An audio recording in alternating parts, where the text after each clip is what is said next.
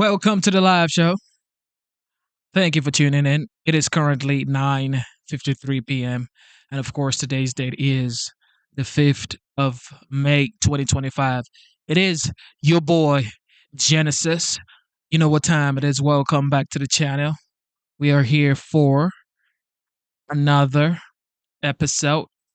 Okay, there's been some updates, of course. We get new updates every day since Trump is now the commander in chief.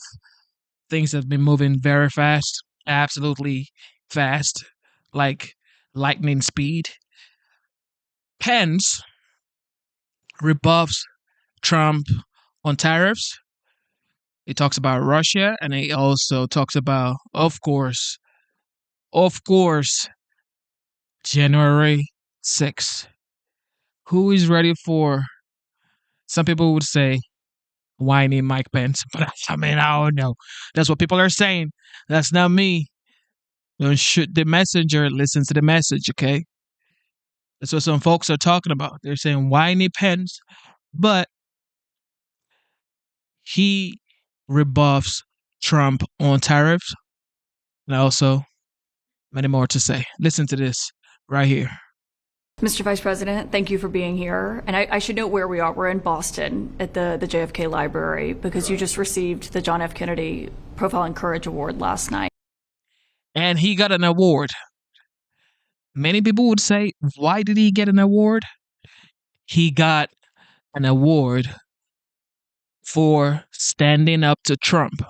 According to the award, okay, this is the funniest. Mike Pence gets an award for saying no to Trump. This is how wild life has gotten right now. You get an award for saying no to Trump. Okay. For certifying the election results in 2020. And in your acceptance speech, you invoked the Constitution.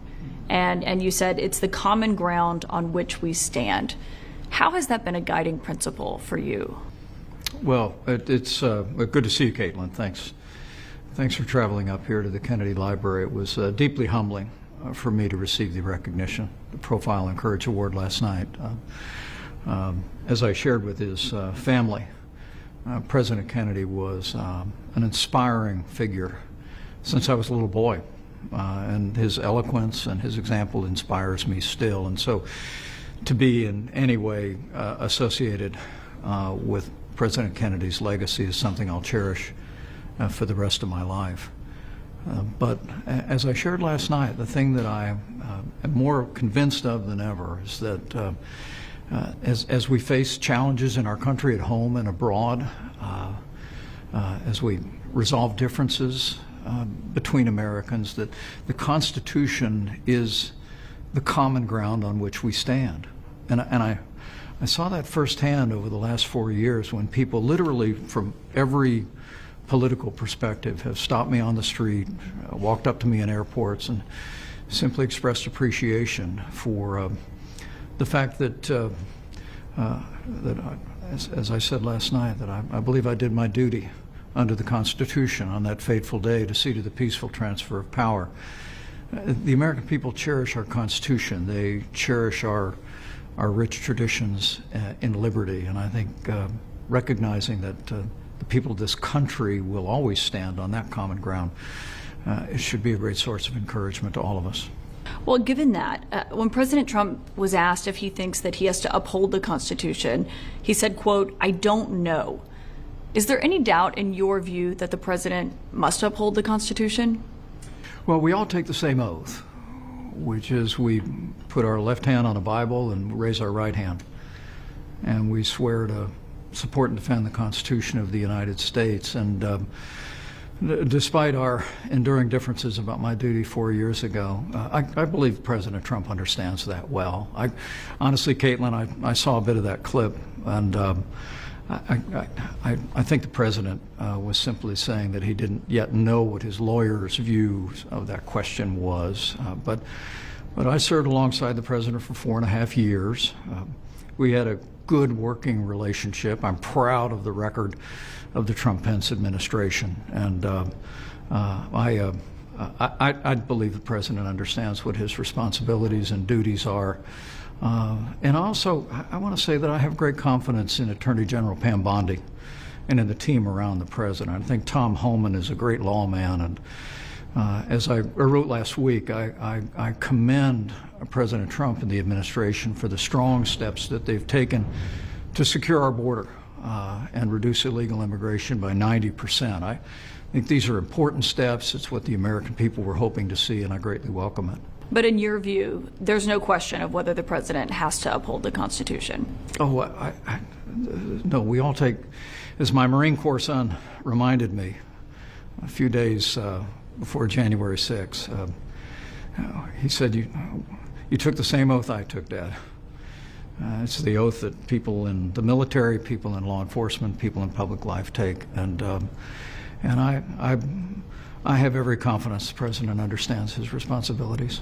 He didn't say it nearly as clearly as you did this just there, because he was asked about this argument that has been playing out when it comes to, you mentioned immigration, but a lot of this has been playing out not on the southern border, but inside the courtroom and court fights. And when he was asked if he agreed that everyone on U.S. soil deserves due process, he also said, quote, "I don't know, I'm not a lawyer," despite it being guaranteed by the Fifth Amendment. Is it clear to you that everyone on U.S. soil is afforded due process? Well, I think that's one of the genius aspects of our system and of our Constitution is that the protections and the liberties that are enshrined there are provided to persons in America, not just citizens in America. And I have every confidence that the administration understands that. You know, the Supreme Court recently ruled that the president was fully acting within the law to use the Foreign Aliens Act to deport individuals from this country. They called for reasonable due process, recognizing that the safety of the American people is paramount when people are in this country illegally, when people represent a threat to our communities, when they are engaged in criminal activities. There's a different standard. And as I said, I have confidence in the administration. I have confidence in our Attorney General, and also, as I said, I have confidence in Tom Homan, who has a long career, served in our administration with great distinction, that they'll work through the issues of due process with the backstop of our courts.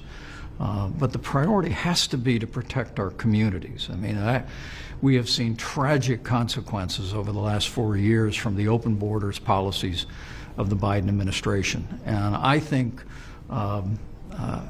in many respects, President Trump's historic victory, that incredible comeback of a year ago, last fall, was owing to the fact that the American people wanted. Whoa, whoa, whoa. Pence is being so careful with his speech, is literally praising President Trump. Is he scared that Trump may come after him, or somebody who supports Trump may come after him? Because this is unlike Pence. He's definitely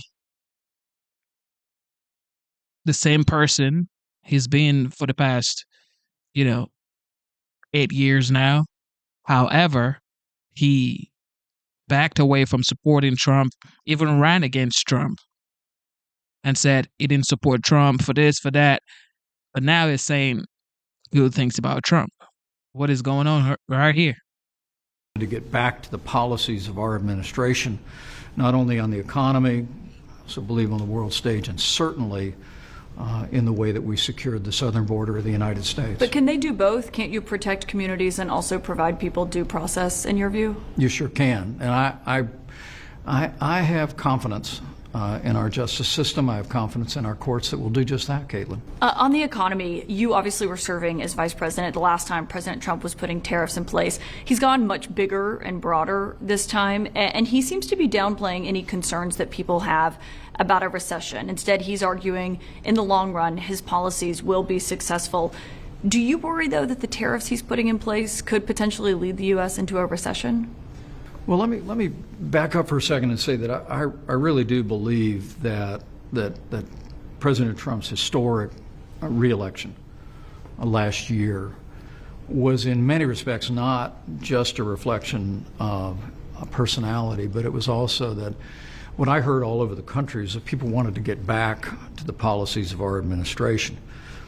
In addition to strong American leadership on the world stage, which we can get into in a minute, it also was that we cut taxes, rolled back regulation, unleashed American energy.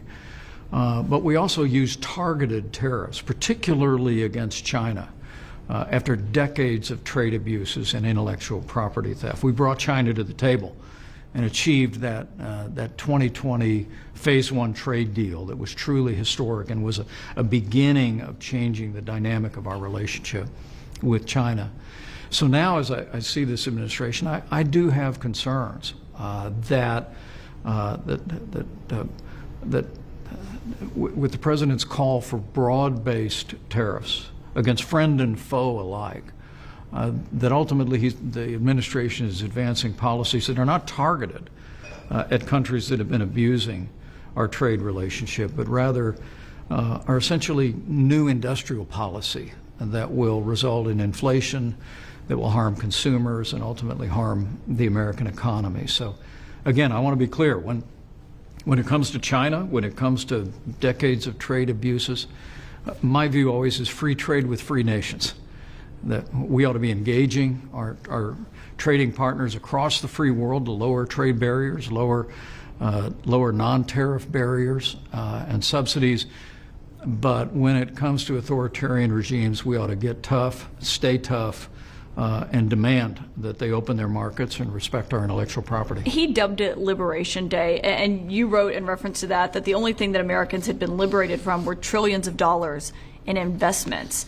Do you think he understands the impact that it could be having on regular Americans?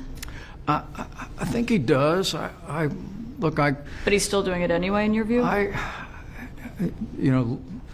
President Trump and I had many long conversations about trade in our 4.5 years. I strongly supported our administration's policies on trade, including the get tough policies with Mexico and Canada that resulted in the United States-Mexico-Canada agreement, the largest trade agreement in U.S. history. But we were well on our way. We'd renegotiated a trade agreement with South Korea. We were well on our way to a new trade agreement with Japan, with the UK, even the EU was in discussions. But it was all based on using his instinct that tariffs serve the American economy to bring our trading partners to the table, to open up markets. My concern now is I see the president following more of what I think has been his historic view, that at the end of the day, a certain minimum threshold of tariffs on all goods coming into the country will serve the American public and our economy. Some people believe that.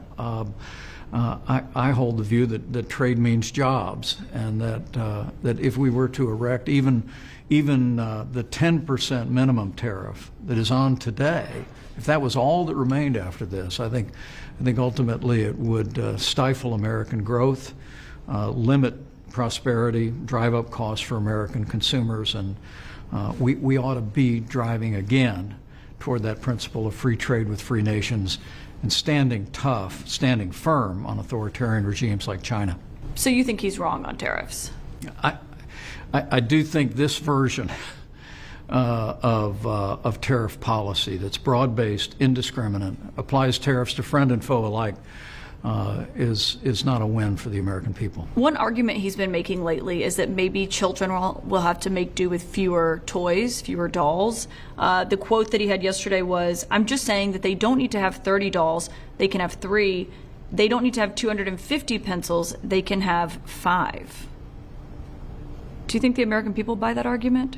I have 2 grown daughters. I have 3 small granddaughters, and look, keeping dolls affordable, keeping our kids' toys affordable, that really is part of the American dream. I remember recently Secretary of the Treasury said that cheap goods was not a part of the American dream. Well, I'm somebody who spent almost my entire life in public service.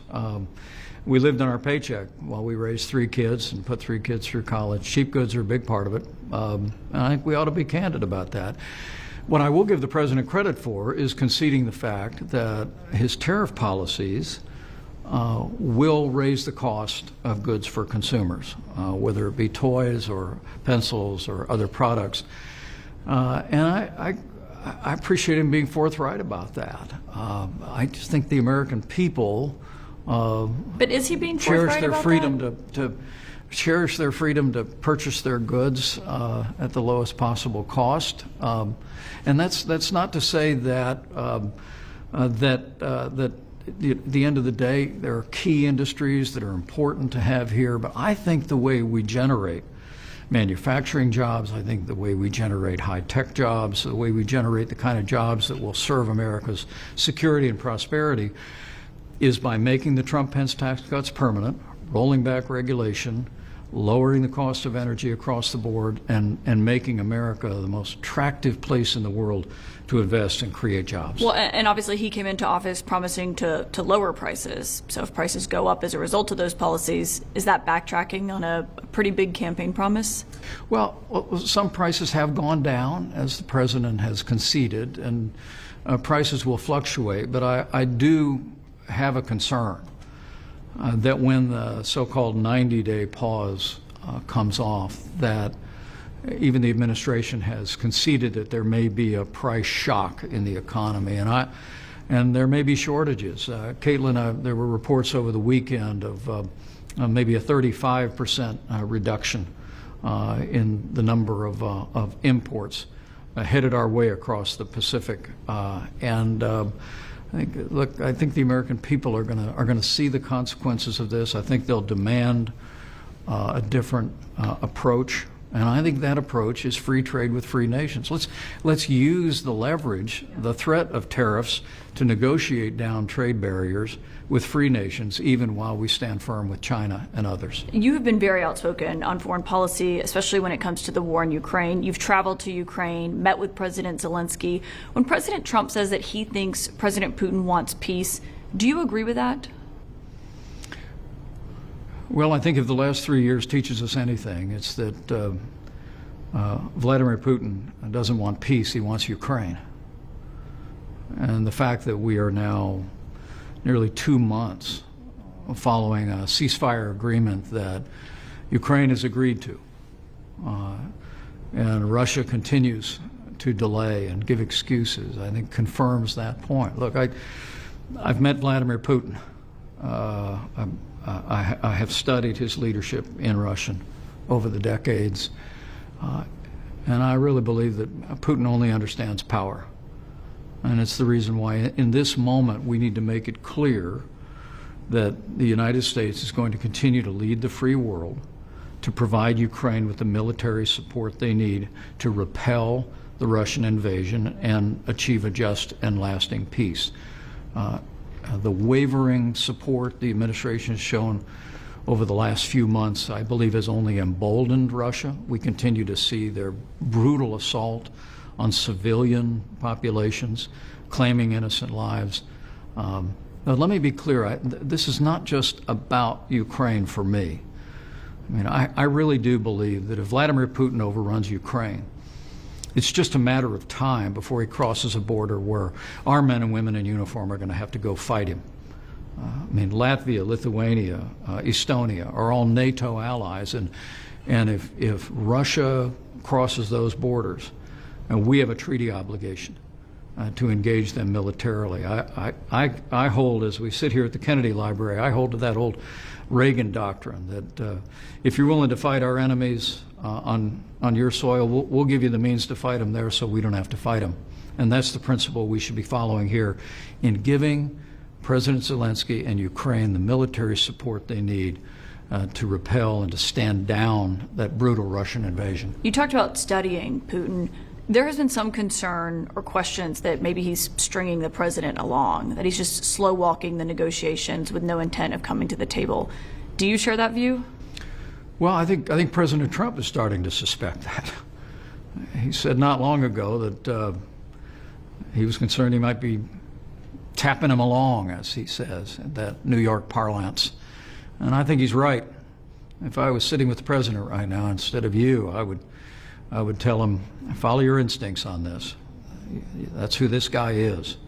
And he only understands strength. I mean, look, there's a reason why Russia never even attempted to redraw international lines by force during our first 4 years. And that was because our administration rebuilt our military. We took down Nord Stream 2, which was a tremendous blow to Russia. We gave approval to our military in Syria to take out 100 Russian mercenaries without a single American casualty. We fired cruise missiles, not once but twice, into Syria against Russia's ally, the Bashar Assad regime. Russia knew we were willing to use military force to defend our interests and our allies. And so different than the Bush administration, the Obama administration, and then the Biden administration, Vladimir Putin stayed across the border during our years. And it convinced me more than anything else that this is a moment for American strength. And the pathway to peace is by an unwavering commitment to freedom. Given that, I just have to know what was going through your mind when you were watching that remarkable Oval Office meeting where President Trump and Vice President Vance had an incredibly contentious exchange with President Zelensky. What would you have done if you were in that room that day? Well, I've been in a lot of contentious meetings in the Oval Office, just usually not on camera. There was one occasion where we had congressional leaders in that got a little sporty. My own personal posture was to But this is a president who's fighting way. for his country, and you've met President Zelensky. So I wonder what you thought when you saw that. Well, I thought it was regrettable. I thought President Zelensky was ill-advised to take his argument before the media in the Oval Office, and I thought it was unfortunate the way the president and the administration responded in that moment. But I'm encouraged all the way through the knee-to-knee meeting at the Vatican that it looks like we put the dialogue back together. Look, this really matters, I believe, for not just for Ukraine, not just for Europe, but for America, for all the reasons that I said, Caitlin. I think it's absolutely essential, and I'm very encouraged that the president secured this historic minerals deal with Ukraine. I think that's going to benefit the American people with rare earth minerals, but more important than that, it sends a deafening message to Moscow that America and Ukraine are here to stay. Yeah. Well, given contentious Oval Office meetings, the new Prime Minister of Canada is visiting tomorrow. The president has been saying that he's not kidding when he's talking about making Canada the 51st state. What advice would you give to the new Prime Minister as he's going into that meeting? Well, I don't know that I would advise the Prime Minister of Canada. I worked with his predecessor, and look, Do you think Canada should be the 51st state? I think Canada's been a great ally of ours, whose soldiers have fought and died alongside Americans in every war since World War I. But I think I'd suggest to him that you come in and let your yes be yes and your no be no, and speak plainly to the president. I think President Trump respects strength. He respects people with conviction and has the capacity to adjust. I expect it'll be a good meeting. Do you think he's serious when he won't rule out military force to retake Greenland or to take Greenland? Well, I think Greenland is enormously important to us and our national security. But the fact that we already have 2 military bases there and the ability to negotiate further is more than enough for us to satisfy that need, and then otherwise allow the people of our 2 nations to discuss any arrangements going forward. Okay, so you don't think it needs to be taken over by military force? I think we can address our security needs in Greenland by other means. Your organization, Advancing American Freedom, publicly opposed the nomination and it turns out the confirmation of RFK Jr. as the HHS secretary. The United States right now is facing its single largest measles outbreak in 25 years. Do you trust his leadership in a moment like this one? Well, as you know, Caitlin, I'm pro-life. I don't apologize for it. And the very idea that a Republican president would nominate an abortion rights supporter to lead the Department of Health and Human Services was just unacceptable to me. Policies regarding the sanctity of life, regarding conscience protections, all flow through HHS, and I had those concerns. Evidence recently with the Secretary's FDA chief, who said, despite promises that were made in the confirmation hearings, that they have no plans to even look into the harmful effect of the abortion pill on women across the country. And so that was the core of our concern. But as I said, I've got 4 grandchildren, going on 5, coming this fall.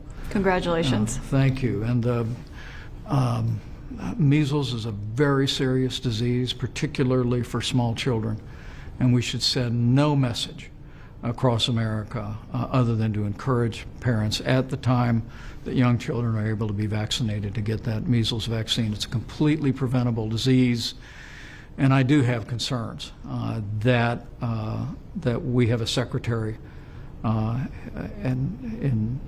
HHS who has had a lifetime career of undermining public confidence in vaccines. We should have the opposite. And I hope that we continue to hear voices around the country that speak into this moment for the sake of our kids and our grandkids. I mentioned the reason that we're here and why you were getting this award, and it's because of how you acted and what you did, or to the president's chagrin, did not do on January 6th.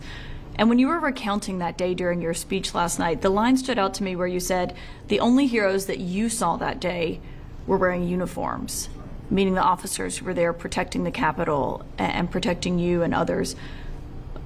What should it say to the American people then that President Trump pardoned the people who were convicted of assaulting police officers that day? Over the last 4 years, I've had people come up and thank me for what I did that day. But I've said 100 times, the only heroes I saw that day were wearing uniforms. When we were evacuated down to the parking garage underneath the Senate, I literally saw Capitol Hill police coming and going through that area, some of whom had injuries, and but none of whom flinched.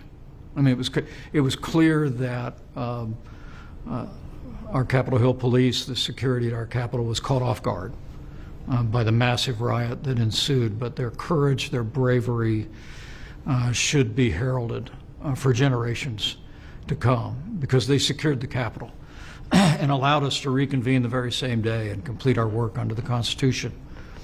I will tell you, I was deeply disappointed to see President Trump pardon people that engaged in violence against law enforcement officers on that day.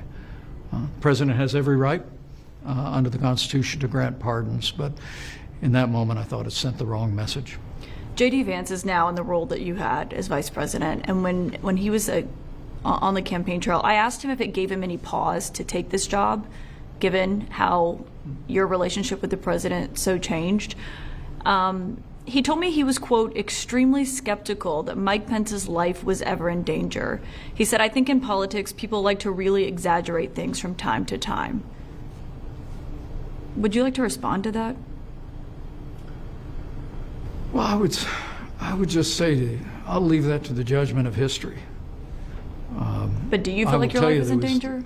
There was never a moment that I've felt physically threatened in that day. I have great confidence in the Secret Service, and I had great confidence in the Capitol Hill police. It's one of the reasons when they evacuated me from the Senate floor, Caitlin, that I just went to my office across the hallway because I was confident that they would secure the building quickly, not knowing the sheer size of the riot that was unfolding. But I've always told my kids the safest place in the world is to be in the center of God's will. And I knew I was where I was supposed to be, doing what I was supposed to be doing. And my focus that day and my memories of that day will always be of the heroes in uniform, but also the fact, as I said last night, that it wasn't any one person that saw us through that day. It was that the elected representatives in both chambers, in both political parties, reconvened and completed their work under the Constitution. As I said on the Senate floor when we reconvened, the world will witness the resilience of our democracy once again. And I believe they did that day. But for my part, I'll always be grateful for God's grace, seeing us through that moment. It was nearly 10 years ago, almost. Hard to believe that you said on the campaign trail in 2016, character matters to the presidency, and Donald Trump will bring the highest level of integrity to the highest office in the land. You can count on it. Do you still feel that way today? Well, I want to be very clear. I'm very proud of the record of the Trump-Pence administration.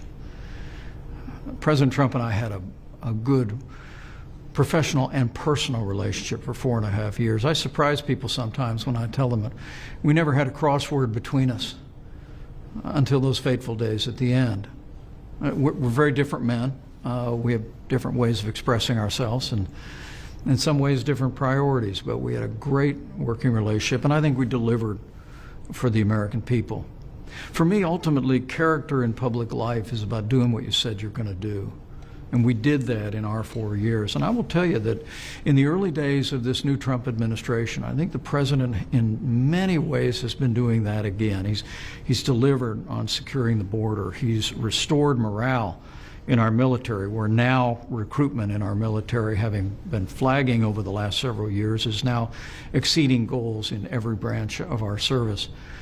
We took the fight to the Houthis on their soil on our terms and fought back after the Biden administration had largely abandoned the region. And I think all those steps give evidence of the fact that President Trump is keeping his word to the American people, just as we did.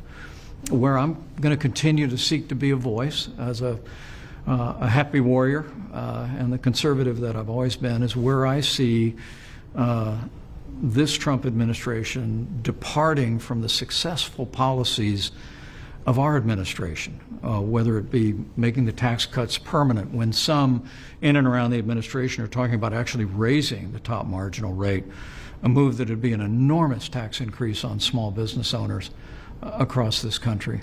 Where I see the wavering support for Ukraine, it contradicts the strong leadership on the world stage that President Trump and our administration provided in our first 4 years.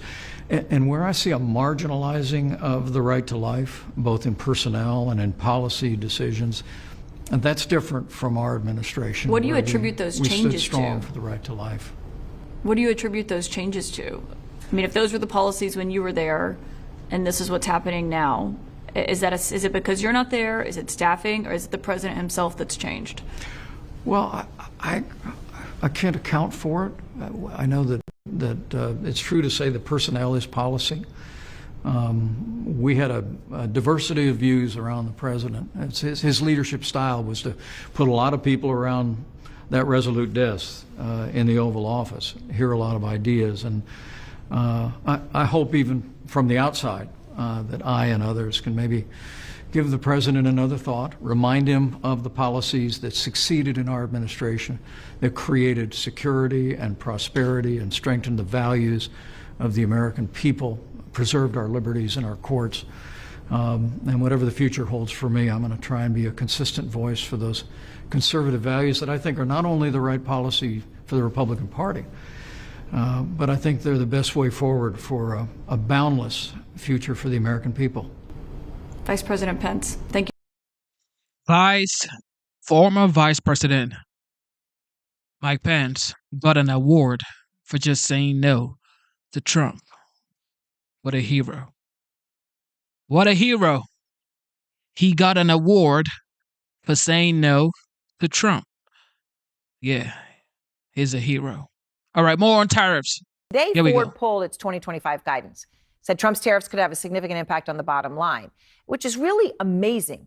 I mean, this happened in a week. Their entire world seemed to fall apart. It was a week ago that General Motors suspended guidance. And hours after that, I talked to the Ford CEO, Jim Farley, and I asked him, are you going to have to suspend guidance in a week? What's going to happen to you? This was 1 week ago, and he said this. We know exactly what the tariff bill would look like, in terms of cost for the company. We know the offsets. Next week, I think we'll be able to tell people kind of what the tariff bills for Ford would look like, the most American company, what kind of offsets. What we don't know, Aaron, is what are the import competitors going to do? Yeah. That was a week ago. I mean, this is the world that we are living in now. 1 week later, Ford coming out and saying, sorry, we got to pull our guidance for the year. No tariff deal. And as you know, and at some point they're going to have one. The issue, though, also now is, well, why did they say they had one when they didn't? Lutnick said done. I believe 5 times he said that there was a deal done a week ago. Then Kevin Hassett said there would be one announced by the end of the day, maybe the day after that. And still nothing, right? That's sort of okay. Eventually you're going to get one, but you weren't right leading up to it. It's the boy that cried wolf. And I think that's the worry, is that you continue to talk, and we've talked about in the show the last month, credibility goes down. And the reality is, for Mattel, for GM, for Ford, for Harley Davidson, they need to know the rules of the game. You talked about it last week. And then that's the issue. This is real. Go to LA, look at the port, look at the ships coming in. It's the reality. And the consumer over the coming weeks, just like you saw from Telsey and others, you're going to start to see those prices increases, the inventory go down, and you could talk all you want. Doesn't change the math. Peter? You know what? I just find it's so upsetting to see how flippant he is with everybody else's situation, and then he's sitting there with his crypto thing. I guess he's at the crypto thing because he wasn't invited to the Met Gala. But the fact that everyone is supposed to be without as many dolls, and and these are major U.S. companies that are still. We've been on this show now for about a month, and we still don't know anything more specifics from Liberation Day, if that's what you want to call it, the big reveal. We know absolutely nothing except a bunch of promises which have not been fulfilled. Credibility is completely out the door. I don't think people should be sort of defray the idea. Wall Street has been up 9 days in a row. You know what? In a way, it's almost not significant because, it's climbing a wall of worry. Right. It has nothing to do with reality. Well, I mean, you look at Everyone Ford. says to me, well, but Wall Street is up. Things must be great. Yeah. I don't think so. We've eaten away. Ken Griffin, I go back to it right away. Brand America has been eroded, and this flippancy about everyone else should That's what you guys talked about should last swallow this is really distressing to Paul, me. it's interesting, this issue of dolls, okay? And I know it keeps coming up, and then people ask him about it because it came up, but he doubles and triples down. Okay, here's what's fascinating about this. We went back to an interview in 2011 that I did with him, and this topic came up in a very specific way. I'll just play this one part of what he said. Instead of buying from China, we'll be making the gadgets and the toys for Barron Trump and everybody else that buys their children toys. They'll be made in Alabama and Iowa and lots of other places. I mean, there it is. Barron Trump's toys will be made in Alabama and Iowa and lots of other places. It's not a new idea, and it's toys, right? It's actually having toy manufacturing in the U.S. Right. I mean, it's just not profitable to be made in the U.S. I mean, back in the financial crisis, we looked to actually make a game, and we tried several producers in the U.S. Oh, so you tried to do it? We did. We couldn't, so we did it through China. It would have been $30 delivered per item in 2010. From China delivered, coming across the ocean, it was $10. Mm-hmm. So I mean, you can't get the production to do it. The dolls, I have 4. Okay. So you're saying that because it's going to be expensive, let's just ship it to China. Let's ship that manufacturing to China. That's jobs being shipped to China. It's not just the manufacturing that you're shipping to China. You're shipping jobs as well. So, because it's expensive here, we can't do it here. We got to move it to China and make China richer. daughters who are all grown up now. They don't use dolls, but I would have loved that $2 maximum back then because $120 in the house is just a little too much. But I joke. But it's this. We're always saying, oh, we're going to make these things. We're going to make these things here. But certain things you don't are want not to make going here. to be made here. Yes, Right. and I think in the talk about a trade deal, I think the credibility, the market is giving credibility to Secretary Besson at this point. And if you don't see something by the end of next week, I think there's going to be a big loss of credibility within the markets. And that's when you could start to see a problem because as Dan said, the boy who cried wolf, we need to see something then. And then once you see that, people's dominoes can start falling into place. Right, and that will be crucial to see what happens. I mean, Gene, because at this point you got Mattel suspending guidance. Right. And Ford, I mean, I'm emphasizing Ford a lot because Jim, he was very confident last week. And he said, we don't know what our competitors will do. But we know the tariffs. We know and it was the night GM suspended. And here we are a week later, and they're throwing their hands up in the air on the future. And this is the CEO of Ford. Mm-hmm. Think about the people sitting at home trying to decide, should I continue to put money into the 529 account for my kids? Should I continue to put money into my 401k? These are the questions that are coming in because if these CEOs have lost confidence, individual investors have no idea what to do. And the degree of roller coastering, it's nauseating for them. They just don't know when to move. And then we have the CEO of PIMCO today talking about maybe we're already in a recession. You see head spinning. Yeah, I mean, Dan, then on top of that, Trump came out and said he was going to announce 100% tariffs on something else. I mean, I thought there was already 100, you get confused, but on films produced outside the United States. Now, I know the White House maybe now is trying to walk that back a little bit. Trump says he's going to talk to the studios. And I have no idea how such a thing would even work. But here's a whiteboard today, very simple, just like it was Friday. Here's my numbers, 75. The whiteboard always... 75 to 80%. You can't bully the 75 whiteboard. to 80%, all right? And the word here is services. And I'm saying this is 75% of the U.S. economy is services.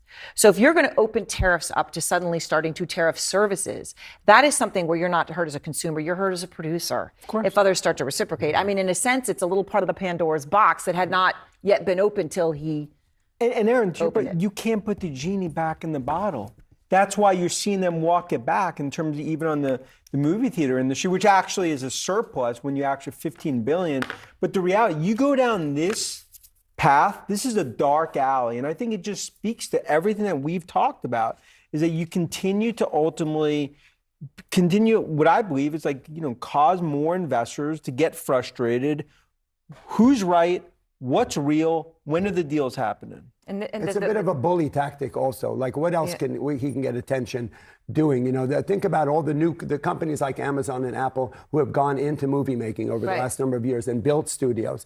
Like, why are we we're attacking ourselves? Yeah. Right. Right. And relative to going to China, I have a doll. Of course I do. It's called the Einstein of Wall Street doll. And I tried to market. I tried to source it in the United States. I couldn't. The only place you can make certain things is in China. That's just the bottom line. And so it makes no sense. It's a great doll. It's a great doll.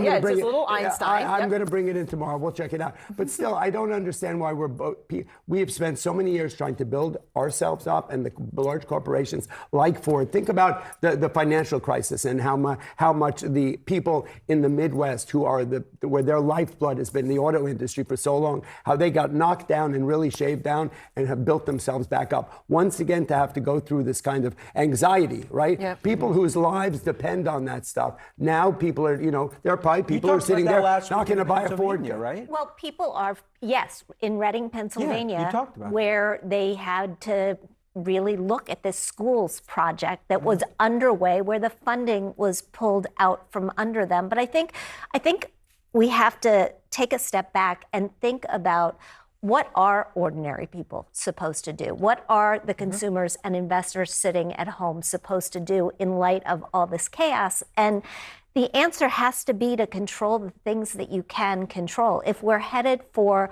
a recession, and we may be or we may not be, you got to make sure you have your emergency fund. You got to make sure that your resume is up to date, because it's going to get harder to find that next job. And you have to do whatever you can to position yourself to be able to take it, because all of these other factors are uncontrollable It's to the exactly individual. that. I mean, obviously such important advice, but it's exactly that behavior, Paul, that can lead to a recession.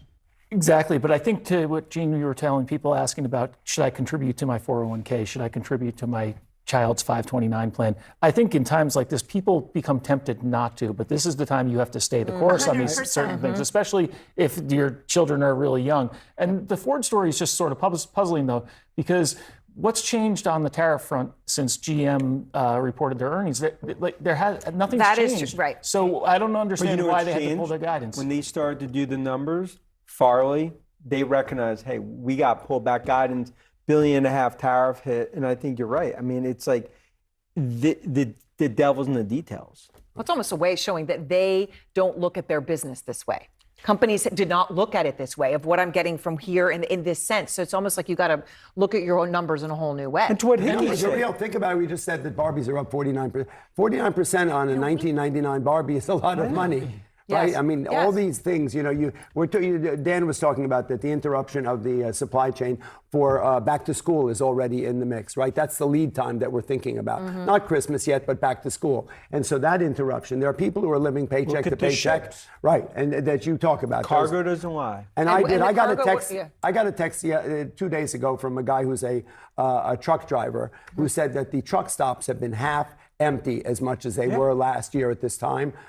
Basically, that people aren't out there, their trucks are not full. Already, there's the interruption, the disruption of that supply chain goes all the way back. Thank you for tuning into the live show. Yes. A lot is going on. Trump has also tariffed Hollywood. Okay, he is going all in on tariffs. And now Hollywood is feeling the heat as well. Before we go into that, Sean Diddy Combs' trial, jury selection has started. So we're going to check that out as well. But for now, Marco Rubio is now fulfilling 2 roles under the Trump administration. Listen to this. Secretary of State Marco Rubio is kicking off his first full week holding 4 different roles. He is now the interim national security advisor, the USAID administrator, the U.S. archivist, all in addition to serving as Secretary of State. Rubio's various roles raising some eyebrows on Capitol Hill over the weekend, just raising questions about how one person can balance it all. I don't know how anybody could do these 2 big jobs, and they're frankly very different. Both of those jobs are too big for one person. To have both of those jobs, including a bunch of other jobs on the shoulders of Marco Rubio, these are people who actually need sleep if we're going to stay out of wars and stuff. So, I'm a little worried about the, no national security advisor idea. All right, joining us now to discuss is State Department spokesperson Tammy Bruce. Tammy, thank you so much for joining the show today. I do want to start with the simple and straightforward question of how the Secretary of State, Marco Rubio, is balancing these jobs. What is he delegating, considering his workload is now at least twice what it was? Well, what I can tell you is that I can't get into the details of the choices the secretary makes on a moment-by-moment basis, but clearly the president and the secretary have a very good relationship. They know each other. The secretary's been there quite often, multiple times a week. And I can also tell you, having joined him on January 20th, is that this is a man who is committed to his work, who has got boundless energy, who enjoys his work. He has been very excited about the trust that the president has placed in him in general. And he's also not someone who's going to do something that if he thinks he can't do it. I don't think there's much that he thinks he can't do. But these are men and women who understand what is happening and what the weight of the world on their shoulders, which they have readily accepted, and they're ready for it. So the president believes in him. The secretary understands what's expected. And he is certainly looking forward to it. In the meantime, of course, the State Department has an extraordinary slate of leaders here, and we certainly are not going to be moved off our mission, which continues to be managed and overseen by the Secretary, to say the least. And the two jobs, in many ways, do overlap in the sense of foreign policy, national security, and the president's interests and vision. So we don't see a conflict there at all, of course. Will he be stepping back his international travel schedule to make sure that he's at the White House as the national security advisor typically would be? Well, I can't, again, speculate on the nature of the choices he's going to make, but I can tell you that I've been on a number of the trips with the secretary and certainly have seen the then NSA leader, Mike Waltz, present as well. So I think that these are really, as I think we've seen with President Trump and certainly with Secretary Rubio, these are jobs that become enacted through the vision of the person holding them. And they're going to make decisions that are best for the United States and our national security. That's what the president does, and that's certainly what Secretary Rubio has been doing and will continue to do. Does holding both of these jobs give Steve Witkoff, who's been the president's envoy in many international situations, a wider opening to take on more of the responsibilities that would be traditionally executed by the Secretary of State? You know, what's fascinating about watching President Trump work, what he has demanded of others with him, and certainly even in foreign policy ideas like how we handle the Gaza situation, is the president handles these situations in a new way. He has a new vision. He knows that in order for the world to work properly and for this government to actually be sustainable, we have to look at things through with a new vision and new ideas. And that includes the nature of our special envoys. These are men and women who have their own sensibility about what's possible. The president knows them well, knows what they can contribute, and he has not been wrong. Up until this point, of course, we've seen with the first term and now this term that same passion drives the president. And it is part of how Secretary Rubio views his work as well. So we are seeing definitely a unique point of view when it comes to how to make these jobs work. But the American people like what they're seeing, and we're going to continue on that path. Does the Secretary of State trust Steve Witkoff unconditionally? Well, I can't speculate on the nature of his immediate personal feelings, but what I can tell you from what I've seen and from his comments, from the meetings I've been in, there is an excellent relationship, even a friendship, in order to make these jobs work and this foreign policy work, which you've seen as a hallmark of these first 110 days or so, are a group of people who trust each other, who agree and understand the president's vision, who understand that he is a genius at choosing and recognizing who can make that difference. And he has not been wrong with certainly Ambassador Witkoff, certainly not with Secretary Rubio. And so when it comes to the nature of personal relationships... So there's no daylight between Witkoff and Rubio? Yeah, not that I've seen, and I've been on certainly most of the trips. Certainly have been in the meetings. I've of course met all of these individuals. I can tell you that there is a camaraderie and a passion and an excitement about being able to make a difference for the people of this country, but also for the people of the world. Okay. It is a exciting and remarkable focus on getting peace around the world and focusing on that. It's a once-in-a-lifetime possibility, and the men and women who can do it are in charge right now, and that's exciting. Was the secretary surprised to hear President Trump name him as a possible successor to President Trump in 2028? I can't speak to that when it comes to the nature of his own feelings. I do know that, of course, the secretary is completely focused. As you might imagine, you report on this every day. The nature of what's happening in the world. He has this job, and he does have a couple of others, and he's focused on getting the job done and also making sure that people understand the power here at home of foreign policy, of President Trump's vision, but also a traditional point of view about diplomacy, that meeting face-to-face matters, traveling to meet with our partners matters, and that our relationship with certain countries, certainly to the south of us, have got to go beyond borders, that it's about trade and it's about security, et cetera. And that's his vision. It's an overall global vision. Speaking of countries to the south of us, does the Secretary believe that immigrants who are deported to these other countries are entitled to due process under the Constitution? Well, there's always, of course, due process. These are individuals who have either violated our laws or their visas have been removed. The president they seemed have to to be question removed that from the country. Well, let me speak again about the nature of the State Department and the process that's happening here. If these are individuals, of course, who then have to leave the country and are not able to be accepted or returned to their home country, the Secretary's worked very hard at making sure that there are other nations that will accept them. And all through this process, to the El Salvadorian you have president individuals who've gotten into the country with visas, or in a fashion that is through the process, and the dynamic of making a decision if they can stay in the country also involves due process. So I think the nature of how we're proceeding as a department has spoken for itself. Okay, has Marco Rubio spoken recently with Nayib Bukele, the president of El Salvador?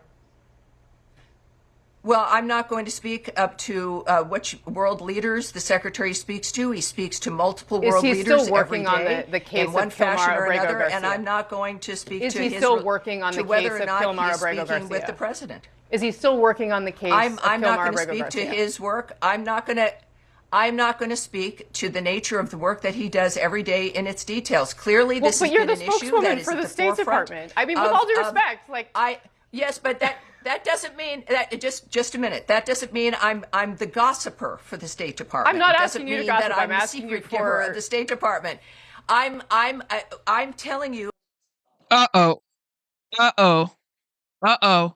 She tried to be smart.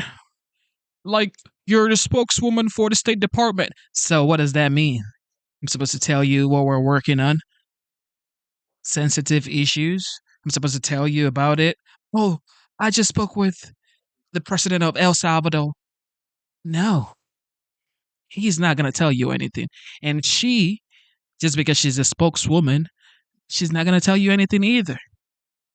The nature of what it is that I can speak to, and it does not include the day-to-day operations or choices the Secretary of State makes. That's not going to happen. We clearly know this is in the forefront for the State Department and the forefront for the Secretary of State, but you're not going to get the nature of the details of negotiations, diplomacy, or the decisions the Secretary makes during his day.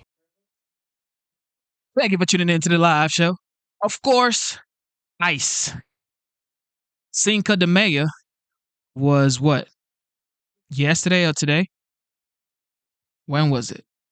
Let me check my calendar. Today. Okay. So, ICE has been allegedly accused of raiding during Cinco de Mayo's celebration. Look at this. So joining us live now is Acting ICE Director Todd Lyons. Todd, tomorrow marks Kristi Noem's 100th day as DHS Secretary. So far, more than 66,000 illegals have been deported, but activist judges continue to stand in the way. This week, a court barred the president from using the Alien Enemies Act to send Tren de Aragua gang members to El Salvador. And according to Tulsi Gabbard, there's already almost 1,200 alleged terrorists living in the United States with ties to cartels or to Islamic terror groups.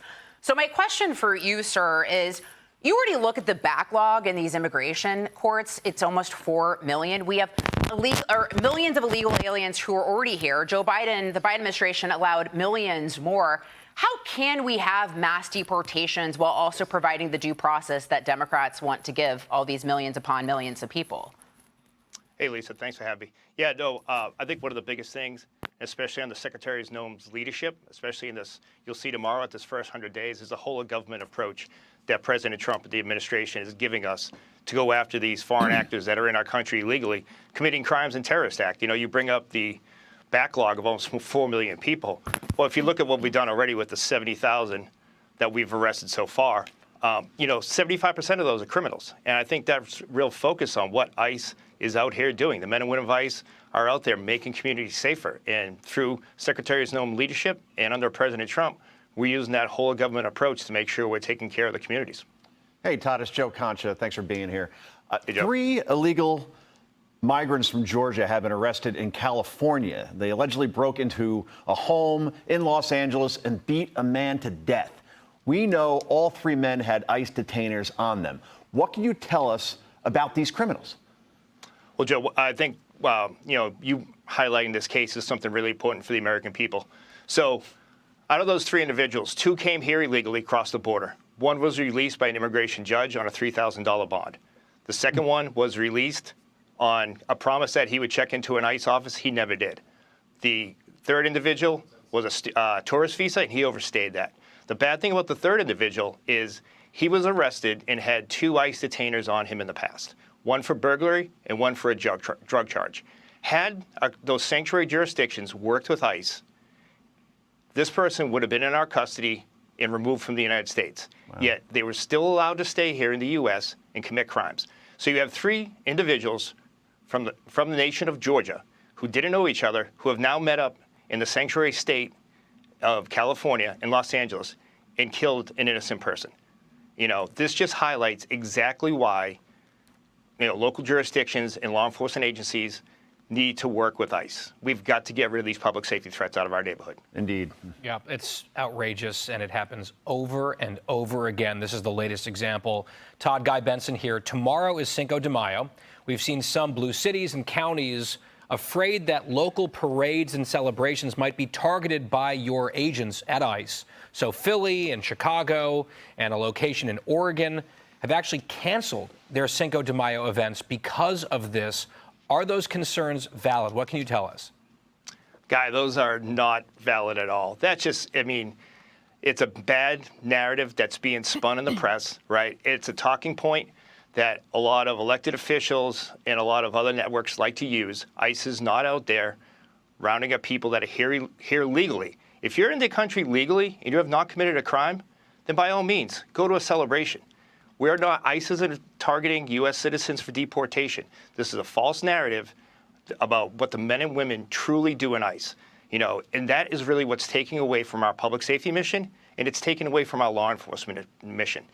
These false narratives are just not protecting the communities, but they're stoking fear when they don't need to. ICE would not go into a celebration like that and take any type of enforcement action. Todd, it's Alicia Cunha. Thank you so much again for being here. Democrat Congresswoman Alexandria Ocasio-Cortez went after border czar Tom Homan and ICE during a town hall Friday night. Watch.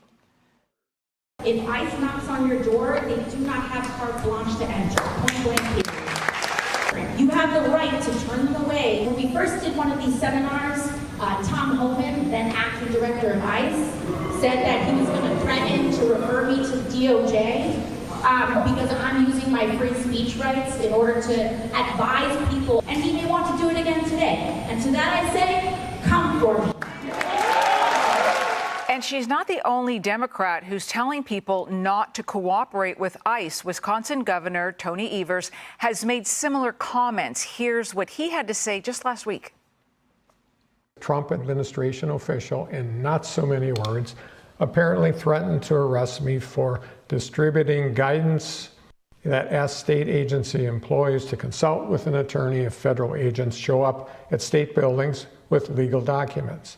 And as disgusted as I am about the continued actions of the Trump administration, I'm not afraid.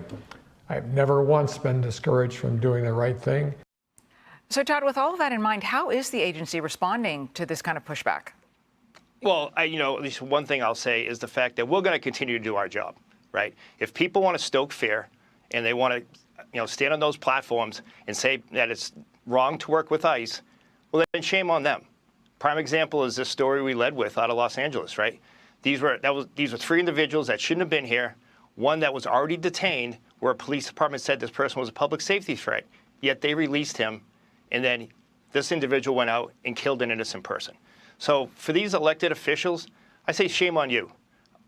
ICE is a viable law enforcement tool. The men and women of ICE are out there doing a specific mission, much like the DEA, much like the ATF. We're using our immigration authority to remove these public safety threats.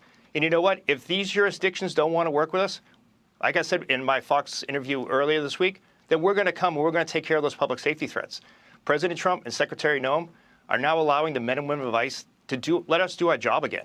And our job is to protect the American people. And we're going to go into neighborhoods and we're going to take out these public safety threats, with or without the help.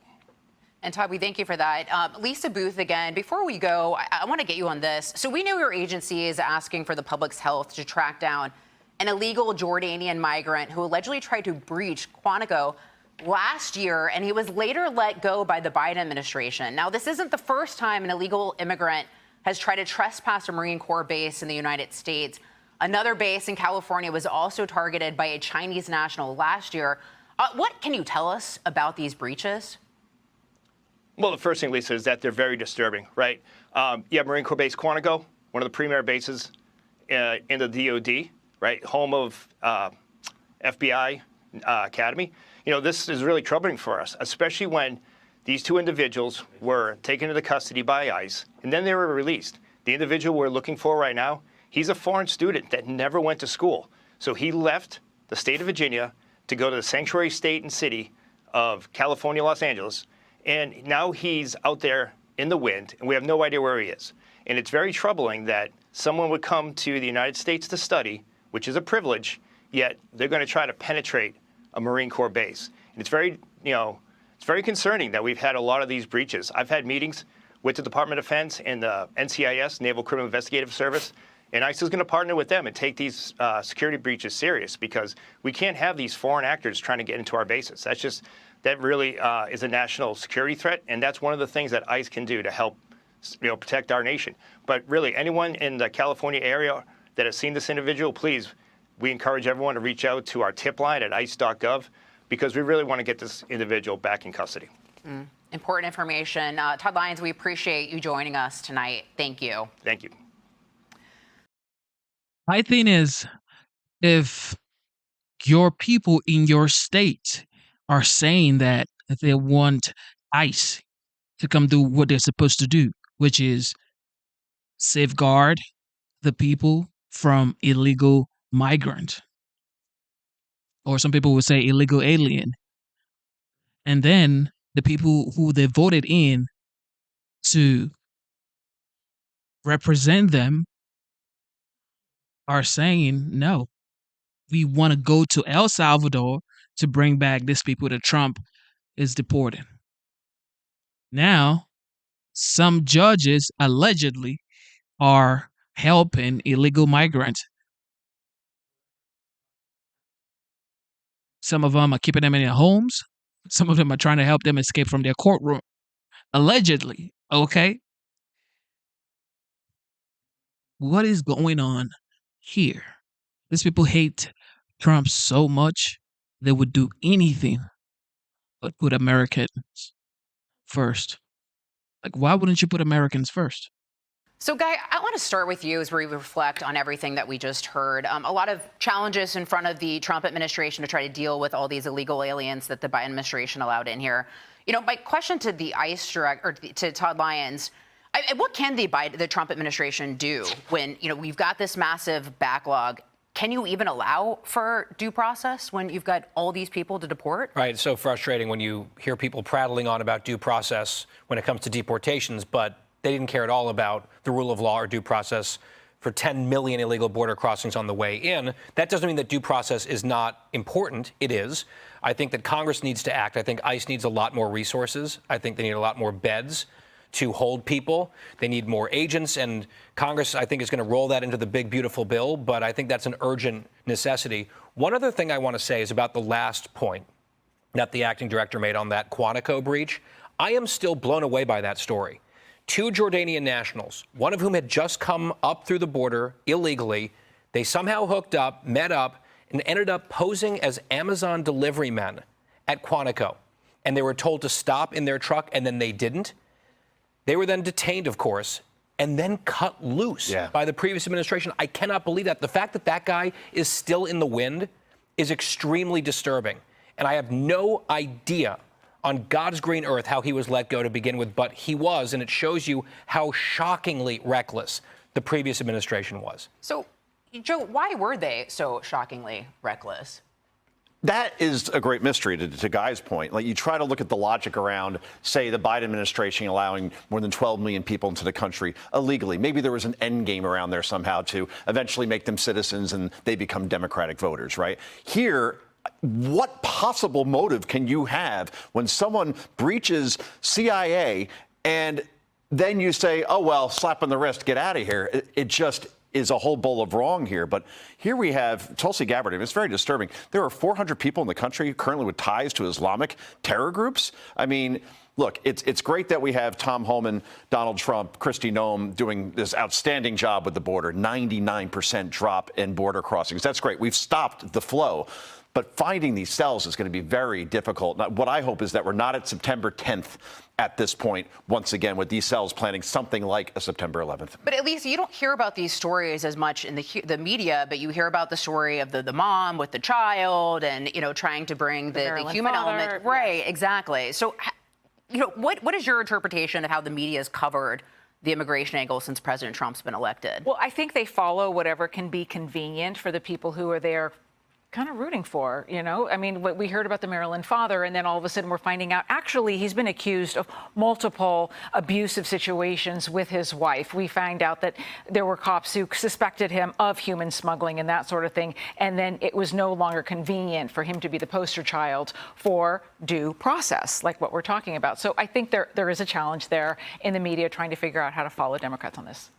All right. Well, we've got a lot to cover for this show. All right, coming up, Secretary of State Marco Rubio revealing the Biden administration kept secret files on America. Oh my goodness. Too many spicy sauce, ladies and gentlemen. As if Joe Biden didn't do enough. All right? This man, minus the fact that he was falling off stairs, falling off stages, walking into the Amazon rainforest, sleeping on the world stage, couldn't keep a secured border. Ukraine and Russia escalated during Biden. Israel and the Palestinian people. Now, these guys are saying that some guys from Jordan allegedly try to hack the government. Crazy. And the Biden administration let them go. Okay. Mark Levin. Hello, America. I'm Mark Levin, and this is Life, Liberty, and Levin Sunday. I'm glad you're here. Very important program. We have Newt Gingrich coming on, as well as Adam Sohn, who's going to pull the bark off of all the money coming into this country from terrorist and communist regimes, brainwashing your children and undermining our country. You're not going to want to miss that. But before we do, President Trump is trying to defend the election, your vote. He's trying to defend separation of powers in the Constitution from a judicial tyranny that is more aggressive than ever before. Justice Jackson, in these comments she made, attacking Donald Trump, which I'll get to in 1 second, she's not doing anything of the kind, and neither are the judges. They are defending judicial despotism. They are defending the power that doesn't belong to them, but belongs to we, the sovereign people of the United States. There's quite a big difference between that. Among other things, the president has faced 225 lawsuits. 225 lawsuits in 100 days, interfering in foreign policy and national security, deportations, governmental spending, eliminating programs and reorganizing departments, which is his job as the executive, on transgender rights, on DEI, on tariffs, on the content of websites, on access to executive branch data and records to review it, on non-citizens voting and registering in federal elections, reductions in the federal workforce, collective bargaining agreements in the federal workforce, freezing funds to Harvard, law firms requiring them to have security clearances and check conflicts of interest, and the list goes on and on and on in these 225 cases. And these judges are abusing their power. They know they're abusing their power. They're issuing these national injunctions to cripple the executive branch, to overturn the results of an election. It is an insurrection. That's exactly what it is. And so what happens? The most radical left wing of the justices, who is Ketanji Brown Jackson, she receives a standing ovation on Thursday for trashing Donald Trump, who's defending the Constitution. Across the nation, she says, judges are facing increased threats of not only physical violence, but also professional retaliation for doing our jobs. And the attacks are not random. They seem designed to intimidate those of us who serve in this critical capacity. Although she didn't mention President Trump, Jackson's remarks were addressed to, quote, the elephant in the room following repeated attacks on the judiciary by the president, as they say. She went on for 18 minutes. Now, I want you to remember something. Justice Jackson never opened her mouth when the court was under attack by Biden, when justices were under attack, when people are in front of their homes chanting and yelling. Not once did she open her mouth when her Democrat radical left-wing friends, whether it was Biden or in Congress or anywhere else, were trying to change the makeup of the court, the construct of the Supreme Court. Not once, as a private citizen, as a lower federal judge, as a Supreme Court justice, did she open her mouth. Remember this? When Schumer attacked Kavanaugh and Gorsuch, she said nothing. Go. I want to tell you, Gorsuch, I want to tell you, Kavanaugh, you have released the whirlwind, and you will pay the price. She said absolutely nothing. There's a direct threat, don't you think? Donald Trump has never said anything like that, ever, about any judge, let alone a Supreme Court justice. And Schumer, the gig is up. He explained exactly what they were doing. They were packing the courts with progressives, leftists, Democrats to do exactly what they're doing. Check this out from less than a month ago. Go. There are those who believe that we are in real time living through an assault on the constitutional order. Do you believe that we are in a constitutional crisis right now? Yes, our democracy is at risk because Donald Trump shows that he wishes to violate the laws in many, many different ways. The good news here is we did put 235 judges, progressive judges, judges not under the control of Trump last year on the bench, and they are ruling against Trump time after time after time. And we hope that the appellate courts, when it gets up there in the Supreme Court, will uphold those rulings. They restored the money to NIH. But do you remember, ladies and gentlemen, with the Dobbs decision and the leak of the draft, how the Supreme Court justices were treated and how silent Joe Biden was? I don't remember Justice Jackson opening her mouth about any of that either. And the constant, unrelenting attack on the Supreme Court and the justices, the defaming and the smearing of the court by Joe Biden, he did it his entire term. Check this out. Go. President Biden doesn't have a view on whether or not protesters ought to show up at the private homes of Supreme Court justices. Watch this. The president believes in peaceful protest. He believes that's part of our democracy and part of the history of the United States and this country. But he also respects and understands the independence of the third branch of government and, I mean, obviously the Justice Department, but also the role of the Supreme Court and what they play. So I wouldn't say he has a view on that. You don't care if people die. Pro-life is a lie. You don't care if people die. No justice. No peace. No justice. No peace.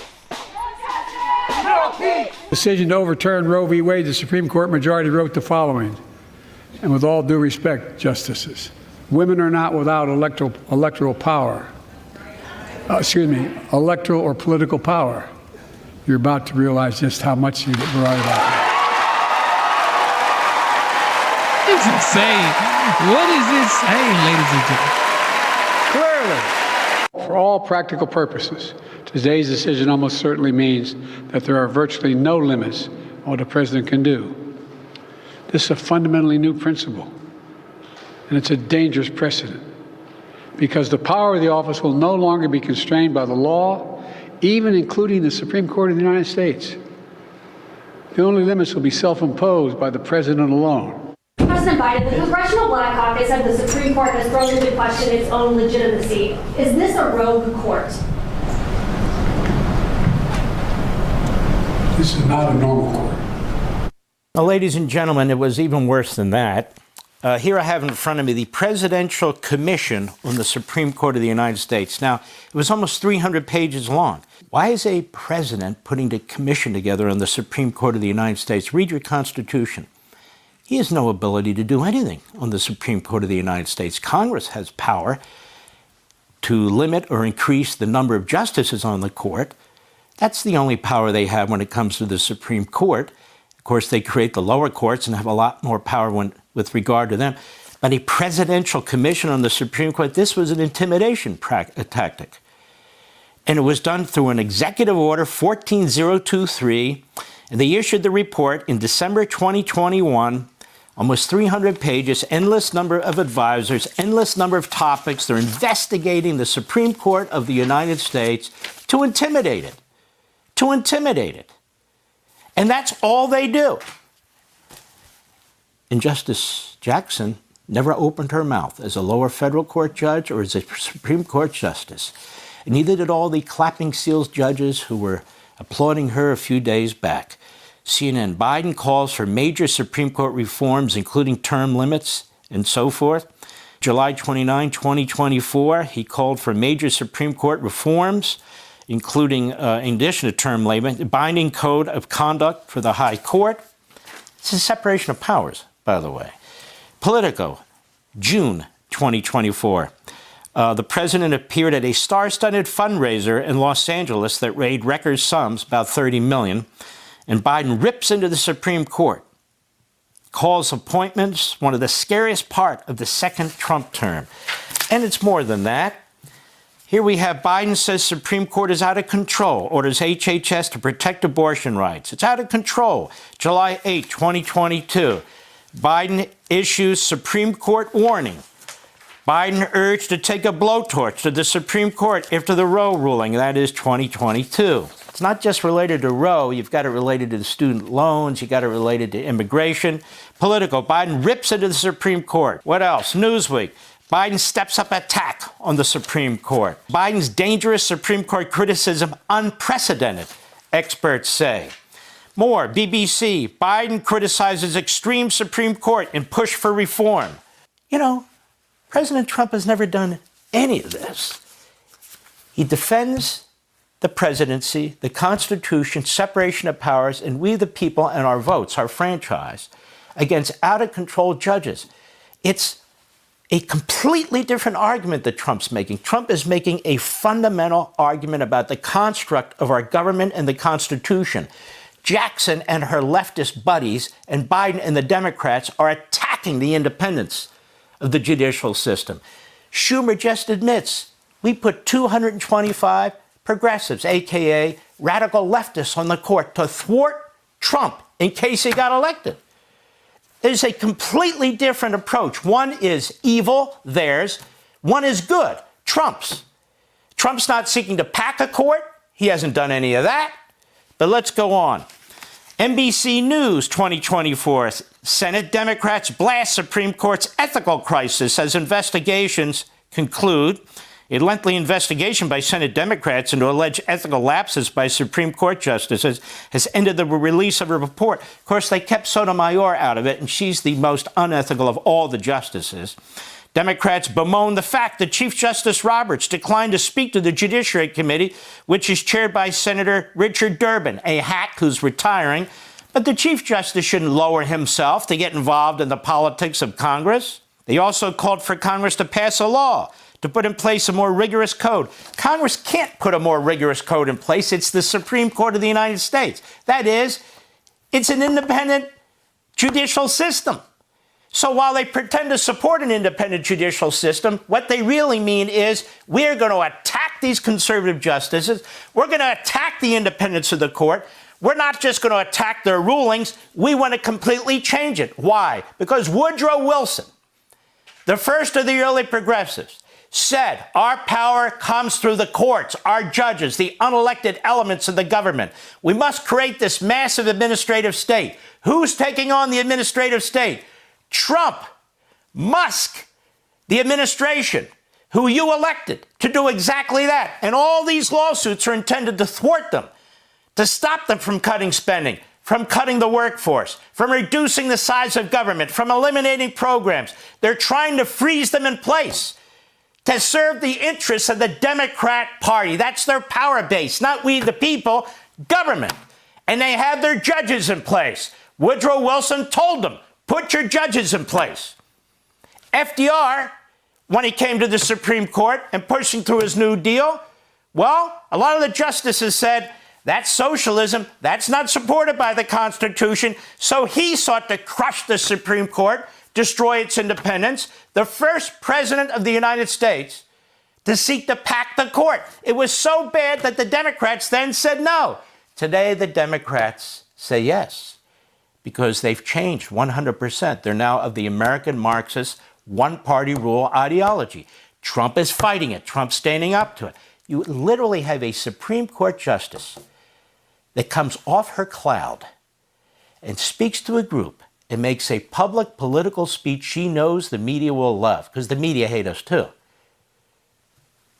trashing the effort of the President of the United States, who is under attack by these progressive judges. The truth is, if we had a functioning judiciary, she would be forced to resign. That's how bad what she said is. That's how out of control and out of line her comments were. You have something to say, you save it for your opinions. And I can't wait to read your opinion, in which you explain to the American people how their vote doesn't matter, how the president has to beg and look over his shoulder to make for 225 progressive judges agree with what he has to say. Justice, I can't wait for your opinion to show us where that is in the Constitution. It's nowhere in the Constitution. You're defending a post-constitutional, all-powerful judiciary.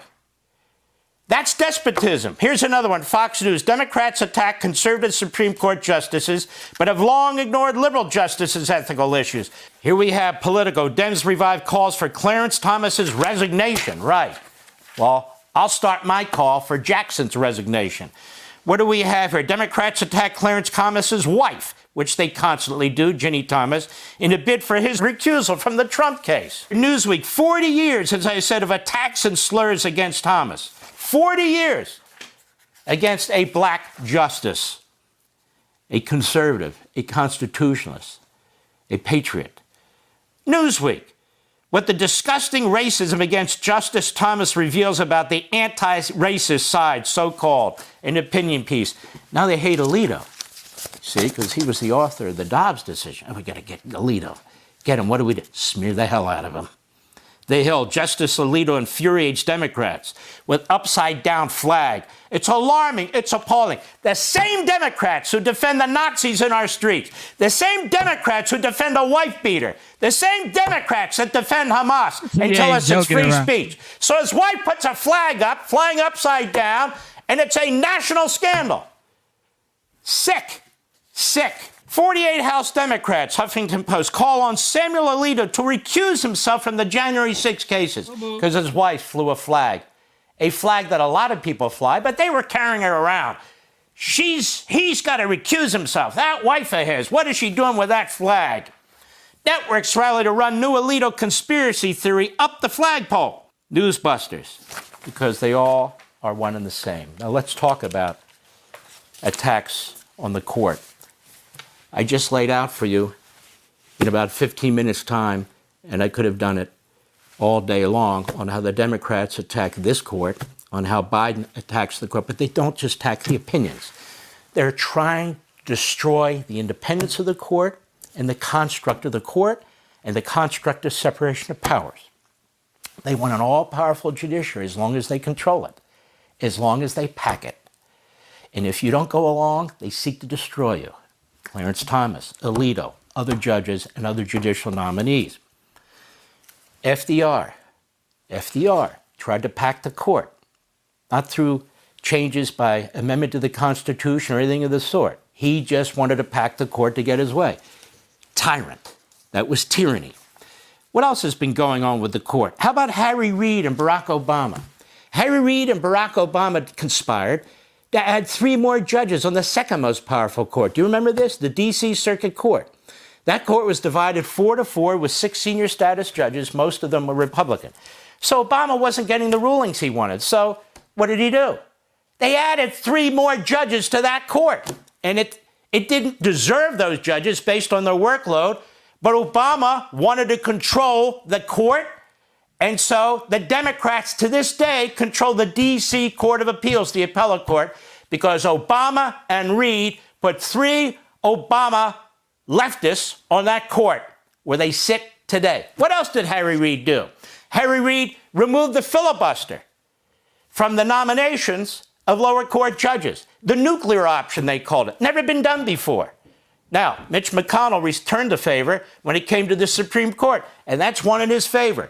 But it was the Democrats who decided we're going to change all the rules. We want to pack the courts. If we have to increase the numbers of justices, we'll increase the number of judges. But we've got to get our ideologues on the court. And so that's what they did.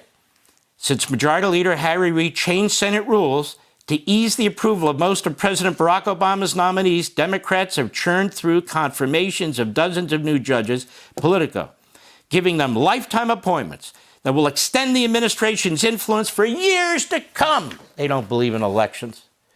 Power, one-party power, like Justice Jackson. Is Obama trying to pack the court? This is in the Hill. Yeah, and they did. They packed the D.C. Circuit Court. Justice Jackson thinks this is all great because she never said a damn thing. But when Donald Trump is trying to defend the office of the presidency, separation of powers, the Constitution, from what Chuck Schumer and Obama and Biden did to the judiciary, he's the one we have to fear. This is a battle between we the people and the ruling class. I've said it over and over again. Donald Trump must win this fight, and we must be heard. Hey, Sean Hannity here. Anyway, here with reaction, Homeland Security Secretary Christy. Thank you for tuning into the live show. You know what time it is. It is currently 11:23 p.m. And of course, today's date is the 5th of May, 2025. Everybody, thank you for tuning in. Subscribe to the channel. Join the memberships. It is $4.99. God bless you. Christy Noam, of course, talking about self-deportation. And this is supposed to be a safe way to self-deport and potentially get another opportunity to come back to the United States. Listen to her. No. Secretary, great to have you. Thank you. Let's talk about this new idea, this new program. I had actually thought of it way back on my own. Why don't we give them a way to self-deport, and then they might one day have a chance to come back?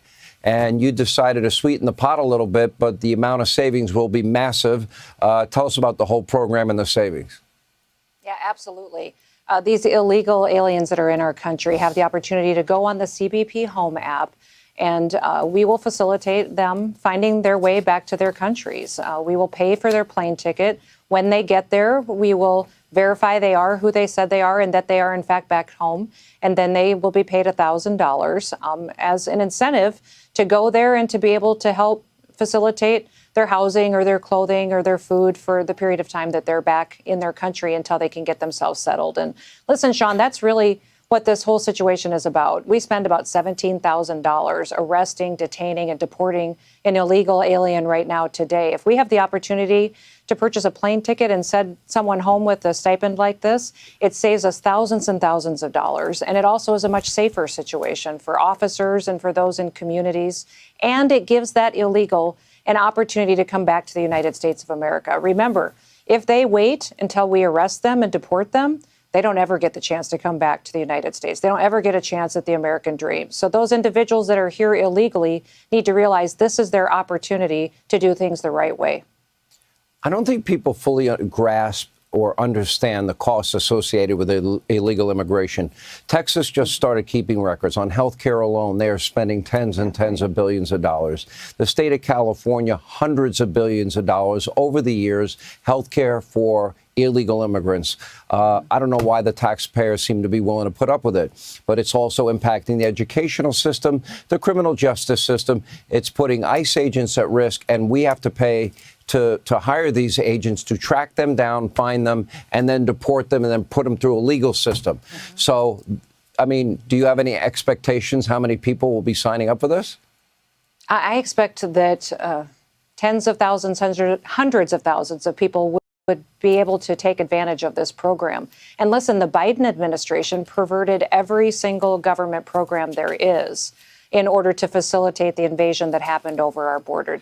They gave them free housing, free food, free child care. They gave them free medical care. They treated them better than they treated American citizens. And they jeopardized our community's safety by allowing these folks that are dangerous criminals into our communities. And Sean, every day they're here, they're getting more and more dangerous. They're recruiting more members. They're getting stronger. They're getting more set into their ways and facilitating more of this violent activity. I just wish CNN would spend a little bit of time talking to Laken Riley's mother. I wonder when the last time is that they did an interview with those individuals, with Jocelyn's parents. So when's the last time that they actually interviewed a victim? And that's another thing that the Biden administration did, is they actually shut down the one office within ICE, within the federal government, that was there to support victims of illegal criminal activity, the Voices office. We just reopened that so that these families, these angel moms, can have a resource to really help them get some comfort, get some information on the crimes that perpetuated against their families.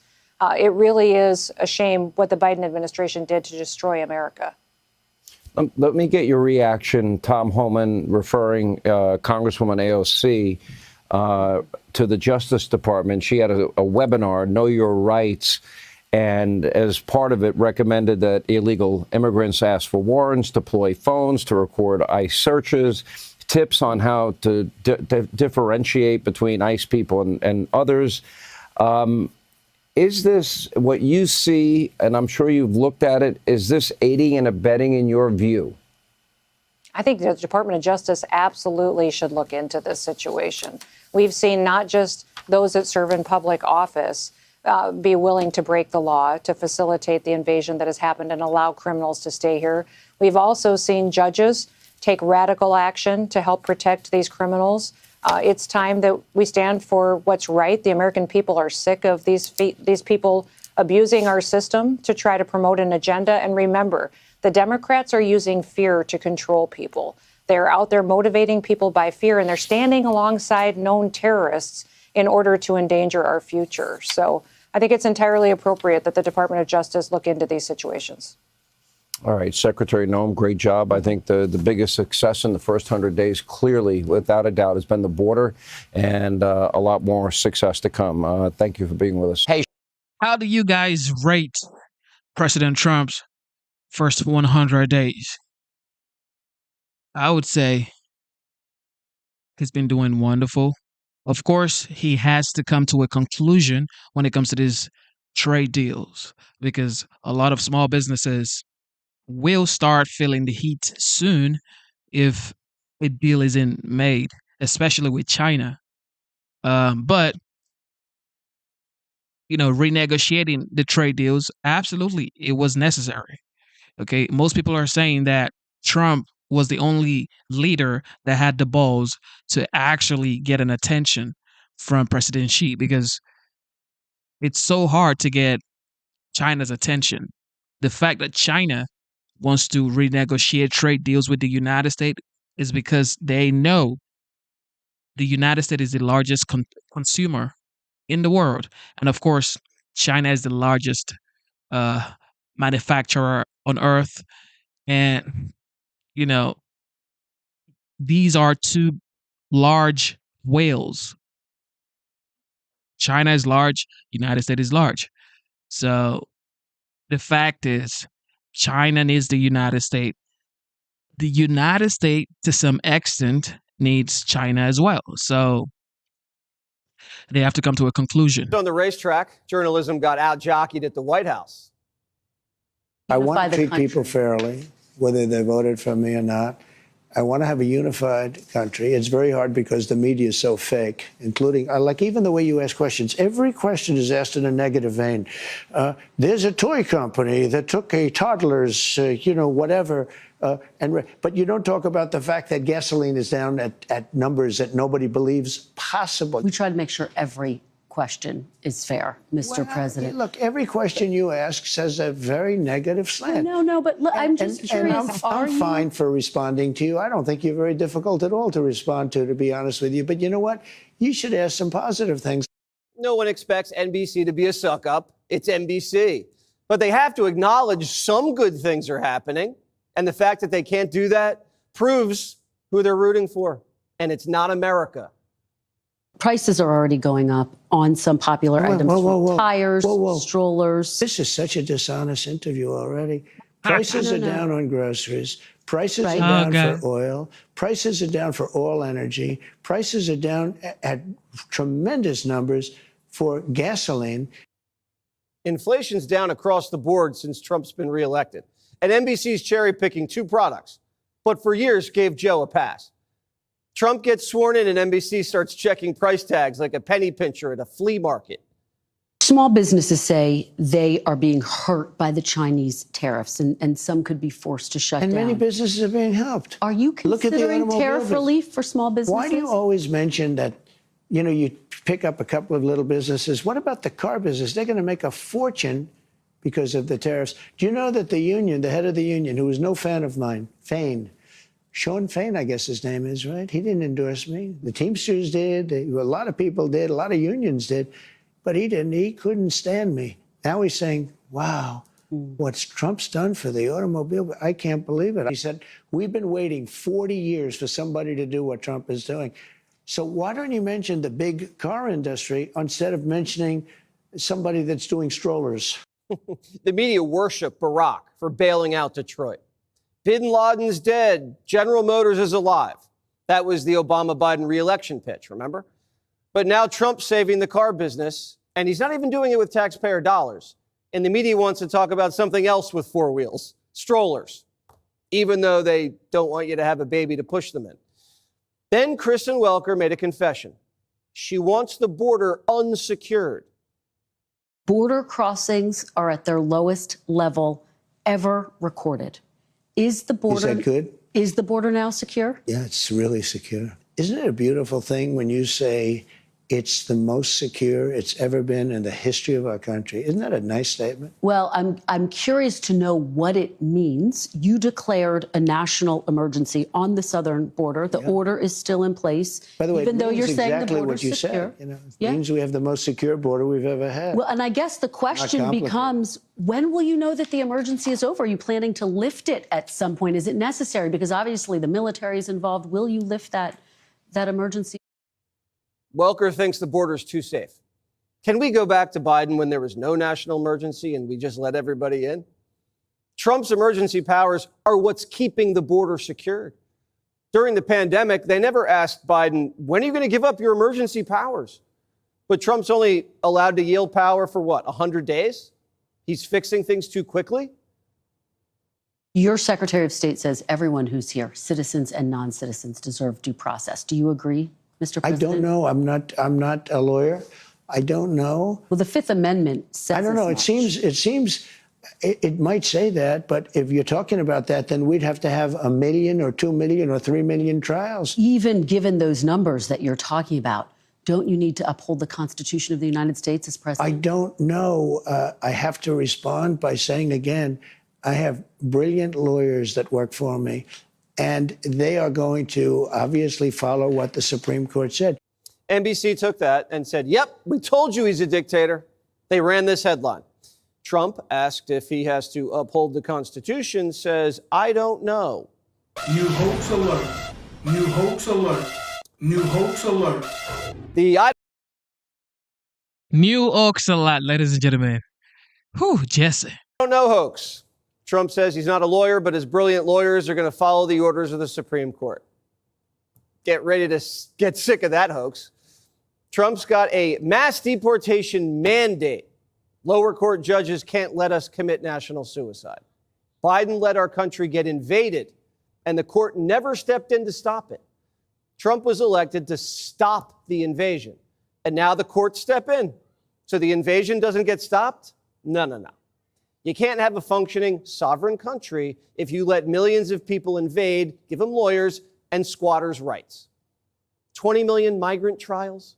It took Diddy almost a year before jury selection. But Welker wasn't finished. What do you say to those who believe you are taking the country down an authoritarian path? Well, there you go again. Why don't you ask it a different way? Many people wanted to come into our country. Many people love Trump. I won the election. They didn't win the election. I got a lot more votes than they did. I think there was a lot of hanky-panky going on, but it was too big to rig. That's the good news. It's too big to rig. But let me just say, so when you make these statements about people say this, people, well, you know, they had their chance at the election and they lost big. So you should ask the question differently. You should say, what about the people that want to be in this country? What about the people that love this country? When journalists pretend they're not biased, they're obviously lying. And that proves their bias. But they're not just biased against Trump, they're biased against the country. Welker then said, all right, let's cut to the chase. You're running for a third term, right?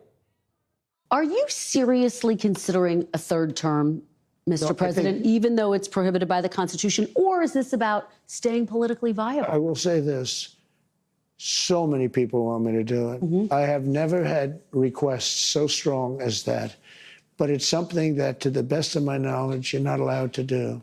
I don't know if that's constitutional that they're not allowing you to do it or anything else, but there are many people selling the 2028 hat. But this is not something I'm looking to do. I'm looking to have 4 great years and turn it over to somebody. It feels like the media really wants Trump to run again, doesn't it? Just so they can say, see, we told you he's Mussolini.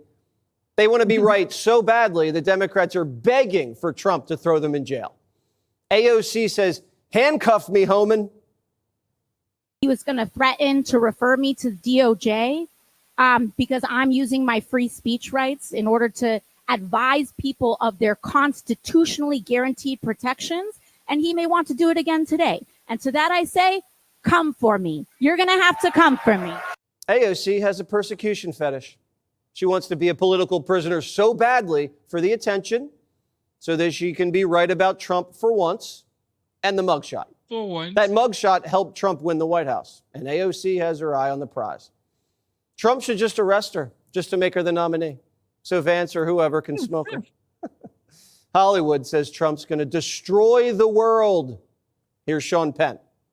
I do think it's a reasonable theory that Donald Trump is not unlike the spouse of someone who leaves him perhaps for another, who then murders their former partner because if they can't have her, nobody can. And I think Donald Trump in his solipsism may have that relationship with the world, and that this destruction is in part a power play and also a literal intention of his final out. I think he might try to destroy the world before he ages out of life. Trump's making peace deals in Europe and in the Middle East. Sean Penn 20 years ago would have had a MAGA hat, probably with a cigarette stuck to his lip, obviously. They said the world was going to end 8 years ago when Trump got elected, and now it's going to end again. And the world was going to end from global warming too. But guess what? Antarctica gained ice for the first time in decades. Look at that. Gore said the ice sheets would be gone. And NBC says the FBI director's popping bottles with models in the club. Except he's not.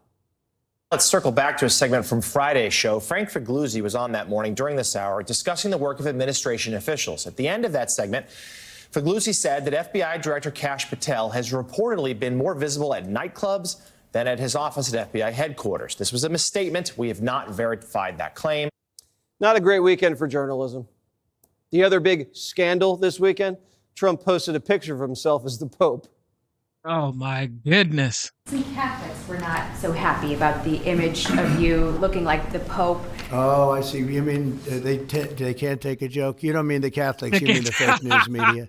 Not the Catholics loved it. They can't take a joke. I had nothing to do with it. Somebody made up a picture of me dressed like the Pope, and they put it out on the internet. That's not me that did it. I have no idea where it came from. Maybe it was AI. Oh, my God. But I know nothing about it. I just saw it last evening, Actually, my wife thought it was cute. She said, "Isn't that nice?" I think it's a fake news media that, they're fakers. Melania thought Trump looked cute as Pope. Now that is love. Yesterday, the White House posted a juiced-up photo of 47 with a red lightsaber. May the 4th be with you. Happy May 4th to all the radical left lunatics who are fighting so hard to bring Sith lords, murderers, drug lords, dangerous prisoners, and well-known MS-13 gang members back into our galaxy. You're not the rebellion, you're the empire. Trump has a special place for him. He's bringing back Alcatraz. It represents something very strong, very powerful in terms of law and order. Our country needs law and order. Alcatraz is, I would say, the ultimate, right? Alcatraz, Sing Sing and Alcatraz, the movies. But it's right now a museum, believe it or not. A lot of people go there. It housed the most violent criminals in the world, and nobody ever escaped. One person almost got there, but they, as you know the story, they found his clothing rather badly ripped up. And it was a lot of shark bites, a lot of problems. Nobody's ever escaped from Alcatraz. The media and the Democrats woke up today and were forced to talk about Alcatraz. Please don't send foreign criminals to Alcatraz. You see what Trump's making them do? They look loony. And he looks like a creative problem solver. Trump's even solving a problem for balls in the White House. You're going to make and build a ballroom, which they've wanted for probably 100 years at the White House. And it'll be a world-class, beautiful ballroom. A ballroom that could cost millions of dollars. He says he will pay for it himself. You will fund it. Yeah. I'm not going to ask the government for money.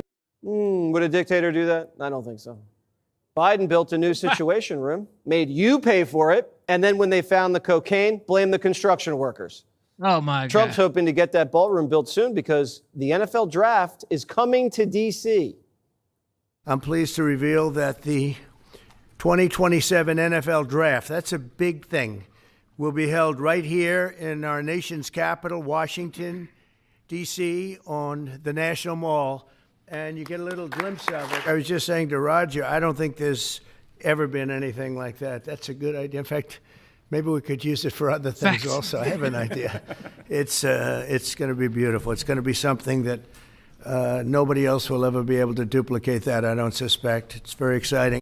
So we have a military parade and the NFL draft coming to Washington. What did Biden bring to D.C. besides crime? Oh, my God. And by the way, when I was in D.C. the other day for the Musk interview, there's no more homeless at the train station. Union Station used to be crawling with homeless. I didn't see a single sleeping bag. Even Trump's old enemies say he's doing a good job. And he's actually friendly, unlike Barack. He never did my show when he did every other show. I had to go on the air and beg him on my 60th birthday in his 8th year in office and shame him into it, basically. And he did. And he finally did. But, you know, it was at the White House. It was in the interview room. It wasn't fun. He must have had someone around him saying, you know, I'm a very dangerous person, Louis. That's the thing. I'm a dangerous person who nobody can trust because I might tell the truth about something or ask a hard question. As far as like just feeling free to just speak exactly how I feel, yes, I felt freer to do that with Trump than Obama or Clinton. This isn't a dictatorship. There you have it. It's a counter-revolution. And journalism can't keep up. They're stuck protecting the status quo. Meanwhile, Trump's planning for the future. Who's the next horse? Do you think the MAGA movement can survive without you as its leader? Yes, I do. What gives you? I think it's so strong, and I think we have tremendous people. I think we have a tremendous group of people. We talked about a number of them. You look at Marco, you look at J.D. Vance, who's fantastic. You look at, I could name 10, 15, 20 people right now just sitting here. No, I think we have a tremendous party. And you know what I can't name? I can't name one Democrat. I mean, I look at the Democrats, they're in total disarray. Click here. Jasmine Crockett, ladies and gentlemen. Jasmine Crockett is the new star in the Democrat Party. Jasmine Crockett. Don't forget that name. The unimpressed. That's the focus of tonight's angle. Now, the liberals like to say that Donald Trump has no respect for norms, as they call them. And they think an exchange between President Trump and NBC's Kristen Welker confirms their point. You said in a recent interview you could bring him back, but you won't. Are you defying the Supreme Court, sir? No, I'm relying on the Attorney General of the United States, Pam Bondi, who's very capable, doing a great job, because I'm not involved in the legality or the illegality. I have lawyers to do that, and that's why I have a great DOJ. They're not viewing the decision the way you said it. They don't view it that way at all. They think it's a totally different decision. 100%. Look, he's not a lawyer, but he has lawyers, and they believe they're following what the Supreme Court is directing. The legal team is working this through. Then Welker and everyone at NBC thought they had him. But when you listen to the clip, he says, no, he is not defying the court, but she doesn't accept that. She keeps interrupting and pushing for the answer she wants, that Trump is somehow trying to create a constitutional crisis. Your Secretary of State says everyone who's here, citizens and non-citizens, deserve due process. Do you agree, Mr. President? I don't know. I'm not a lawyer. I don't know. Well, the Fifth Amendment says I don't know. It seems it might say that, but if you're talking about that, then we'd have to have 1 million or 2 million or 3 million trials. Now, let me translate for all of you out there. Donald Trump answered, I don't know, to her interpretation of the Constitution and the Fifth Amendment. He was responding to her. It would have been absurd for Trump to have accepted as gospel Welker's view of the Fifth Amendment and illegals. Why should he think that a hostile reporter without a law degree, by the way, is framing anything fairly? And as usual, his instinct was right about her and the question. Don't you need to uphold the Constitution of the United States as president? I don't know. I have to respond by saying again, I have brilliant lawyers that work for me, and they are going to obviously follow what the Supreme Court said. What you said is not what I heard the Supreme Court said. They have a different interpretation. Asked and answered. He said, I have brilliant lawyers, and they're going to obviously follow what the Supreme Court said. Is that good enough for them? Of course, the headlines and the banners across multiple networks all day long, all yesterday, took this as Trump saying he doesn't know whether he'll follow the Constitution. Donald Trump kind of playing fast and loose with what the Constitution and the Supreme Court require him to do. This is really a scary moment. He's already demonstrated his willingness to disobey court orders. President Trump has also raised eyebrows for casting doubt about his responsibility to uphold the Constitution. Raised eyeballs. Now, after watching these media types closely for far too long, frankly, watching their feigned and farcical outrage over Trump, the only question to ask is, are there any serious journalists left at these networks? Because from these interviews, it seems they are clearly not interested in learning anything. They're only interested in presenting their narrative and getting to an aha moment. I think tariffs are going to be great for us because it's going to make us rich. But you said some dolls are going to cost more. Isn't that an acknowledgement that some prices will go up? I don't think a beautiful baby girl that's 11 years old needs to have 30 dolls. I think they can have 3 dolls or 4 dolls. Because what we were doing with China was just unbelievable. We had a trade deficit of hundreds of billions of dollars with China. We don't have to waste money on a trade deficit with China for things we don't need. Remember when the media used to be against materialism? Now they're for it. Well, and from all this, NBC hopes that Americans conclude en masse that Trump's a billionaire trying to steal Christmas. As the Grinch.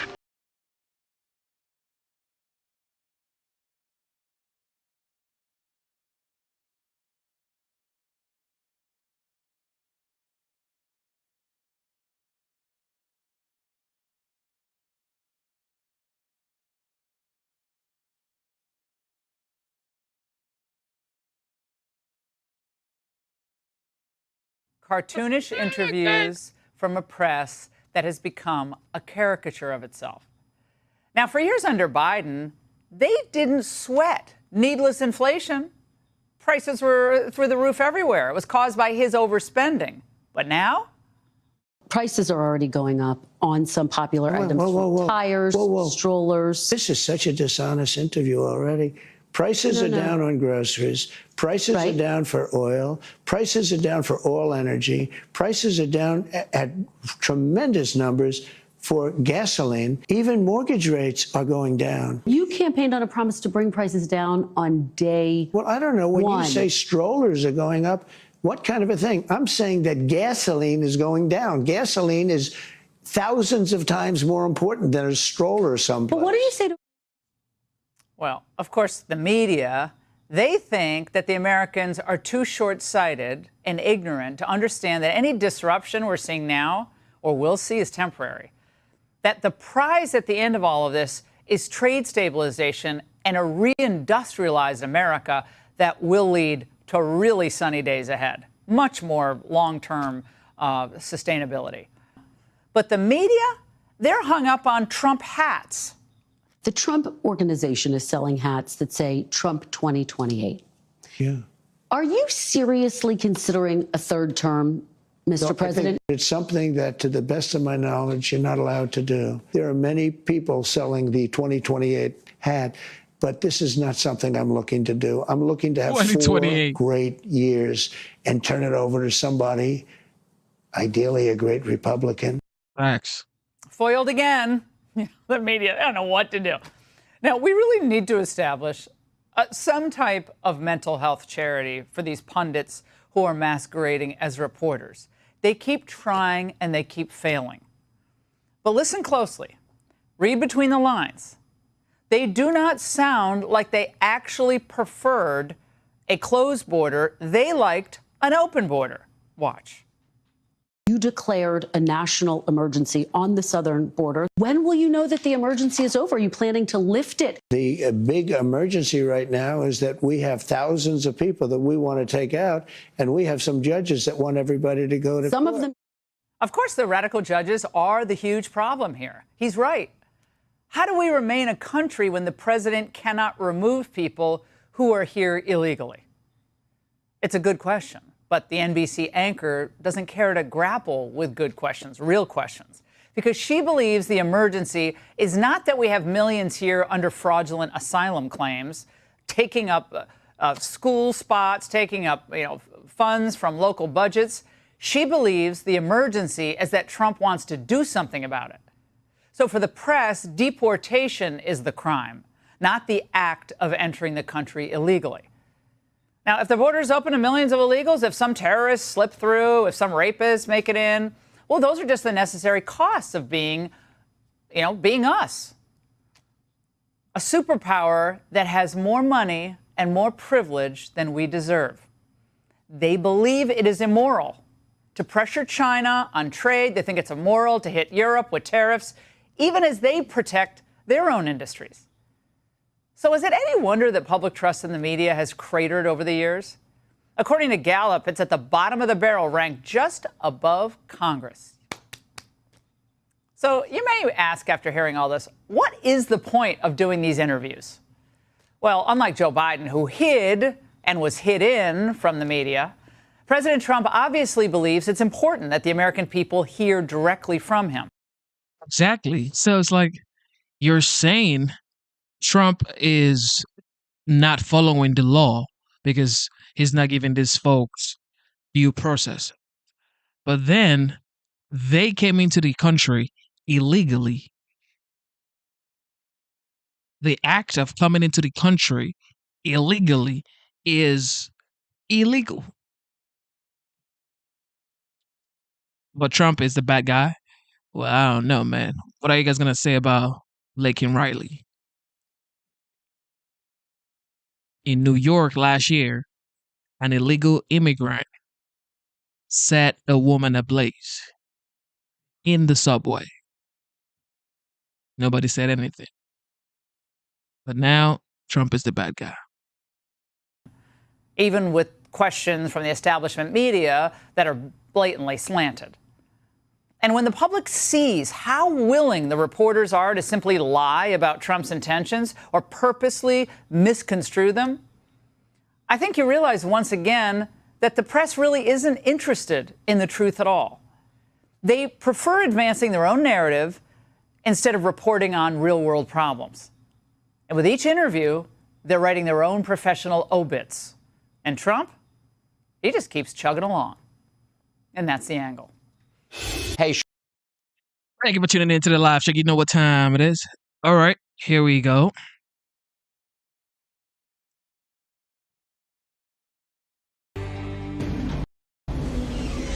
Welcome to the Rock. Yeah, Alcatraz, one of the stuff of Hollywood movies like The Rock, may be back in business. President Trump is seriously floating the idea of reopening the notorious island prison to house America's most violent offenders and even illegal immigrants. Oh, man. It's been shut down since the 1960s, but President Trump sees it as a way to combat what he calls radicalized judges. Check it out. Our country needs law and order. Alcatraz is, I would say, the ultimate, right? Alcatraz, Sing Sing and Alcatraz, the movies. But it's right now a museum, believe it or not. A lot of people go there. It housed the most violent criminals in the world, and nobody ever escaped. One person almost got there, but they, as you know the story, they found his clothing rather badly ripped up, and it was a lot of shark bites. And we'll see if we can bring it back in large form, add a lot. It sort of represents something that's both horrible and beautiful. And another game-changing idea, the Trump DHS offering to pay for illegal alien self-deportation flights and offer an additional $1,000 stipend to leave. Here's the president on that. We're going to pay each one a certain amount of money, and we're going to get them a beautiful flight back to where they came from, and they have a period of time. And if they make it, we're going to work with them so that maybe someday, with a little work, they can come back in if they're good people. If they don't work, and if we take them out after the date, then they're never coming back. So I want to go to our San Francisco correspondent. That would be Greg Gutfeld. You've been at Alcatraz twice. You think you're going to see this reopened in your lifetime? I was there by choice. It was it was our grade school and high school field trip. I think they wanted to scare us straight, but it was San Francisco. Didn't work. Well, I mean, that came out wrong. Straight. But you know what he's trying to do? I think what Trump's doing is he's trying to paint a grim picture for illegals who think they're going to wait this out. You know, is your country really as bad as Alcatraz? Maybe instead of seeking asylum here, you might think twice.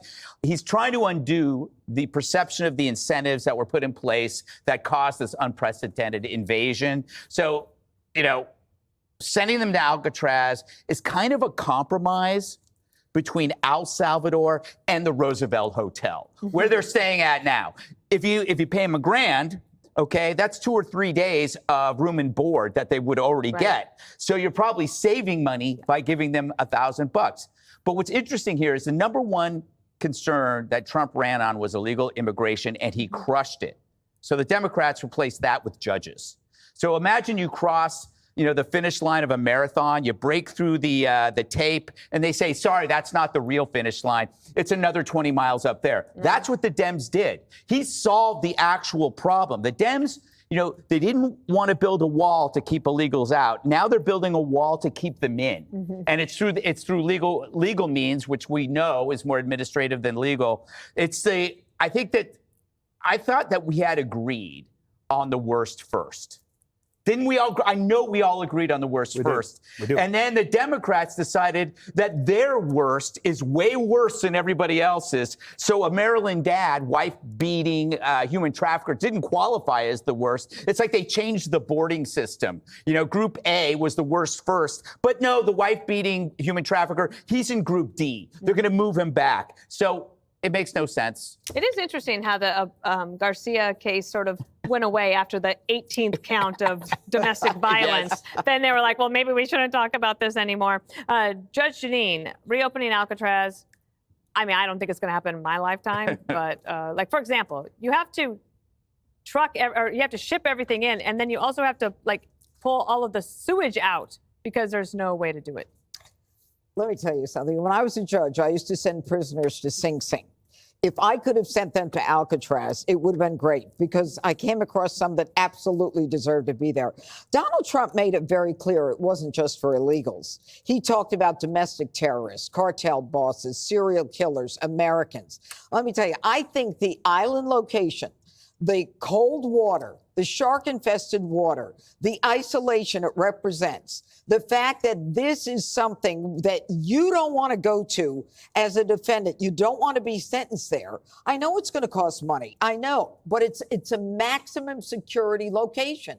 You're not going to get visits by your family. They're not going to fly out there, get on a boat, and go to Alcatraz. This is the worst thing you can do for a criminal defendant in the United States in terms of sentencing. And I think it's great. I think we need a supermax like this. We don't have anything like El Salvador. And if the goal is to house the worst of the worst, he's got it. Now, we've got jail overcrowding in California. All right, we need more room. So that's one of the reasons, the historical continuity of this thing. And the surveillance technology that we can now utilize with drone surveillance and tunneling that we've got down because of what's going on in Gaza. We figured that out. I think that this is a symbolic deterrent, and it's legendary. And in the end, I think that when it's only reachable by boat and helicopter, they're going to understand. There's no conjugal visits here, boys. Your girlfriend ain't showing up. I wish, Harold, that President Trump would try to keep Rikers open. Yes. Because when they close that, there's not going to be enough places to put all the criminals in New York. Well, it's good to be back around the table. Hope everybody Right, going to behave now. A couple things, and I frame the way I think about all of this in the context of DOGE and other government efficiency. One, do we have a need for more maximum security prisons? I don't know the answer. We may. And based on some of the things that you've said, Judge, today and other instances, we probably do. We certainly may have a need here in New York. Two, what would be the most efficient location and the most efficient building costs for that? I would hope that we would apply that. I think that's what Mr. Musk and his team would want. In light of all of that, it just strikes me as hard to believe that Alcatraz, which for those who have seen it, it's a beautiful piece of real estate. It has a weird history and a tortured history. Al Capone was there. It was closed in 1963 by, of all people, Robert F. Kennedy, when he was the Attorney General. You look at it there. I mean, if you've been to San Francisco and you've been there before, you know what you're dealing with here. There's no doubt that it has some security apparatus to it that's interesting. But the reason they closed it, Dana touched on at the outset, is because of cost. So if costs are an issue, it would seem to me that one of the things you're doing with prisoners or people who commit these heinous crimes, be they citizens or not, is you don't want to reward them by sending them to one of the prettiest pieces of real estate in the country, and where it's so expensive for taxpayers. But that's just me. When it comes to what the president's doing on self-deportation, I support him 100%. I hope that $1,000 is enough. I think he's even wondering himself if $1,000 and a coach class ticket is going to get people to self-deport.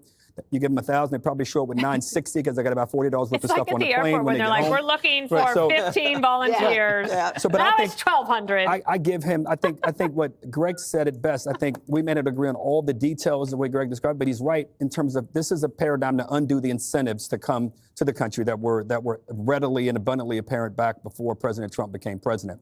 Hopefully this works. If it doesn't, hopefully they try something different. As I said, I'm always for trying bold things to get bold outcomes.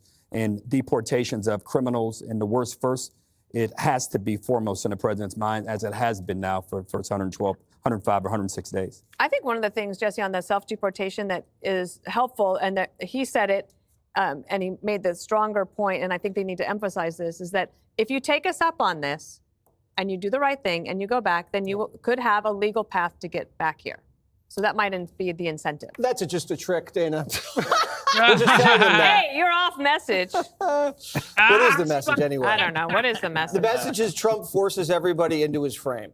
The Democrats woke up on Monday. They didn't want to talk about illegal immigration. No. They had no plans to talk about Alcatraz, but they're talking about Alcatraz and they're defending criminal migrants. Please don't send them to prison. It's exactly what Trump's trying to do here. And he looks like a creative problem solver. And then what Greg said, you have migrants now thinking, I don't want to come here, and other migrants who are here saying, now I think I should leave. Mm-hmm. No one has ever escaped except Sean Connery. I think, no, it's true. And Sean Hannity. Yeah, no, there's Frank Morris and the brothers. Frank Morris and the brothers, I forgot. I thought it was Nick Cage. He has a mandate for mass deportations. You cannot let the rule of law become a suicide pact. If you have 20 million illegals here, you cannot have 20 million hearings. So he has to either invoke more wartime powers acts like he has, or the Supreme Court has to narrow due process, because right now it's a disaster. The pandemic. What did the courts say? we couldn't even go to church. Not that I was going to church, but if I had wanted to go to church, I wasn't allowed to go to church. The courts can't step in and say, you guys have to leave the country. These are emergency powers that need to be invoked because this is a national emergency. We had a demented president who allowed an invasion, and the courts never stepped in. Now we have a president with a mandate who's trying to stop the invasion, and the courts are stepping in to stop the president from stopping an invasion. That is crazy. Judge, I've said it 100 times. We need to stop people from going to law school.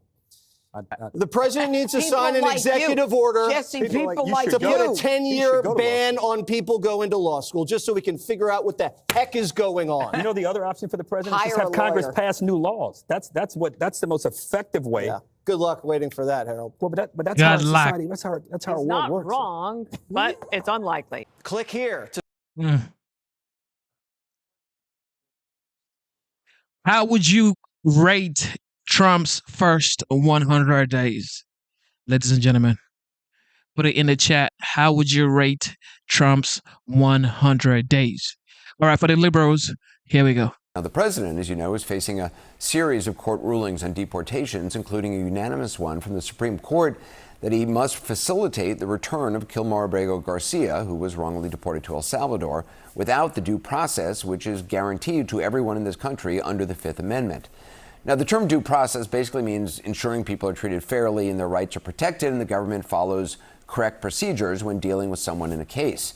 And though officials, attorneys, and courts are constantly defining and redefining just what due process means in any particular case, it seems the president has doubts or is unsure about the entire concept of it. Here he is over the weekend on NBC's Meet the Press.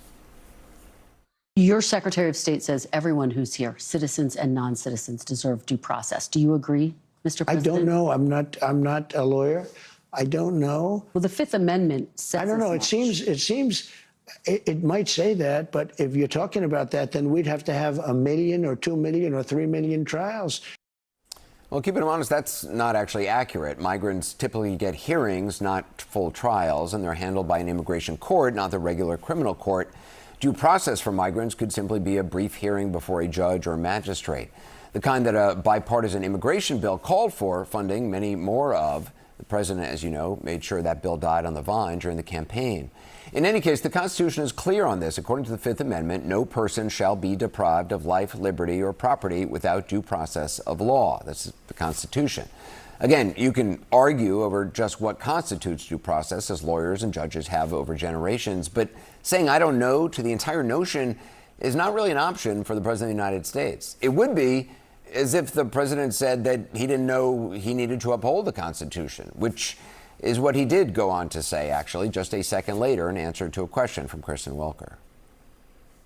But even given those numbers that you're talking about, don't you need to uphold the Constitution of the United States as president? I don't know. I have to respond by saying again, I have brilliant lawyers that work for me, and they are going to obviously follow what the Supreme Court said. That was not a hard question. Don't you need to uphold the Constitution of the United States as president of the United States? This country's founding document. I don't know, is what he said, which is weird because he had a chance to say those same words, I don't know, just a few months ago with his right hand in the air, as did his vice president and everyone in his cabinet. Listen to this and see if you hear anyone saying, I don't know. I, Donald John Trump, do solemnly swear and will, to the best of my ability, preserve, protect, and defend the Constitution of the United States. The Constitution of the United States. Preserve, protect, and defend the Constitution of the United States. I, Tulsi Gabbard, do solemnly swear that I will support and defend the Constitution of the United States. that I will support And defend the Constitution of the United States. the Constitution of the United States. That I will support and defend the Constitution of the United States. They all seem to know that was the job. Seth Moulton took a similar oath when he was sworn in as Democratic congressman from Massachusetts. I spoke to him just before air. Congressman, the president won't commit to upholding the Constitution, but also says he relies on his lawyers and that they'll obey the Supreme Court. How do you reconcile that? You don't reconcile it. Trump has never agreed to follow the Constitution. And you just have to understand this. Look, you as an American voter can support Donald Trump, but you can't support Donald Trump and the Constitution. He forgot his oath the minute he took it. And it's the same oath, by the way, that I took as a United States Marine, that every veteran has taken, an oath to protect and defend the Constitution of the United States. Imagine if you went up to an Army private and said, do you actually intend to uphold your oath? And he said, I don't know. Or you went up to a police officer on the street and said, hey, you just got sworn in as a police officer. Are you going to uphold the law? And he said, I don't know. That's what the President of the United States is telling everyone in the world today. I mean, in your mind, I assume some will argue, well, look, he was trolling his critics, or he was just, sort of batting away the question by saying, I don't know. You actually believe he either doesn't know or isn't interested in upholding the Constitution? No, I don't believe that he doesn't know. I believe that he's not interested, that he's not interested in upholding the Constitution. He's not interested in upholding the law. Do you believe the due process clause of the Fifth Amendment applies to all individuals physically inside the borders of the United States as opposed to citizens only? That's what everyone has said, and that's what the Constitution is pretty clear about. And it could be that everyone before us was wrong, Anderson. Every president was wrong. Every member of Congress was wrong. And Donald Trump is just so brilliant that this guy who went around the country bankrupting casinos just got constitutional law better than the rest of us. Or it could be that Trump is not following the law. Based on his history, based on his criminal history, which do you think is the case? We just did a story earlier tonight about the president's cryptocurrency ventures. Not only is he a major cryptocurrency seller and will be profiting, and his family members as well, his entire family it seems, he's also running the government that regulates it. How big a concern do you think this is? Because I feel like it hasn't gotten a lot of attention until recently. No, it hasn't gotten a lot of attention, Anderson, because he's doing so many other bad things that are potentially even more dangerous. In this case, he's just profiting off of his position, something that under any other president would have been a huge cause for alarm. Of course, this is exactly the charge he made against Biden, even though he could never substantiate it. But the reality is that Trump and his family are profiting seriously off of this. And I think that over time we're going to see that this is a very corrupt administration, not just a lawless one. It's just that when he's actually breaking the laws and putting people's lives in danger, it's an even more urgent concern, and that's why that's the focus right now. I want to ask you about the Turkish student at Tufts University taken into custody by mass plainclothes officers on the street in your home state of Massachusetts going back in March. She's still being detained. It's believed to stem from an op-ed she co-wrote in a student newspaper urging the school to divest from entities with ties to Israel. Now, an appeals court panel, they're scheduled to hear arguments about her status tomorrow. Do you know anything more about her fate? No. And we've been asking a lot of questions, the delegation in Massachusetts. So many people who are concerned about her and concerned about everyone else who might write an op-ed someday disagreeing with the Trump administration and could find themselves whisked off the street. If you look at this video, Anderson, it doesn't look like something that could happen in America. It looks like a video from China or North Korea or Iran. But that's the streets of America.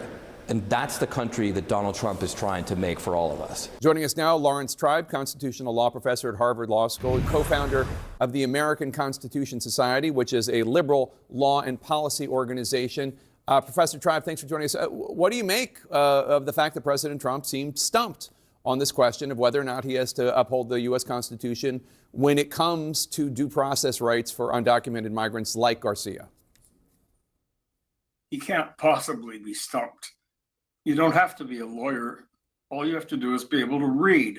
It says that all persons are entitled to due process. And it certainly says that all officials of the state and federal governments are bound to support the Constitution. It's as simple as that. He takes an oath to uphold it, and then he says he doesn't know if he has to uphold it. That's totally ridiculous, and it's dangerous because it's trying to normalize the idea that he is outside and above the law. But nobody is above the law in this country. We should note that the president said, and his staffers, his White House aides, point to the fact that he said that they're going to follow what the U.S. Supreme Court tells him to do. But so far, the Trump administration has been seeking ways to not follow the court's orders to facilitate, as they asked him to do, the return of the undocumented migrant Kilmar Abrego Garcia, saying its hands are tied because he's in El Salvador. Do you think we're going to see more cases like this where the administration presents its own interpretation of court orders to claim compliance? I'm afraid so, because it's not just an interpretation. When the court says 9-0 that he's got to facilitate the return of Garcia, and then Stephen Miller, who, by the way, isn't a lawyer, says, "Oh, Mr. President, that doesn't mean you have to do anything." That shows that they can just turn the thing upside down. It's an Alice in Wonderland world where if they don't want to do what the Supreme Court tells them to do, they pretend the Supreme Court told them the opposite. That's not the world that any of us grew up in, and it's a world that is made for dictators. But this country is not ruled by a dictator. It's all very simple. And So it doesn't need a law degree to understand. Yeah, and you mentioned White House Deputy Chief of Staff Stephen Miller, who's obviously very influential. He put out a definition of due process on Twitter or X this morning. He said, quote, "The right of due process is to protect citizens from their government, not to protect foreign trespassers from removal. Due process guarantees the right of a criminal defendant facing prosecution, not an illegal alien facing deportation," unquote. Response? My response is that he doesn't know what he's talking about. Due process, as Justice Scalia said, protects all persons in the country, aliens, citizens, all persons. And if you say, well, it doesn't protect the people that the president thinks are violent criminals or illegals or whatever he wants to call them, that begs the question, who determines whether somebody is deportable? Who determines whether somebody doesn't belong here or is a violent criminal? Certainly not the president. He can't be judge, jury, executioner all at once. He's trying to take unto himself the powers of every branch of government, including now the judicial branch. He says basically due process is inconvenient. How can we have hearings for all these people? Well, that's all very nice, I guess. If you want to amend the Constitution and say that all persons are entitled to due process of law unless it would take too long to treat them fairly.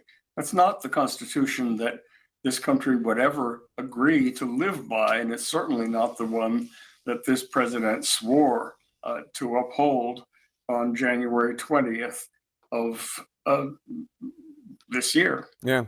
Professor Lawrence Tribe, thank you so much for your time and your expertise. President Trump is saying out loud what so many people are thinking and daring anyone to stand in his way. The President of the United States openly questioning multiple times whether he'll abide by the founding document of our democracy, the U.S. Constitution.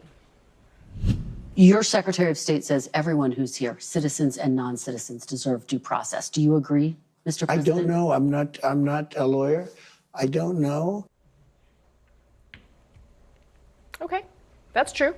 Donald Trump isn't a lawyer. The topic there, more broadly, was about the man his administration admits to deporting by mistake. But did you catch that phrase, "I don't know"? That's been coming up a lot recently. Don't you need to uphold the Constitution of the United States as president? I don't know. I don't know. Let's just refresh. When you become president of the United States, promising to uphold the Constitution is quite literally the only thing you swear to do. I, Donald John Trump, do solemnly swear that I will faithfully execute the office of President of the United States, and will, to the best of my ability, preserve, protect, and defend the Constitution of the United States. Preserving, protecting, and defending the Constitution is the only thing you swear to do. Other federal officials, even the vice president, have to swear to defend the Constitution against enemies, foreign and domestic, while also promising allegiance and affirming that they're doing it without any mental reservation, purpose of evasion, etc. You've heard it. The president, again, just one job: preserve, protect, and defend the Constitution. Of course, this all begged the question asked in the same interview of whether he might seek to violate the Constitution in a different, specific way. There is, of course, a constitutional amendment that limits presidents to 2 terms in office. So, does he plan to run for a 3rd term? It's something that, to the best of my knowledge, you're not allowed to do. I don't know if that's constitutional that they're not allowing you to do it or anything else. This is not something I'm looking to do. There's that phrase again. I don't know. Trump himself really kind of all over the place on this one. Maggie Haberman reported back in February that in private, the president says this is just one of many things he said to get attention and frustrate his opponents.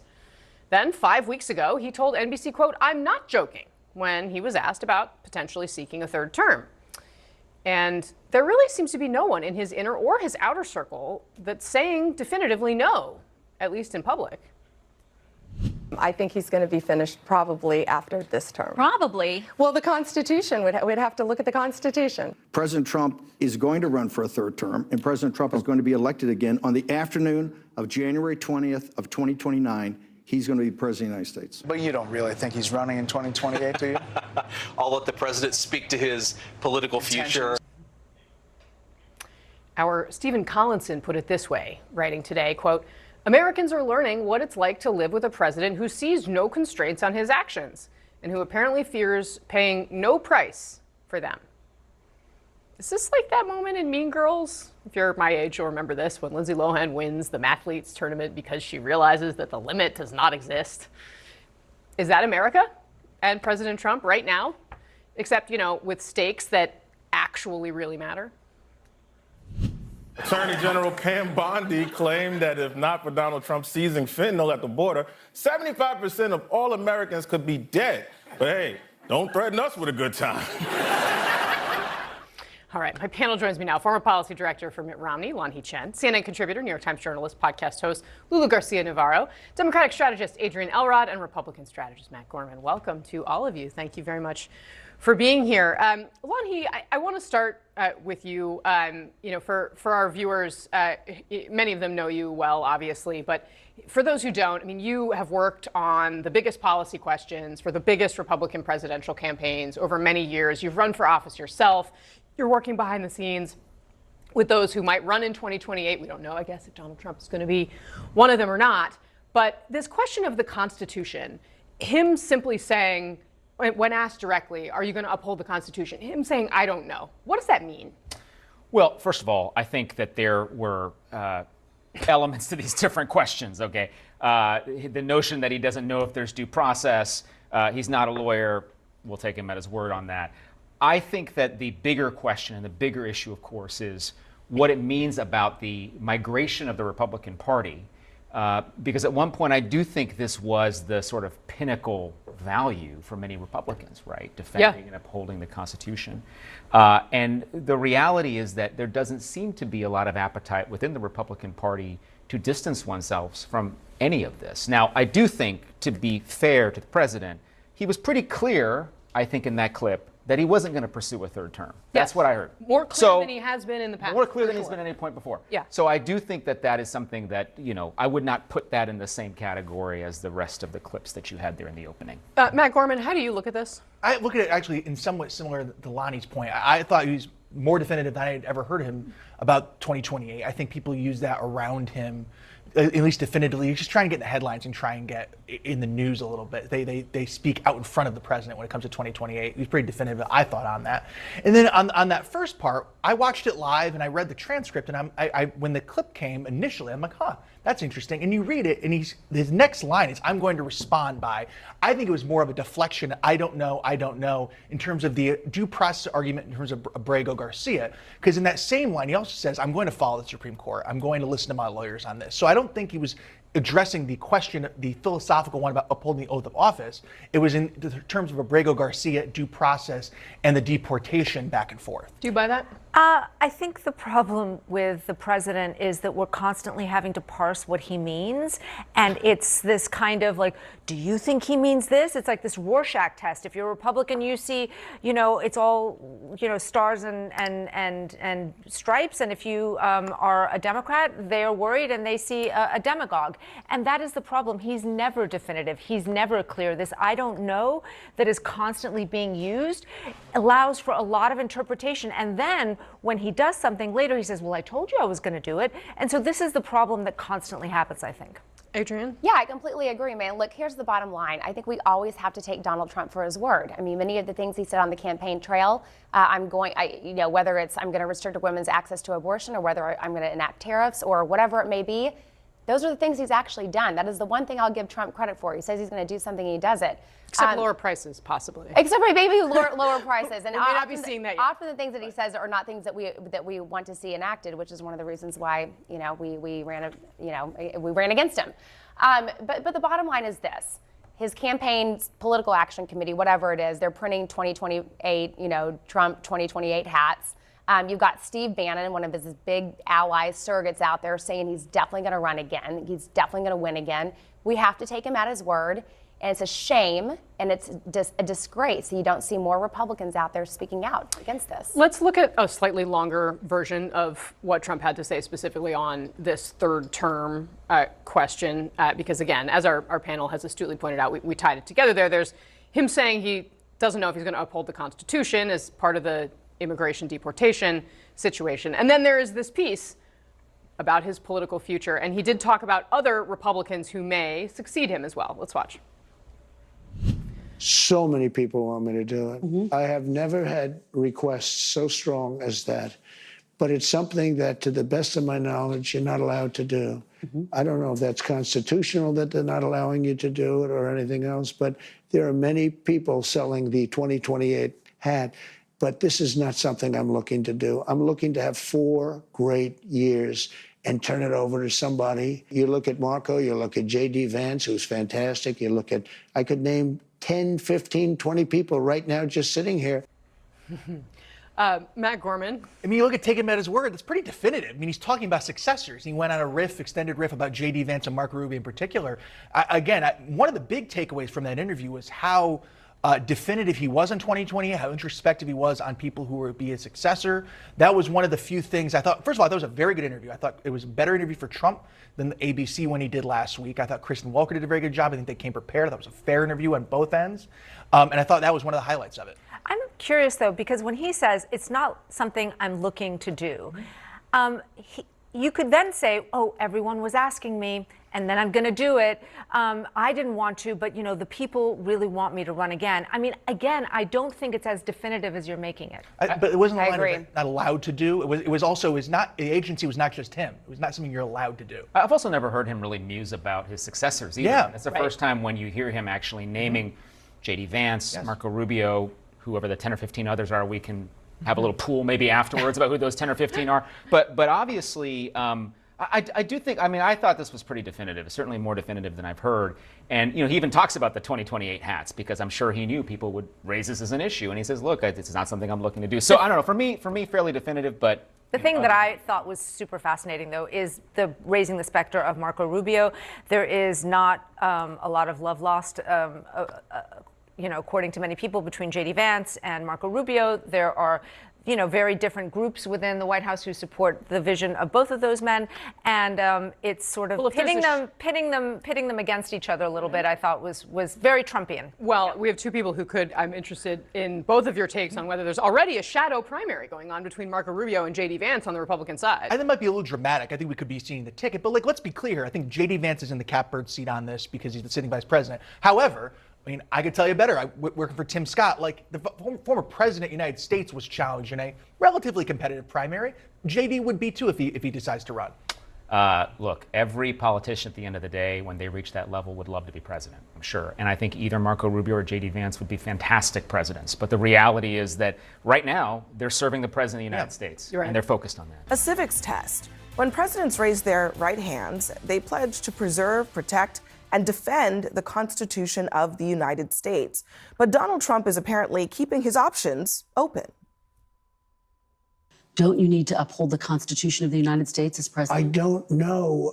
I have to respond by saying again, I have brilliant lawyers that work for me, and they are going to obviously follow what the Supreme Court said.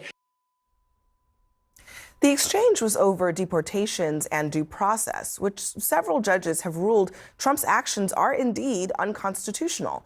But this is a notable moment in politics, since for the right, for decades, they have made America's document the centerpiece of its governing and moral philosophy. This is a pocket copy of the Constitution and Declaration of Independence. I've spent 40 years of my life studying this. Because I believe in this document written by the hands of wise men raised up by God to that very purpose. The Constitution starts with the three most important words outside the Bible: we the people. Didn't you take an oath to this, the Constitution of the United States? Doesn't this supersede everything else? Our Constitution is the supreme law of the land. Every decision that I make starts with asking the questions, is this constitutional? This is not a prop, and I don't carry it a prop. Joining us in our fifth seat at the table is attorney Dante Mills. He is a law professor at Temple University. Dante, I don't think it requires a law degree to understand what the Constitution says. Is it just me? It seems like that's kind of a cop-out for just the plain text, which actually, if you're a conservative, that is how they read the document. The simple answer should be, I will follow the Constitution, especially if you're the president of the United States. But I want to have a logical conversation. And there's a quote that Donald Trump said. He said, I was elected to get them the hell out of here, and the courts are holding me back from doing so.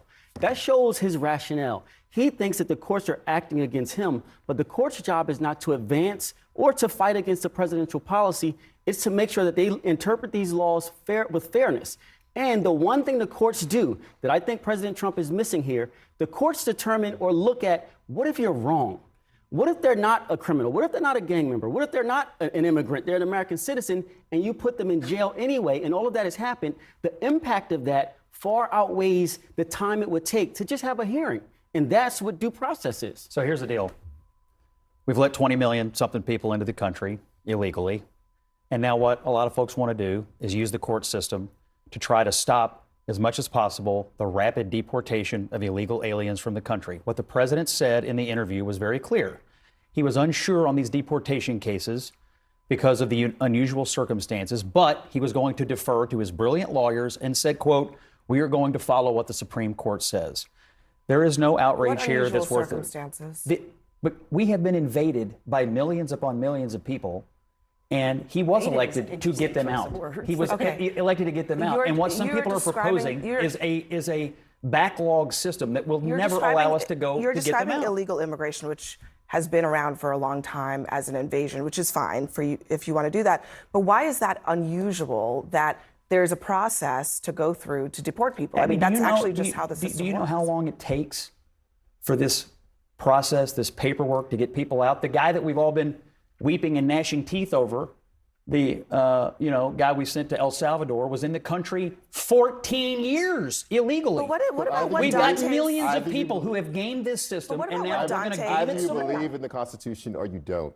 I believe in the sovereignty of the United States, or you don't. But So you don't do you believe in the Constitution? I believe in the sovereignty of the United States, and I believe we've been And you don't invaded. believe that Donald Can I just Trump ask a should question? abide by the Constitution? Just a serious question. Of course I do. And of course I believe. Do you believe that he does? And I believe that he will follow, just as he said, what the Supreme Court says. But the policy debate is worth having. From the very beginning, millions upon millions of people are here, and they will not leave, and he has to get them out. I agree with you with that, Scott. In executive Hold on a second, Dante. Let me just let her Always.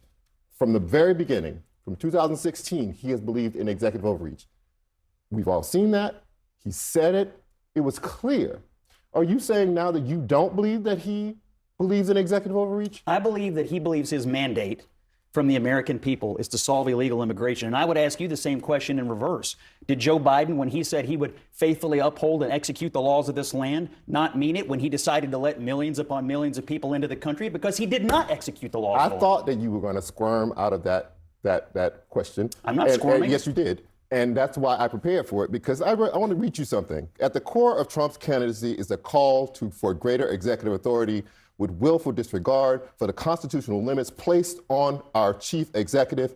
Trump especially promises to force individual companies to do things he wants them to do, or else he promises punishment to those who displease him, which appeals to the miserable man at the airport bar.